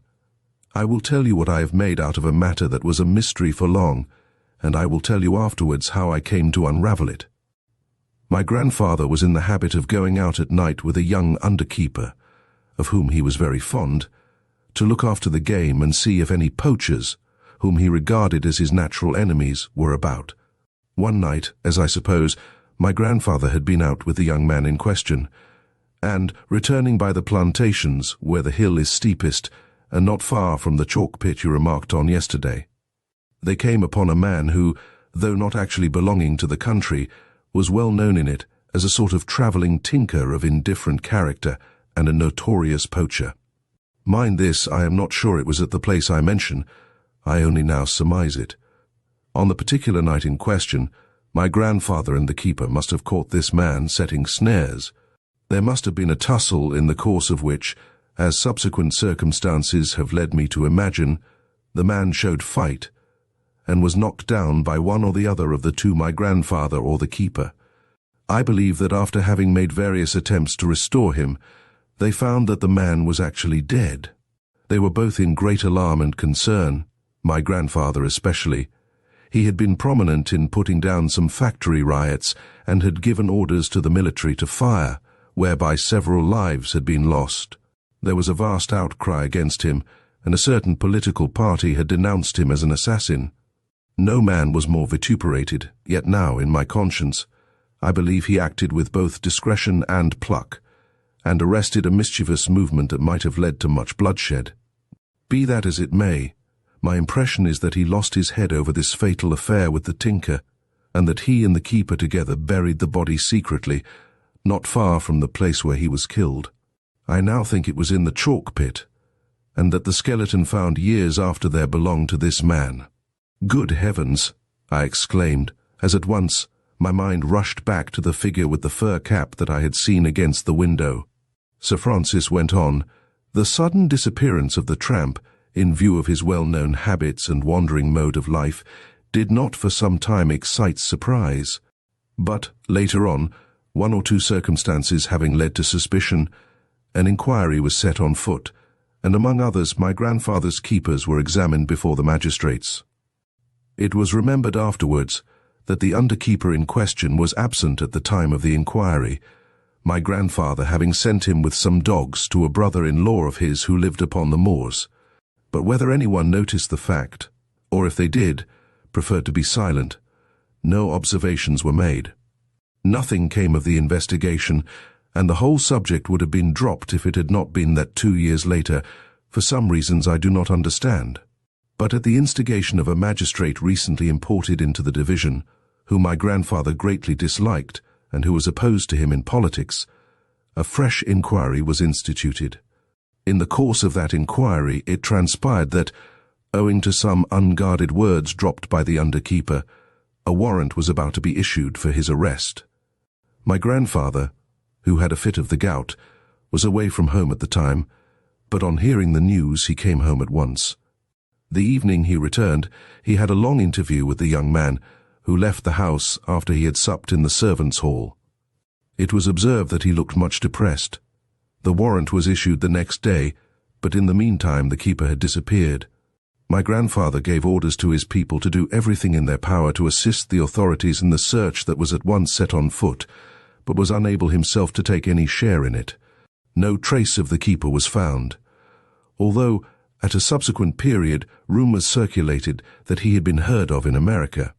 But the man having been unmarried, he gradually dropped out of remembrance, and as my grandfather never allowed the subject to be mentioned in his presence, I should probably never have known anything about it but for the vague tradition which always attaches to such events, and for this fact, that after my grandfather's death, a letter came addressed to him from somewhere in the United States from someone, the name different from that of the keeper, but alluding to the past and implying the presence of a common secret, and, of course, with it came a request for money. I replied, mentioning the death of Sir Richard and asking for an explanation. I did get an answer, and it is from that I am able to fill in so much of the story. But I never learned where the man had been killed and buried, and my next letter to the fellow was returned with "deceased" written across it. Somehow, it never occurred to me till I heard your story that possibly the skeleton in the chalk pit might be that of the poaching tinker. I will now most assuredly have it buried in the churchyard. That certainly ought to be done, said I. And, said Sir Francis after a pause, I give you my word, after the burial of the bones and you are gone, I will sleep for a week in the bed in the gallery, and report to you if I see or hear anything. If all be quiet, then, well, you form your own conclusions. I left a day after. Before long I got a letter from my friend, brief but to the point. All quiet, old boy, come again. Chapter 19, The Ghost of the Count. Not far from the Alameda in the city of Mexico, there is a great old stone building in which once lived a very wealthy and wicked Spanish count. The house has about 4 floors and 90 rooms, more or less. The entire 4th floor is rented and occupied by a big American firm, and their bookkeeper, an American girl, has given us the following true account of the ghost that for years haunted the building. The 2nd floor is unoccupied, as no one cares to live there for obvious reasons, and the bottom floor is also unoccupied, save for lumber rooms, empty boxes and crates and barrels. And last of all is the great patio with its tiled floor, where secretly in the night a duel was fought to the death by the wicked count and a famous Austrian prince, who was one of Maximilian's men. The count was killed. No one knows why the duel was fought. Some say it was because of a beautiful Spanish woman. Some say that it was because of treasure that the two jointly conveyed, and which the count refused to divide with his princely socio. And more people Mexicans shrug their shoulders if you ask about it and say, "Quién sabe?" "I saw a ghost here last night, Miss James," announces our cashier with much éclat and evident pride. So great is the shock that I gasp, and my pen drops, spattering red ink on my nice fresh cuffs and, worse luck, on the ledger page that I had just totted up. It is ruined, and I will have to erase it or something, wretched man. "I wish to goodness it had taken you off," I cry wrathfully, as I look at the bespattered work.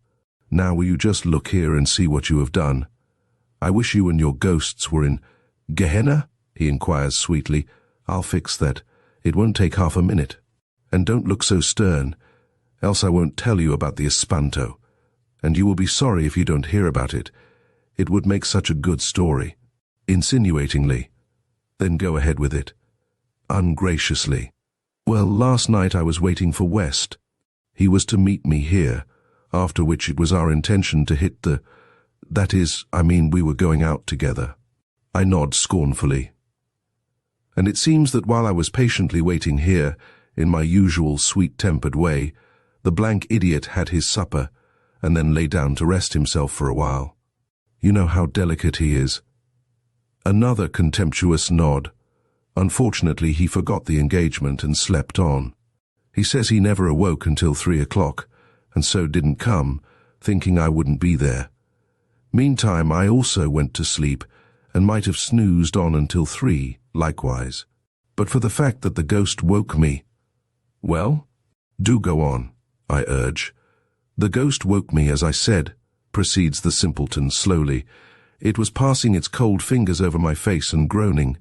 Really, it was most extraordinary. At first I didn't know what it was. Then, as I felt the icy fingers stroking my face and heard blood-curdling groans issuing from the darkness, I knew what it was. And I remembered the story of the prince and his little duel down in the patio, and knew it was the ghost of the prince's victim. By the way, you don't know what a funny sensation it is to have a ghost pat your face, Miss James." "Pat nothing," I retort indignantly. "I wonder you are not ashamed to tell me such fibs. Such a taradiddle. And as for the man that the prince killed downstairs, you know as well as I do that he was taken home to Spain and buried there. Why then should he come back here, into our offices, and pat your face?" "Ah, that I can't say," with a supercilious drawl. "I can only account for it by thinking that the ghost has good taste, better than that of some people I know," meaningly. "But honestly, I swear that I am telling you the truth cross my heart, and hope to die if I am not. And you don't know how brave I was. I never screamed, in fact, I never made a sound. Oh, I was brave." "Then what did you do?" Sternly. "I ran. Por Dios, how I ran. You remember with what alacrity we got down the stairs during the November earthquake?" "I remember only too distinctly." "Well, last night's run wasn't a run. In comparison, it was a disappearance, a flight, a sprint. I went down the 4 flights of stairs like a streak of blue lightning, and the ghost flew with me. I heard the pattering of its steps and its groans clean down to the patio door, and I assure you I quite thought I had made such an impression that it was actually going on home with me. And the thought made me feel so weak that I felt perforce obliged to that is, strengthen myself with a cocktail, after which I felt stronger and went home quite peacefully. But it was an uncanny experience, wasn't it?" "Was it before or after taking that cocktail?" I ask incredulously. "And did you take one only or 11? I am hard on the man, but he really deserves it. Ghosts. Spirits perhaps, but not ghosts." Whereat his feelings are quite hurted, so much so that he vows he will never tell me anything again. I had better read about Doubting Thomas. He never has seen such an unbelieving woman in all his life, and if I were only a man, he would be tempted to pray that I might see the ghost. It would serve me right. Then wrathfully departs, to notice me no more that day. Not believing the least bit in ghosts, I gave the matter no more thought. In fact, when you fall heir to a set of books that haven't been posted for 19 days, and you have to do it all, and get up your trial balance too, or else give up your Christmas holidays, you haven't much time to think about ghosts or anything else except entries. And though I had been working 14 hours per day, the 24th of December, noon hour, found me with a difference of $13.89.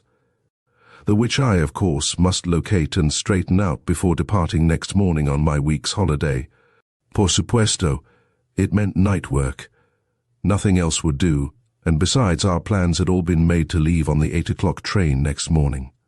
So I would just sit up all night, if need be, and find the wretched balance and be done with it. Behold me settled for work that night at 7 o'clock in my own office, with 3 lamps burning to keep it from looking dismal and lonely, and books and ledgers and journals piled up 2 feet high around me. If hard work would locate that nasty, hateful $13.89, it would surely be found. I had told the portero downstairs on the ground floor to try and keep awake for a time. But if I didn't soon finish the work, I would come down and call him when I was ready to go home. He lived in a little room, all shut off from the rest of the building, so that it was rather difficult to get at him. Besides, he was the very laziest and sleepiest peon possible, and though he was supposed to take care of the big building at night, patrolling it so as to keep off ladrones, he in reality slept so soundly that the last trumpet, much less Mexican robbers, would not have roused him. And for this very reason, before settling to my work, I was careful to go around and look to locks and bolts myself. Everything was secure and the doors safely fastened, so that if ladrones did break through, they would have to be in shape to pass through keyholes or possess false keys. with never a thought of spirits or porteros or anything else beyond the $13.89. I worked and added and re-added and footed up. And at 11 o'clock, grazie a Dios, I had the $13 all safe and would have whooped for joy had I the time. However, I wasn't out of the woods yet, the sum of $89 being often more easy of location than 89 cents. The latter must be found also, before I could have the pleasure of shouting in celebration thereof. At it I went again. After brain cudgelling and more adding and prayerful thought, I at last had under my thumb that abominable 80 cents. Eureka! Only 9 cents out. I could get it all straight and have some sleep after all. Inspired by which thought I smothered my yawns and again began to add. I looked at my watch, 10 minutes to 12. Perhaps I could get it fixed before 1. I suppose I had worked at the 9 cents for about 20 minutes. One of the cash entries looked to me to be an error. I compared it with the voucher. Yes, that was just where the trouble lay. 11 cents 10.9 STT. Out went the lights in the twinkling of an eye. As I sat, gaping in my astonishment, from out of the pitchy darkness of the room came the most dreary, horrible, blood-curdling groan imaginable. As I sat paralyzed, not daring to breathe, doubting my senses for a moment, and then thinking indignantly that it was some trick of that wretched cashier, I felt long, thin, icy fingers passing gently over my face. Malgame Dios! What a sensation! At first I was afraid to move. Then I nervously tried to brush the icy, bony things away. As fast as I brushed, with my heart beating like a steam hammer and gasping with deadly fear, the fingers would come back again. A cold wind was blowing over me. Again came that dreadful groan, and too frightened to move or scream, I tumbled in a heap on the floor, among the books and ledgers. Then I suppose I fainted. When I regained my senses, I was still in a heap with the ledgers.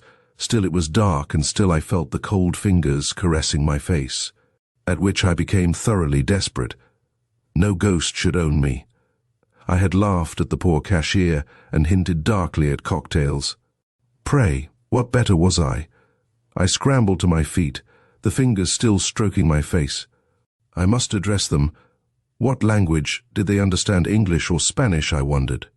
Spanish would doubtless be most suitable, if indeed it was the ghost of the murdered count. Will you do me the favor, Señor Ghost? I started out bravely, in my best Spanish, but with a very trembling voice, to inform me what it is that you desire. Is there anything I can do for you? Because if not, I would like very much to be allowed to finish my work, which I cannot do, if you will pardon my abruptness if I am not alone. Being the ghost of a gentleman and a diplomat, surely he would take the hint and vanish. Ojala. Perhaps the ghost did not understand my Spanish. At any rate, there was no articulate reply. There was another groan again. The fingers touched me. And then there was such a mournful sigh that I felt sorry for the poor thing. What could be the matter with it? With my pity, all fear was lost for a moment, and I said to the darkness all about me, "What is it that you wish, pobre señor? Can I not aid you? I am not afraid, let me help you." The fingers moved uncertainly for a moment. Then the ledgers all fell down with a loud bang. A cold hand caught mine, very gently. I tried not to feel frightened, but it was difficult, and I was led off blindly through the offices. I could not see a thing, not a glimmer of light showed, not a sound was heard except my own footsteps, and the faint sound of the invisible something that was leading me along. There were no more groans, thank goodness. Else I should have shrieked and fainted without a doubt. Only the pattering footsteps and the cold hand that led me on and on. We, the fingers and I, were somehow in the great hall, then on the second floor, and at last on the stairs, going on down, flight after flight. Then I knew that I was being led about by the fingers on the tiled floor of the patio, and close to the portero's lodge. Simpleton that he was, sleeping like a log, no doubt, while I was being led about in the black darkness by an invisible hand, and no one to save me. I would have yelled, of course, but for one fact, I found it utterly impossible to speak or move my tongue, being a rare and uncomfortable sensation. But where were we going? back into the unused lumber rooms joining onto the patio. Nothing there, except barrels and slabs and empty boxes. What could the ghost mean? He must be utterly demented, surely. In the middle of the first room, we paused. I had an idea of rushing out and screaming for the portero, but abandoned it when I found that my feet wouldn't go. I heard steps passing to and fro about the floor, and waited, cold and trembling. They approached me. Again my hand was taken, and I was led over near the corner of the room. Obedient to the unseen will, I bent down and groped about the floor, guided by the cold fingers holding mine, until I felt something like a tiny ring set firmly in the floor. I pulled at it faintly, but it did not move, at which the ghost gave a faint sigh. For a second the cold fingers pressed mine, quite affectionately, then released me, and I heard steps passing slowly into the patio, then dying away. Where was it going, and what on earth did it all mean? But I was so tired and wrought up I tried to find the door, but couldn't. The cashier would have been revenged could he have seen me stupidly fumbling at a barrel, thinking it was the door, and at last, too fatigued and sleepy to stand, I dropped down on the cold stone floor and went to sleep. I must have slept for some hours, for when I awoke the light of dawn was coming in at the window, and I sat up and wondered if I had taken leave of my senses during the night. What on earth could I be doing here in the lumber room? Then, like a flash, I remembered, and half unconsciously crept about on the floor seeking the small ring. There it was. I caught it and jerked at it hard. Hey presto, change! For it seemed to me that the entire floor was giving way. There was a sliding, crashing sound, and I found myself hanging on for dear life to a barrel that fortunately retained its equilibrium, and with my feet dangling into space. Down below me was a small stone-floored room, with big boxes and small ones ranged about the walls. Treasure! Like a flash the thought struck me, and with one leap I was down in the secret room gazing about at the boxes. But alas! Upon investigation, the biggest chests proved empty. The bad, wicked Count. No wonder he couldn't rest in his Spanish grave, but must come back to the scene of his wickedness and deceit to make reparation. But the smaller chests were literally crammed with all sorts of things, big heavy Spanish coins, in gold and silver dinner services. With the crest of the unfortunate emperor, magnificent pieces of jeweled armor and weapons, beautiful jewelry, and loose, precious stones. I deliberately selected handfuls of the latter, giving my preference to the diamonds and pearls. I had always had a taste for them, which I had never before been able to gratify, and packed them in a wooden box that I found in the lumber room. The gold and dinner services and armor, etc., I left as they were, being rather cumbersome, and carried off, rejoicing, my big box of diamonds and pearls and other jewelry. Needless to say, we didn't go away for the holidays on the 8 o'clock train, but I did come down to the office and proceeded to locate my missing 9 cents, after which I unfolded the tale of the ghost and the treasure, only keeping quiet the matter of my private loot, of which I was heartily glad afterwards. For when the government learned of the find, what do you suppose they offered me for going about with the ghost and discovering the secret room and treasure? $10,000. When I refused, stating that I would take merely as my reward one of the gold dinner services, the greedy things objected at first, but I finally had my way. And to this very day they have no idea that I have all the beautiful jewels. Wouldn't they be furious if they knew it? But they aren't apt to, unless they learn English and read this story, which isn't likely. Chapter 20, The Old Mansion. Down on Long Beach, that narrow strip of sand which stretches along the New Jersey coast from Barnegat Inlet on the north to Little Egg Harbor Inlet on the south, the summer sojourner at some one of the numerous resorts, which of late years have sprung up every few miles, may, in wandering over the sand dunes just across the bay from the village of Manahawkin, stumble over some charred timbers or vestiges of crumbling chimneys, showing that once, years back, a human habitation has stood there. If the find rouses the jaded curiosity of the visitor sufficiently to impel him to question the weather-beaten old bayman who sails him on his fishing trips, he will learn that these relics mark the site of one of the first, summer hotels erected on the New Jersey coast. That's where the old mansion stood. He will be informed by Captain Nate or Captain Sam, or whatever particular captain it may chance to be, and if by good fortune it chances to be Captain Jim, he will hear a story that will pleasantly pass away the long wait for a sheep's head bite. It was my good luck to have secured Captain Jim for a preceptor in the angler's art during my vacation last summer, and his stories and reminiscences of Long Beach were not the least enjoyable features of the 2 weeks' sojourn. Captain Jim was not garrulous. Few of the baymen are.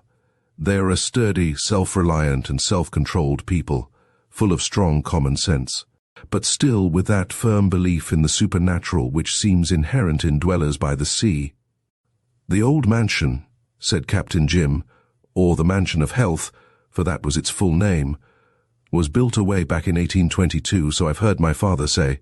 There had been a tavern close by years before that was kept by a man named Cranmer, and people used to come from Philadelphia by stage, 60 miles through the pines to Hawkin, and then cross here by boat.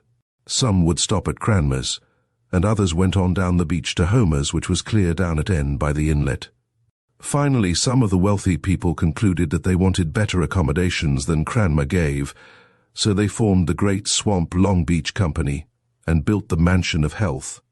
I've heard that when it was built, it was the biggest hotel on the coast, and was considered a wonder. It was 120 feet long, 3 stories high, and had a porch running all the way around it, with a balcony on top. It was certainly a big thing for those days. I've heard Father tell many a time of the stage loads of gay people that used to come rattling into Hawkin, each stage drawn by 4 horses, and sometimes 4 or 5 of them a day in the summer. A good many people, too, used to come in their own carriages and leave them over on the mainland until they were ready to go home. There were gay times at the old mansion then, and it made times good for the people along shore, too. "How long did the old mansion flourish, Captain?" I asked. "Well, for 25 or 30 years people came there summer after summer. Then they built a railroad to Cape May, and that, with the ghosts, settled the Mansion of Health." "What do you mean by the ghosts?" I demanded. "Well, you see," said Captain Jim, cutting off a mouthful of navy plug, "the story got around that the old house was haunted. Some people said there were queer things seen there, and strange noises were heard that nobody could account for. And pretty soon the place got a bad name, and visitors were so few that it didn't pay to keep it open anymore." "But how did it get the name of being haunted, Captain Jim?" I persisted. "Why, it was this way," continued the mariner. "Maybe you've heard of the time early in the 50s, when the Powhatan was wrecked on the beach here, and every soul on board was lost. She was an emigrant ship, and there were over 400 people aboard, passengers and crew. She came ashore here during the equinoctial storm in September. There wasn't any life-saving stations in them days, and everyone was drowned. You can see the long graves now over in the Hawkin churchyard, where the bodies were buried after they came ashore. They put them in 3 long trenches that were dug from one end of the burying ground to the other. The only people on the beach that night was the man who took care of the old mansion. He lived there with his family, and his son-in-law lived with him. He was the wreckmaster for this part of the coast, too. It wasn't till the second day that the people from Hawkin could get over to the beach, and by that time the bodies had all come ashore, and the wreckmaster had them all piled up on the sand. I was a youngster then and came over with my father, and I tell you, it was the awfulest sight I ever saw them, long rows of drowned people, all lying there with their white, still faces turned up to the sky. Some were women, with their dead babies clasped tight in their arms, and some were husbands and wives, whose bodies came ashore locked together in a death embrace. I'll never forget that sight as long as I live. Well, when the coroner came and took charge, he began to inquire whether any money or valuables had been found, but the wreckmaster declared that not a solitary coin had been washed ashore. People thought this was rather singular, as the emigrants were, most of them, well-to-do Germans, and were known to have brought a good deal of money with them, but it was concluded that it had gone down with the ship. Well, the poor emigrants were given pauper burial, and the people had begun to forget their suspicions until 3 or 4 months later there came another storm, and the sea broke clear over the beach, just below the old mansion, and washed away the sand. Next morning, early 2 men from Hawkins sailed across the bay and landed on the beach. They walked across on the hard bottom where the sea had washed across, and when about halfway from the bay, one of the men saw something curious close up against the stump of an old cedar tree. He called the other man's attention to it, and they went over to the stump. What they found was a pile of leather money belts that would have filled a wheelbarrow. Every one was cut open and empty. They had been buried in the sand close by the old stump, and the sea had washed away the covering. The men didn't go any further. They carried the belts to their boats and sailed back to Hawkins as fast as the wind would take them. Of course, it made a big sensation, and everybody was satisfied that the wreckmaster had robbed the bodies, if he hadn't done anything worse. But there was no way to prove it, and so nothing was done. The wreckmaster didn't stay around here long after that, though. The people made it too hot for him, and he and his family went away south, where it was said he bought a big plantation and a lot of slaves. Years afterward, the story came to Hawkins somehow that he was killed in a barroom brawl, and that his son-in-law was drowned by his boat upsettin' while he was out fishin'. I don't furnish any affidavits with that part of the story, though. However, after that, nobody lived in the old mansion for long at a time. People would go there, stay a week or 2 and leave, and at last it was given up entirely to beach parties in the daytime and ghosts at night. But Captain, you don't really believe the ghost part, do you? I asked.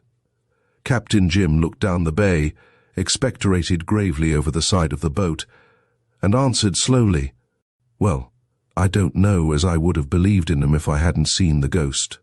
"What?" I exclaimed. "You saw it? Tell me about it. I've always wanted to see a ghost, or next best thing, a man who has seen one." "It was one August about 1861, said the captain.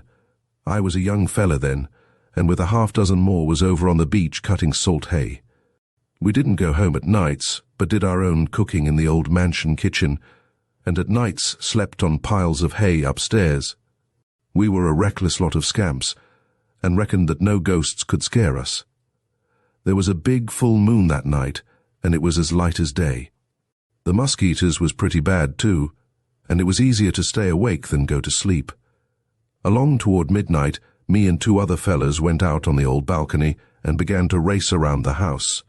We hollered and yelled and chased each other for half an hour or so, and then we concluded we had better go to sleep, so we started for the window of the room where the rest were.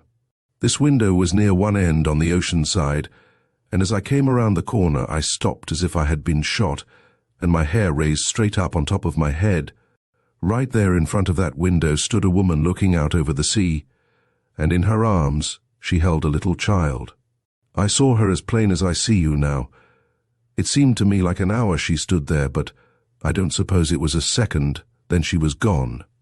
When I could move, I looked around for the other boys, and they were standing there paralyzed. They had seen the woman too.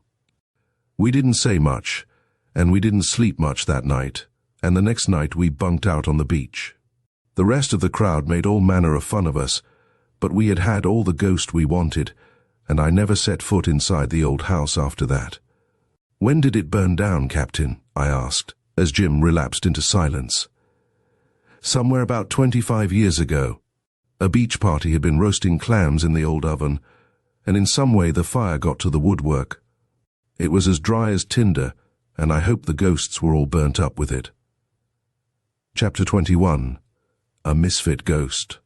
Every boy with a knowledge of adventurous literature, otherwise novels of action, knows of the Phantom Ship, the spook of the high seas.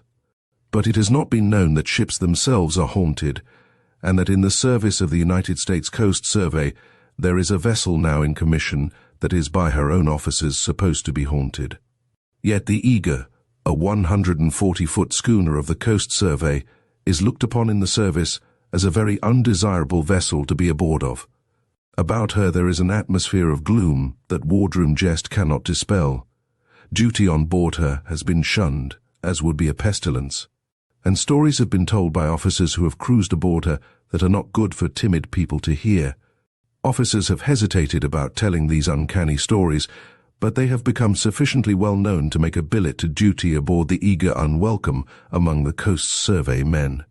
The Mohawk was launched June 10, 1875, at Greenpoint, and she was then the largest sailing yacht afloat. William T. Garner, her young millionaire owner, was very proud of his new craft, and all the then leaders of New York society were invited to participate in the good time afloat with which her launching was celebrated. Commodore Garner, then but 33 years old, and his young wife entertained charmingly, and the trim, speedy Mohawk was christened with unusually merry festivities. Soon after that she was capsized by a sudden squall off the landing at Stapleton, NY, and 6 people were drowned like rats in her cabin and forecastle. Then the Mohawk was raised at a cost of $25,000 and purchased by the United States government for the service of the Coast Survey. Her name was changed to Eager, for Jack Tar is proverbially superstitious, and with the old name it would have been impossible to ship a crew. Lieutenant Higby King describes his initial experience when he was assigned to duty on the Eager in this way. She had her full complement of officers -1 when I boarded her at Newport to complete the list. Every cabin was occupied but the port cabin by the companionway, and to that I was assigned. We had a jolly wardroom mess that night, and I retired from it early, as I was tired by my journey to join the vessel. The others who were still at the table regarded my retirement to the port cabin in absolute silence, having bidden me good night. Their silence did not lead me to suspect anything, though I knew that the Eager had once been the Mohawk. My cabin door had the usual cabin lock of brass, and the porthole was also securely fastened. There could have been no one under the bed or sofa, as beneath each was a facing of solid oak paneling. I undressed lazily and left the light burning dimly in my bracket lamp. I tried conscientiously to go to sleep for I don't know how long with my back turned to the light. The noise ceased in the wardroom after a time, and I knew the others had turned in, but I felt unaccountably nervous and restless. I turned over and faced the light, thoroughly wide awake, and there in the single chair sat an elderly man, seemingly wrapped in deep thought. He was dressed in a blue yachting reefer and had a long grey beard. His hands were clasped in his lap, and his eyes were downcast. His face was not pale and ghastly, as the faces of ghosts are popularly supposed to be, but ruddy and weather-beaten. I regarded him in scared silence for I don't know how long, though it seemed an hour when he, or it, or whatever it was, disappeared. During that time the ghost, and such I now believe it to have been, made not a motion, nor did it say anything. Presently I looked again, and it was gone. At breakfast the others watched me critically as I took my seat. I had not intended to say anything about my experience, for I thought then I had seen some sort of hallucination, and strongly suspected that I was verging on insanity. Lieutenant Irving asked me if I had slept well. I replied that I had. "Didn't you see anything?" he inquired. I then frankly admitted that I had and described my experience. Then I learned that each one of the 7 others present had tried the port cabin at one time or another, and each had seen the self-same apparition. It had acted in exactly the same way in each case, except in the case of Irving, who shot at it with his pistol, when it immediately disappeared. Some of the others had been led by their curiosity to inquire if anyone lost on the Mohawk resembled the figure, and found that none of the unfortunate ones at all fitted the description. It had been dubbed by them the Misfit ghost. That one experience was enough for me, and after that I, by courtesy, shared the cabin of another fellow.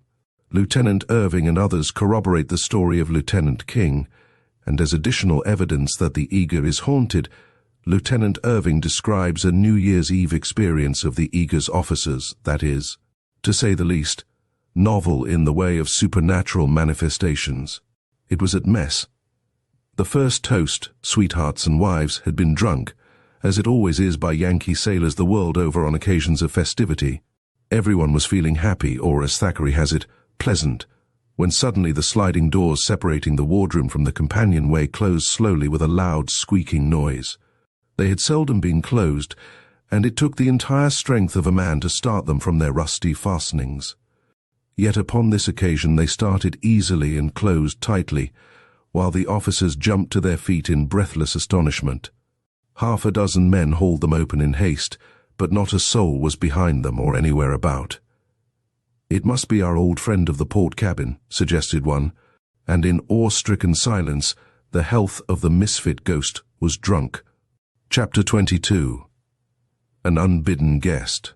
My cousins, Kate and Tom Howard, married at Trinity, at Easter time, concluded to commence housekeeping by taking one of those delightfully expensively furnished, unfurnished cottages, with which the fashionable watering place of Wit abounds, from whose rear windows one might almost take a plunge into the surf, the beach beginning at the back door. They went down quite early in May, being in a great hurry to try their domestic experiment, and as the evenings were still cold, they spent them about the open fire, spooning. It was upon one of those nights, about 11 o'clock, that they were startled by a noise, as of some small object falling, soon followed by the sound of heavy footsteps, and then quiet again reigned supreme. At once Tom, poker in hand, boldly started in search of the burglar, followed by Kate, wildly clutching at his coat-tail and in a state of tremor. They looked upstairs, under the various beds, Kate suggesting that in novels they were always to be found there. The dining room was next explored, where all seemed well, and lastly the kitchen, where they found what was evidently a solution of the mystery. The burglar had entered by the back door, which was found to be unlocked and slightly ajar. The first excitement subsiding, they returned again to the dining room, where Tom, upon closer inspection, then discovered that one of a pair of quaint little pepper pots, wedding gifts, was missing, and other small articles on the sideboard had been slightly disturbed. The next morning, when Kate mildly remonstrated with the queen of the kitchen for her carelessness, she received a shock by being told that it was her usual custom to leave the door open, so that it would be aisy. Convenient loik for the milkmaid. They parted with her, and a new maid was engaged, whose chief qualification for the place was that she was most faithful in the discharge of her duties, especially in locking up. While they mourned the loss of the pepper pot, still it seemed so trifling when they thought of that lovely repousse salad bowl, sent by Aunt Julia, which stood nearby, that nothing was said of the loss outside of the family. And the little household settled into its normal state once more of billing and cooing. About a fortnight later, Tom started out one night with an old fisherman, one of the natives, and a local character, to indulge in that delightful pastime, so dear to the heart of man, known as eeling, and as the night was dark, the eels were particularly sporty, so that it was well on towards the wee sma hours when Tom at last returned to the cottage. He found all excitement within. Kate was in hysterics, and the new maid, also weeping, was industriously applying the camphor bottle to her mistress's nose. The burglar, or ghost, as they had now decided, the windows and doors being found to be securely locked this time, had been abroad again, but had succeeded in purloining nothing. His royal ghostship had amused himself apparently by simply walking about. "Oh, Tom! He had on such heavy boots and was so dreadfully bold about it," said Kate tearfully. From that time Kate became nervous and refused to be left alone.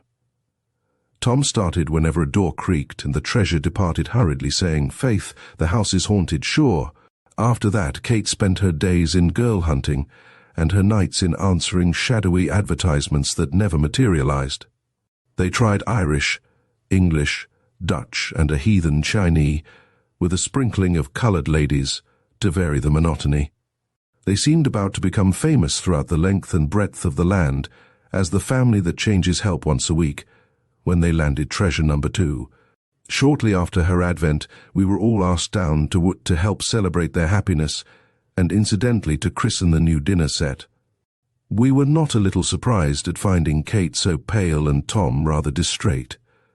However, after a delightful dinner that should have filled with pleasure the most exacting bride, we adjourned to the piazza, leaving the men to the contemplation of their cigars. We were enthusiastic in our praise of the house, and congratulated Kate in securing such a prize, when, to our horror, she burst into tears and said, "Oh, girls, it's a dreadful place, it's haunted." and then tearfully proceeded with the details, until we all felt creepy and suggested the parlor and lights. It was not until long afterwards that Kate discovered that Tom had also related the ghost story to the men that evening, to which Ned Harris had said laconically, "Rats," and Bob Shaw laughingly remarked, "Tom, old chap, you really shouldn't take your nightcap so strong." About the 1st of July the climax came. The ghost walked again, this time taking not only the remaining pepper pot, but also a silver salt cellar. Evidently he had a penchant for small articles, but unlike former times, everything on the sideboard was in the greatest disorder. Aunt Julia's salad bowl was found on the floor, and not far away the cheese dish, with its contents scattered about. This time one of the windows was found half open. A week later, a note came to me from Kate, saying that she and Tom had gone to Saratoga to spend the remainder of the season with her mother. The following spring, Tom received a note and parcel from Mr. B, the owner of the house at W, which read as follows: "Dear Mr. Howard, I send you by express 3 articles of silver, which my wife suggests may belong to you, as they are marked with your initials, namely, 2 silver pepper pots and a salt cellar. They were found the other day, during the process of spring house cleaning, in a rat hole behind the sideboard. I forgot to have the holes stopped up last spring, or to caution you against the water rats. The great fellows will get in, you know. Kind regards to Mrs. Howard." Very truly, John B. The next season the Ghost Club was organized, the badge being a small silver rat bearing proudly aloft a tiny pepper pot. We thoughtfully offered Tom the presidency, but he declined with offended dignity, from the effects of which I think he will never fully recover. Chapter 23. The Dead Woman's Photograph. Virgil Hoyt is a photographer's assistant up at St. Paul, and a man of a good deal of taste. He has been in search of the picturesque all over the West and hundreds of miles to the north in Canada, and can speak 3 or 4 Indian dialects, and put a canoe through the rapids. That is to say, he is a man of an adventurous sort and no dreamer. He can fight well and shoot well, and swim well enough to put up a winning race with the Indian boys, and he can sit all day in the saddle and not dream about it at night. Wherever he goes, he uses his camera. The world, Hoyt is in the habit of saying to those who sit with him when he smokes his pipe, was created in 6 days to be photographed. Man, and especially woman, was made for the same purpose. Clouds are not made to give moisture, nor trees to cast shade. They were created for the photographer. In short, Virgil Hoyt's view of the world is whimsical, and he doesn't like to be bothered with anything disagreeable. That is the reason that he loathes and detests going to a house of mourning to photograph a corpse. The horribly bad taste of it offends him partly, and partly he is annoyed at having to shoulder, even for a few moments, a part of someone's burden of sorrow. He doesn't like sorrow, and would willingly canoe 500 miles up the cold Canadian rivers to get rid of it.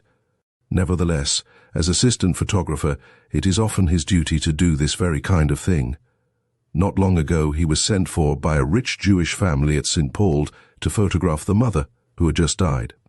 He was very much put out, but he went. He was taken to the front parlor, where the dead woman lay in her coffin. It was evident that there was some excitement in the household, and that a discussion was going on, but Hoyt wasn't concerned, and so he paid no attention to the matter. The daughter wanted the coffin turned on end, in order that the corpse might face the camera properly.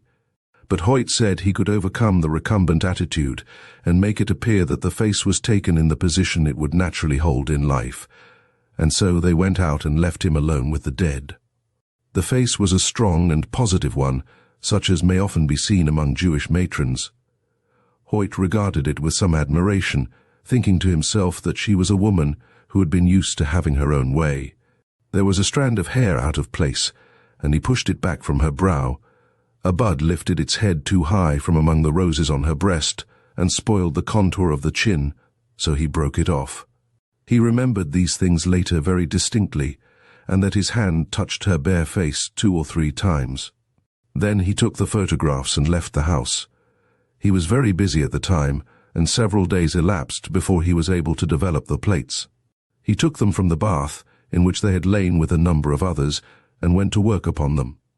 There were 3 plates, he having taken that number merely as a precaution against any accident. They came up well, but as they developed, he became aware of the existence of something in the photograph which had not been apparent to his eye. The mysterious always came under the head of the disagreeable with him, and was therefore to be banished, so he made only a few prints and put the things away out of sight. He hoped that something would intervene to save him from attempting an explanation. But it is a part of the general perplexity of life that things do not intervene as they ought and when they ought. So one day his employer asked him what had become of those photographs. He tried to evade him, but it was futile, and he got out the finished photographs and showed them to him. The older man sat staring at them a long time. "Hoyt," said he at length, "you're a young man, and I suppose you have never seen anything like this before." "But I have. Not exactly the same thing, but similar phenomena have come my way a number of times since I went into the business, and I want to tell you there are things in heaven and earth not dreamt of." "Oh, I know all that tommy rot," cried Hoyt angrily, "but when anything happens, I want to know the reason why and how it is done." "All right," said his employer, "then you might explain why and how the sun rises." But he humored the younger man sufficiently to examine with him the bath in which the plates were submerged, and the plates themselves. All was as it should be, but the mystery was there and could not be done away with. Hoyt hoped against hope that the friends of the dead woman would somehow forget about the photographs, but of course the wish was unreasonable, and one day the daughter appeared and asked to see the photographs of her mother. "Well, to tell the truth," stammered Hoyt, "those didn't come out as well as we could wish." "But let me see them," persisted the lady. "I'd like to look at them anyway." "Well now," said Hoyt, trying to be soothing, as he believed it was always best to be with women to tell the truth. He was an ignoramus where women were concerned. "I think it would be better if you didn't see them. There are reasons why." He ambled on like this, stupid man that he was, and of course the Jewess said she would see those pictures without any further delay. So poor Hoyt brought them out and placed them in her hand, and then ran for the water pitcher, and had to be at the bother of bathing her forehead to keep her from fainting. For what the lady saw was this: over face and flowers and the head of the coffin fell a thick veil, the edges of which touched the floor in some places. It covered the features so well that not a hint of them was visible. "There was nothing over Mother's face," cried the lady at length. "Not a thing," acquiesced Hoyt. "I know, because I had occasion to touch her face just before I took the picture. I put some of her hair back from her brow." "What does it mean, then?" asked the lady. "You know better than I. There is no explanation in science. Perhaps there is some in psychology." "Well," said the lady, stammering a little and colouring, "Mother was a good woman, but she always wanted her own way, and she always had it too." "Yes?" "And she never would have her picture taken. She didn't admire herself. She said no one should ever see a picture of hers." "So?" said Hoyt, meditatively. "Well, she's kept her word, hasn't she?" The two stood looking at the pictures for a time. Then Hoyt pointed to the open blaze in the grate. "Throw them in," he commanded. "Don't let your father see them. Don't keep them yourself. They wouldn't be good things to keep." "That's true enough," said the lady slowly, and she threw them in the fire. Then Virgil Hoyt brought out the plates and broke them before her eyes. And that was the end of it, except that Hoyt sometimes tells the story to those who sit beside him when his pipe is lighted. Chapter 24. The Ghost of a Live Man. We were in the South Atlantic Ocean in the latitude of the island of Fernando Noronha, about 40 degrees 12 minutes south, on board the bark H.G. Johnson, homeward bound from Australia. I was the only passenger, and we had safely rounded Cape Horn, with the barometer at 2008 degrees 18 minutes, and yet had somehow miraculously escaped any extremely heavy gale, had light northerly and easterly winds till we reached 20 degrees, and thence the southeast trades were sending us fast on our way to the equator. I sat on deck smoking my pipe, with a glorious full moon shedding its bright pathway across the blue waters, and chatting with the first mate, a man some 58 years of age who had followed the sea since he was a boy. For 20 years or more he had been mate or captain, and many and varied were the experiences he could relate. A thorough sailor and skillful navigator, he was as honest as the day is, long had a heart as big as an ox, and was an all-round good fellow and genial companion. Some of his yarns might be taken cum grano salis, yet he always positively assured me that he was telling me the truth. An account of a voyage that he made in a whaler from the Southern Ocean to New Bedford seemed to me worthy to be repeated. He had rounded Cape Horn 6 times, and the Cape of Good Hope 26 times, besides making many trips across the Western Ocean and to South American ports. I give his account as near as possible in his own words. It was in 71 that I commanded the whaler Mary Jane. We had been out from home over 3 years, and had on board a full cargo of whale oil, besides 2,000 pounds of whalebone, which was then worth $5 per pound. I also had been fortunate enough to find in a dead whale which we came across a large quantity of ambergris, and our hearts were all very light as we began our homeward voyage, and our thoughts all tended to the hearty welcome which we should receive from wives and sweethearts when we reached our journey's end. Many a night as I lay in my berth I had thought with great pleasure of the amount of money that would be coming to me from the proceeds of our voyage when we arrived in New Bedford. I calculated that I had made $12,000 as my share of the proceeds of the whalebone and oil to say nothing of the ambergris, which I well knew would bring at least $20,000, and one half of which belonged to me. You can therefore imagine that I was well pleased with myself as we went bounding along through the southeast trades. We crossed the equator in longitude 36, and soon after took strong northeast trades, and all was going as well as I could wish. We had put the ship in perfect order, painted her inside and out, and you would never have recognized her as the old whaling ship that had for 3 years been plying the Southern Ocean for whales. Never shall I forget an old bull whale that we tackled about 2 degrees to the south of Cape Horn, but that is another story, which I will give you another time. We had just lost the northeast trades and were entering the Gulf Stream. I sat in my cabin with my chart on the table before me rolled up. I had just picked our location on it, and was thinking that in a week more I should be at home, surrounded by those near and dear to me, and relating to them the story of my great good fortune.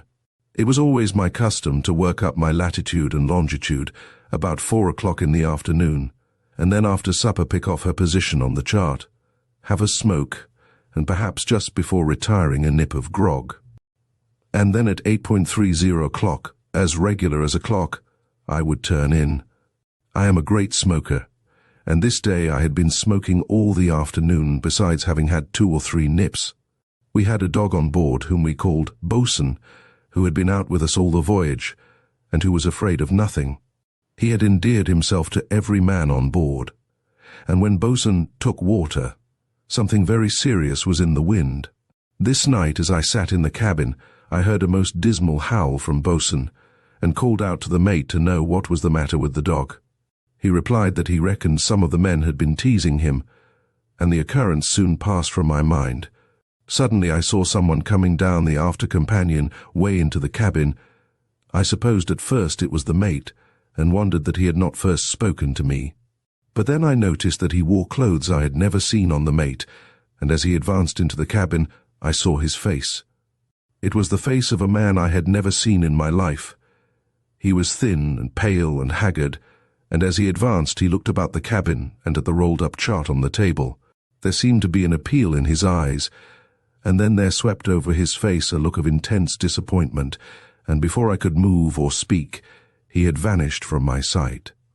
Now I am a very practical man, and I at once straightened myself in my chair and said to myself, "Well, old man, you have smoked one too many pipes today, or else you have had one drink too much, for you have been asleep in your chair and seen a ghost."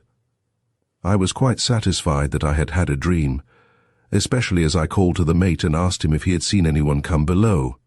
He said no, that he had not left the deck for the last hour, and the man at the wheel, directly in front of the door, was sure no one had entered the cabin. So I convinced myself that I had had a very vivid dream, though I could not help thinking of the matter all through the next day.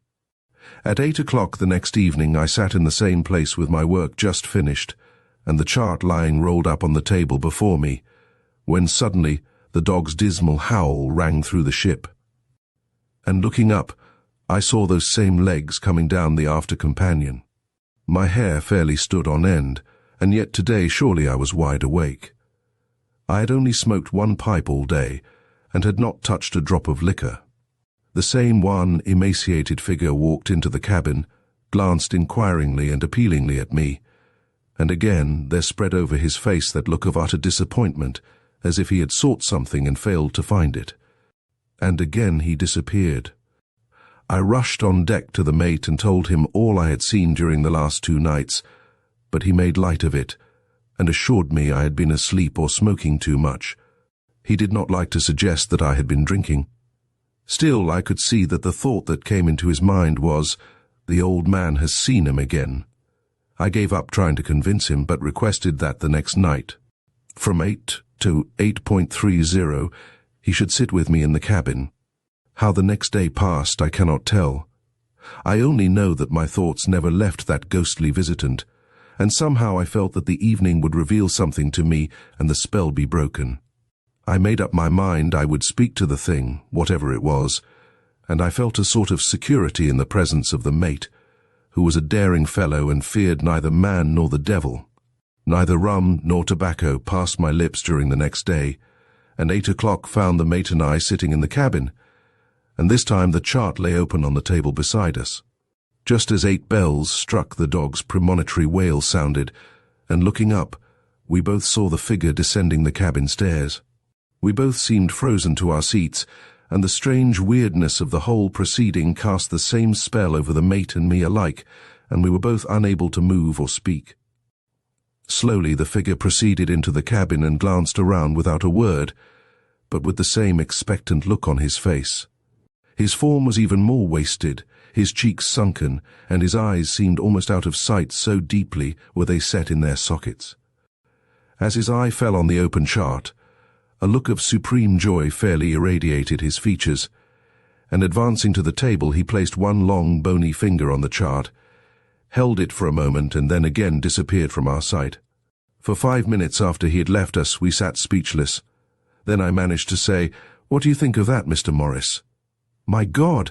Sir, I don't know, it's beyond me." Then my eyes fell on the open chart, and there where the finger had been was a tiny spot of blood, exactly on the point of longitude 63 degrees west and latitude 37 degrees north. We were then only about 50 miles distant from that position, and immediately there came to me the determination to steer the ship there, so I laid her course accordingly, and posted a lookout in the crow's nest. At 5 o'clock in the morning, just as the east began to grow grey, the lookout called out, "Boat on the lee bow," and as we came up to it we found 4 men in it, 3 dead, and 1 with just a remnant of life left in him. We sewed the 3 bodies in canvas and buried them in the ocean, and then gave all our attention to restoring life to the poor emaciated frame, which, I then recognized, was the very man who for 3 successive nights had visited me in my cabin. By judicious and careful nursing, life gradually came back to him, and in 4 days' time he was able to sit up and talk with me in the cabin. It seems he commanded the ship Promise, and she had taken fire and been destroyed, and all hands had to take to the boats.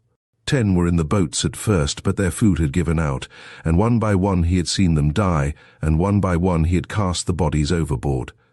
Finally, he lost consciousness, and knew not whether his 3 remaining companions were dead or alive. Then he said he seemed in a dream to see a ship, and tried to go to her for help, but just as he would be going on board of her, something would seem to keep him back.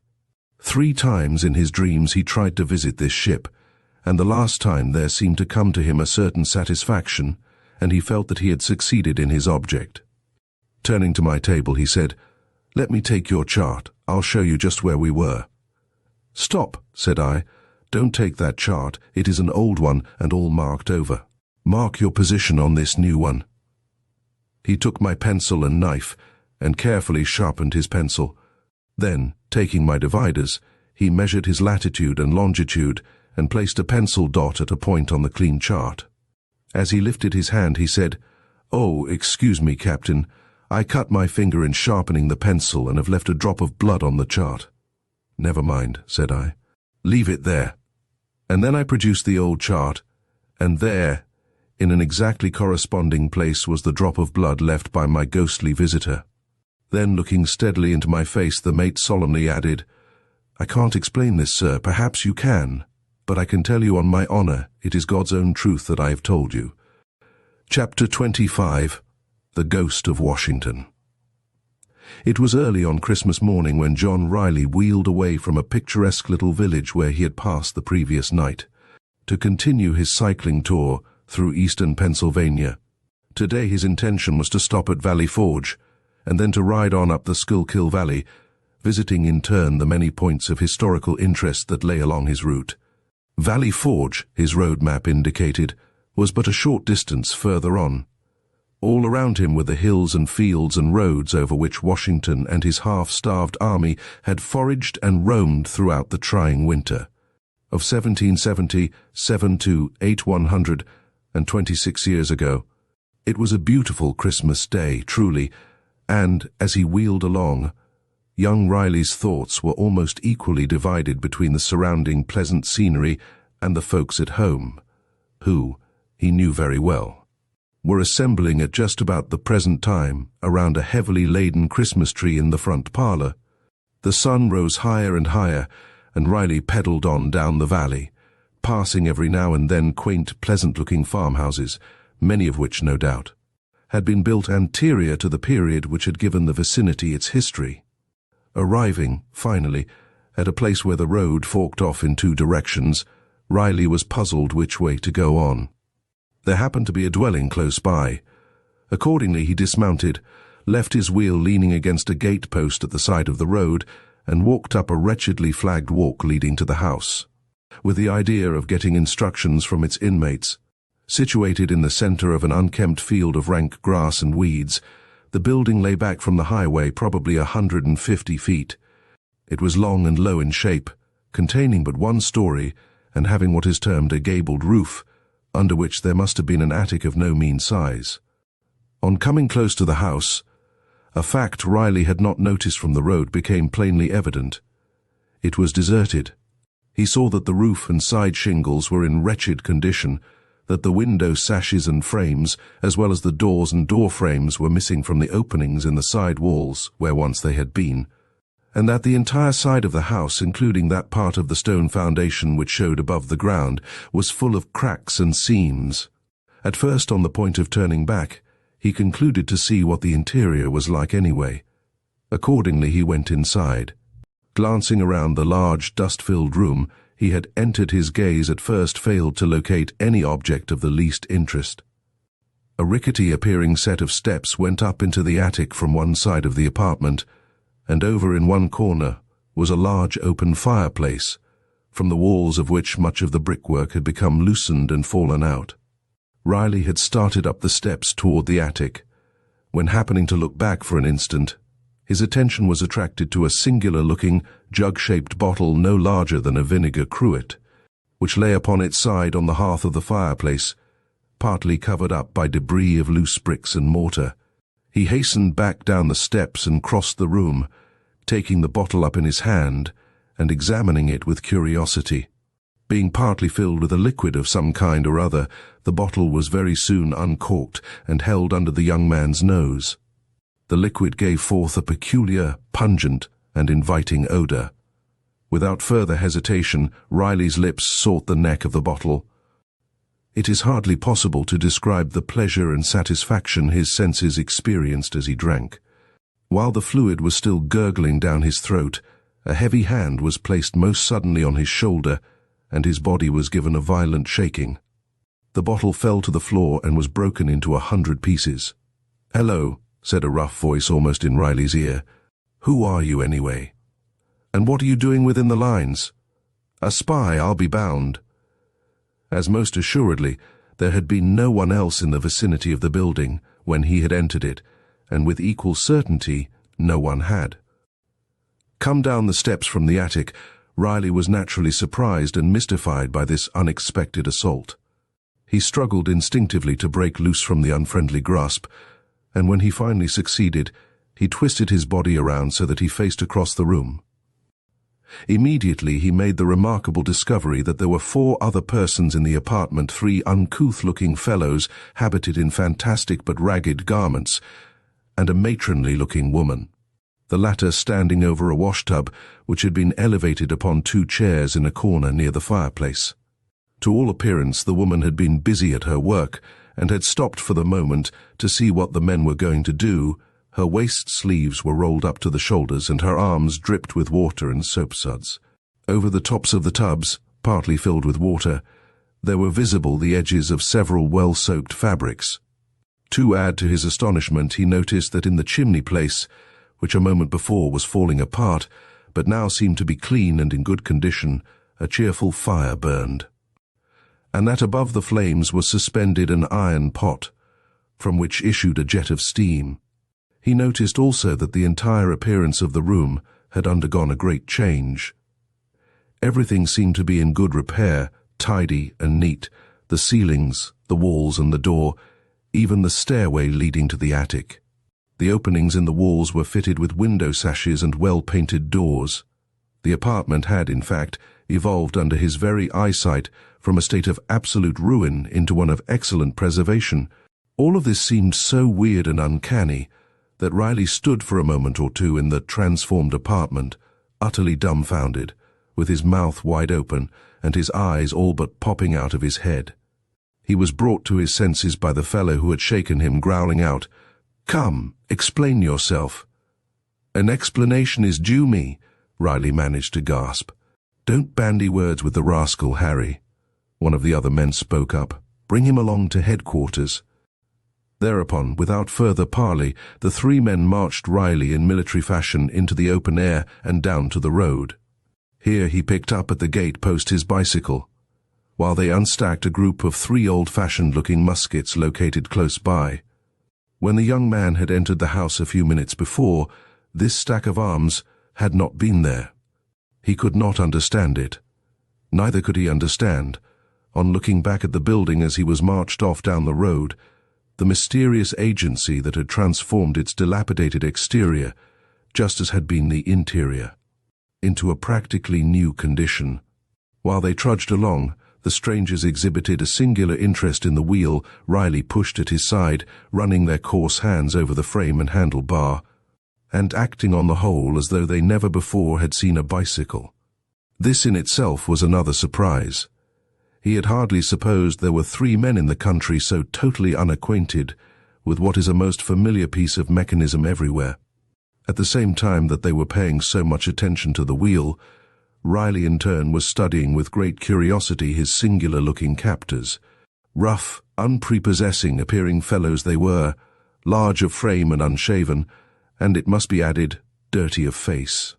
What remained of their very ragged clothing, he had already noticed, was of a most remarkable cut and design, resembling closely the garments worn by the Continental militiamen in the War of Independence. The hats were broad, low of crown and 3-cornered in shape. The trousers were buff-colored and ended at the knees, and the long blue spike-tailed coats were flapped over at the extremities of the tails, the flaps being fastened down with good-sized brass buttons. Leather leggings were strapped around cowhide boots, through the badly worn feet of which, in places where the leather had cracked open, the flesh unprotected by stockings could be seen. Dressed as he was, in a cleanly grey cycling costume, Riley's appearance, most assuredly, was strongly in contrast to that of his companions. After a brisk walk of 20 minutes, during which they occasionally met and passed by 1 or 2, or perhaps a group of men clothed and outfitted like Riley's escorts, the little party followed the road up a slight incline and around a well-wooded bend to the left, coming quite suddenly, and to the captive, very unexpectedly, to what was without doubt a military encampment. A village, in fact, composed of many rows of small log huts. Along the streets, between the buildings, muskets were stacked in hundreds of places. Over in one corner, on a slight eminence commanding the road up which they had come, and cleverly hidden from it behind trees and shrubbery, the young man noticed a battery of field pieces. Wherever the eye was turned on this singular scene were countless numbers of soldiers, all garmented in 3-cornered hats, spike-tailed coats and knee breeches, walking lazily hither and thither, grouped around crackling fires, or parading up and down the streets in platoons under the guidance of ragged but stern-looking officers. Harry stopped the little procession of 4 in front of one of the larger of the log houses. Then, while they stood there, the long blast from a bugle was heard, followed by the roll of drums. A minute or two afterward, several companies of militia marched up and grounded their arms, forming 3 sides of a hollow square around them, the 4th and open side being toward the log house. Directly succeeding this maneuver, there came through the doorway of the house and stepped up the center of the square, stopping directly in front of Riley, a dignified-looking person, tall and straight and splendidly proportioned of figure, and having a face of great nobility and character. The cold chills chased one another down Riley's back. His limbs swayed and tottered beneath his weight. He had never experienced another such sensation of mingled astonishment and fright. He was in the presence of General Washington, not a phantom Washington either, but Washington in the flesh and blood, as material and earthly a being as ever crossed a person's line of vision. Riley, in his time, had seen so many portraits, marble busts and statues of the great commander that he could not be mistaken. Recovering the use of his faculties, which for the moment he seemed to have lost, Riley did the very commonplace thing that others before him have done when placed unexpectedly in remarkable situations. He pinched himself to make sure that he was in reality wide awake and in the natural possession of his senses. He felt like pinching the figure in front of him also, but he could not muster up the courage to do that. He stood there trying to think it all out, and as his thoughts became less stagnant, his fright dissolved under the process of reasoning his mind pursued. To reason a thing out, even though an explanation can only be obtained by leaving much of the subject unaccounted for, tends to make one bolder and less shaky in the knees. The series of strange incidents which he was experiencing had been inaugurated in the old-fashioned dwelling he had visited after information concerning the roads, and everything had been going along in a perfectly normal way up to the very moment when he had taken a drink from the bottle found in the fireplace. But from that precise time, everything had gone wrongly. Hence the inference that the drinking of the peculiar liquid was accountable in some way or other for his troubles. There was a supernatural agency in the whole thing. That much must be admitted. And whatever that agency was, and however it might be accounted for, it had taken Riley back into a period of time more than 100 years ago, and landed him, body and soul, within the lines of the Patriot forces wintering at Valley Forge. He might have stood there, turning over and over in his mind, pinching himself and muttering, all the morning, had not the newcomer ceased a silent but curious inspection of his person, and asked, "Who are you, sir?" "John Riley, at your pleasure," the young man replied, adding a question on his own account. "And who are you, sir?" Immediately he received a heavy thump on his back from Harry's hard fist. "It is not for you to question the general," the ragged administrator of the blow exclaimed. "And it is not for you to be so gay," Riley returned angrily, giving the blow back with added force. "Here, here," broke in the first questioner. "Fisticuffs under my very nose. No more of this, I command you both." To Harry he added an extra caution. "Your zeal in my behalf will be better appreciated by being less demonstrative. Blows should be struck only on the battlefield." To Riley he said, with a slight smile hovering over his face, "My name is Washington. Perhaps you may have heard of me." To this Riley replied, "I have indeed, and heard you very well spoken of too." Emboldened by the other's smile, he ventured another question. "I think my reckoning of the day and year is badly at fault. An hour ago I thought the day was Christmas Day. How far out of the way did my calculation take me, sir? The day is indeed Christmas Day, and the year is, as you must know, the year of our Lord, 1777. Riley again pinched himself. "Why do you bring this man to me?" Washington now inquired, turning to Harry and his companions.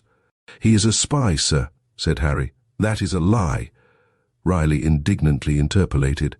"I have done nothing to warrant any such charge. We found him in the widow Robin's house, pouring strong liquor down his throat." I had gone inside after information concerning the roads, which he was getting from a bottle, sir. If drinking from a bottle of necessity constitutes being a spy, I fear our camp is already a hotbed, Washington somewhat sagely remarked, casting his eye around slyly at his officers and men. Tell me, he went on, with sudden sternness, looking Riley through and through as though to read his very thoughts, is the charge true? Do you come from Howe? The charge is not true, sir. I come from no one. I simply am making a tour of pleasure through this part of the country on my bicycle.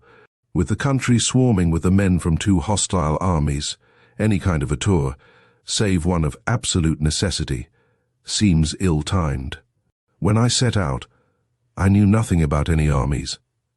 The fact is, sir, Riley started to make an explanation, but he checked himself on realizing that the telling of any such improbable yarn would only increase the hazardousness of his position. Well? Washington questioned, in a tone of growing suspicion. I certainly did not know that your army or any other army was quartered in this vicinity. Riley hesitated for lack of something further to say. You see, he finally added, prompted by a happy idea, I rode my wheel from New York. You may have come from New York, though it is hard to believe you came on that singular-looking machine so great a distance. Where is the horse which drew the vehicle? Riley touched his bicycle. This is the horse, sir, just as it is the vehicle, he said. The man is crazy, Harry exclaimed. Washington only looked the incredulity he felt, and this time asked a double question. How can the thing be balanced without it be held upright by a pair of shafts from a horse's back? And how is the motive power acquired? For an answer, Riley jumped upon the wheel, and at a considerable speed and in a haphazard way pedalled around the space within the hollow square of soldiers. Hither and thither he went, at one second nearly wheeling over the toes of the line of astonished, if not frightened, militiamen, at the next bearing suddenly down on Harry and his companions, and making them dance and jump about most alertly to avoid a collision. Even the dignified Washington was once or twice put to the necessity of dodging hurriedly aside when his equilibrium was threatened. Riley eventually dismounted, doing so with assumed clumsiness by stopping the wheel at Harry's back and falling over heavily against the soldier. Harry tumbled to the ground, but Riley dexterously landed on his feet. At once he began offering a profusion of apologies. "You did that by design," Harry shouted, jumping to his feet. His face was red with anger, and he shook his fist threateningly at the bicyclist. Washington commanded the man to hold his peace. Then to Riley he expressed a great surprise at his performance and a desire to know more about the bicycle. The young man thereupon described the machine minutely, lifting it into the air and spinning the wheels to illustrate how smoothly they rotated. "I can see it is possible to ride the contrivance with rapidity. It has been put together with wonderful ingenuity," Washington said, when Riley had replaced the wheel on the ground. "And you, sir, it is but a toy," an officer spoke up. "Put our friend on his bundle of tin and race him against one of our horsemen, and he would make a sorry showing." Riley smiled.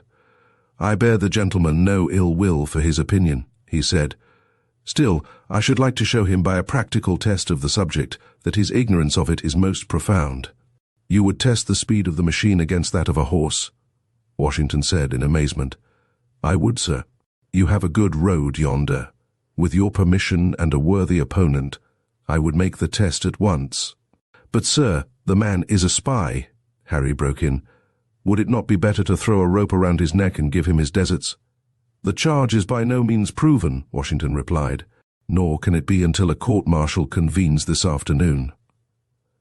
And I see no reason why we may not in the meantime enjoy the unique contest which has been suggested. It will make a pleasant break in the routine of camp life." A murmur of approval went up from the masses of men by whom they were surrounded. While they had been talking, it seemed as though everybody in the camp, not already on the scene, had gathered together behind the square of infantry. "Then, sir," Harry said with some eagerness, "I would like to be the man to ride the horse. There is no better animal than mine anywhere, and I understand his tricks and humours quite well enough to put him to his best pace." "I confess I have heard you well spoken of as a horseman," Washington said. Be away with you. Saddle and bridle your horse at once." It was the chain of singular circumstances narrated above which brought John Riley into the most remarkable contest of his life. He had entered many bicycle races at one time or other, always with credit to himself and to the club whose colours he wore, and he had every expectation of making a good showing today. Yet a reflection of the weird conditions which had brought about the present contest took away some of his self-possession when a few minutes later he was marched over to the turnpike and left to his own thoughts, while the officers were pacing out a 1-mile straightaway course down the road. After the measurements had been taken, 2 unbroken lines of soldiers were formed along the entire mile, a most evident precaution against Riley leaving the racecourse at any point to escape across the fields. Washington came up to him again, when the preparations were completed, to shake his hand and whisper a word or two of encouragement in his ear. Having performed these kindly acts, he left to take up a position near the point of finish. The beginning of the course was located close to the battery of half-concealed field pieces. Riley was now conducted to this place. Shortly afterward, Harry appeared on his horse. He leered at the bicyclist contemptuously and said something of a sarcastic nature partly under his breath when the two lined up, side by side for the start. To these slights Riley paid no heed. He had a strong belief that when the race was over, there would be left in the mutton-like head of his opponent very little of his present inclination toward the humorous. The soldier's mount was a handsome black mare, 14½ hands high, strong of limbs and at the flanks, and animated by a spirit that kept her prancing around with continuous action. It must be admitted that the man rode very well. He guided the animal with ease and nonchalance when she reared and plunged, and kept her movements confined to an incredibly small piece of ground, considering her abundance of action. "Keep to your own side of the road throughout the race. I don't want to be collided with by your big beast," Riley cautioned, while they were awaiting 2 signals from the starter. To this, Harry replied in some derision, "I'll give you a good share of the road at the start, and all of it and my dust too afterward." And then the officer who held the pistol fired the first shot. Riley was well satisfied with the conditions under which the race was to be made. The road was wide and level, smooth, hard and straight, and a strong breeze which had sprung up blew squarely against his back. His wheel was geared up to 84 inches. The breeze promised to be a valuable adjunct in pushing it along. Awaiting the second and last signal, Riley glanced down the 2 blue ranks of soldiers, which stretched away into hazy lines in the distance, and converged at the termination of the course, where a flag had been stuck into the ground. The soldiers were at parade rest, their unceasing movements as they chatted to one another, turning their bodies this way and that, and craning their heads forward to look toward the starting point, and then jerking them back, made the line seem like long, squirming snakes. At the end of the course, a thick bunch of militiamen clogged the road and overspread into the fields. Crack! The signal to be off.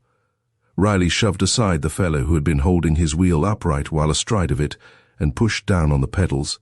The mare's hoofs dug the earth, her great muscular legs straightened out. She sprang forward with a snort of apparent pleasure, taking the lead at the very start. Riley heard the shout of excitement run along the 2 ranks of soldiers.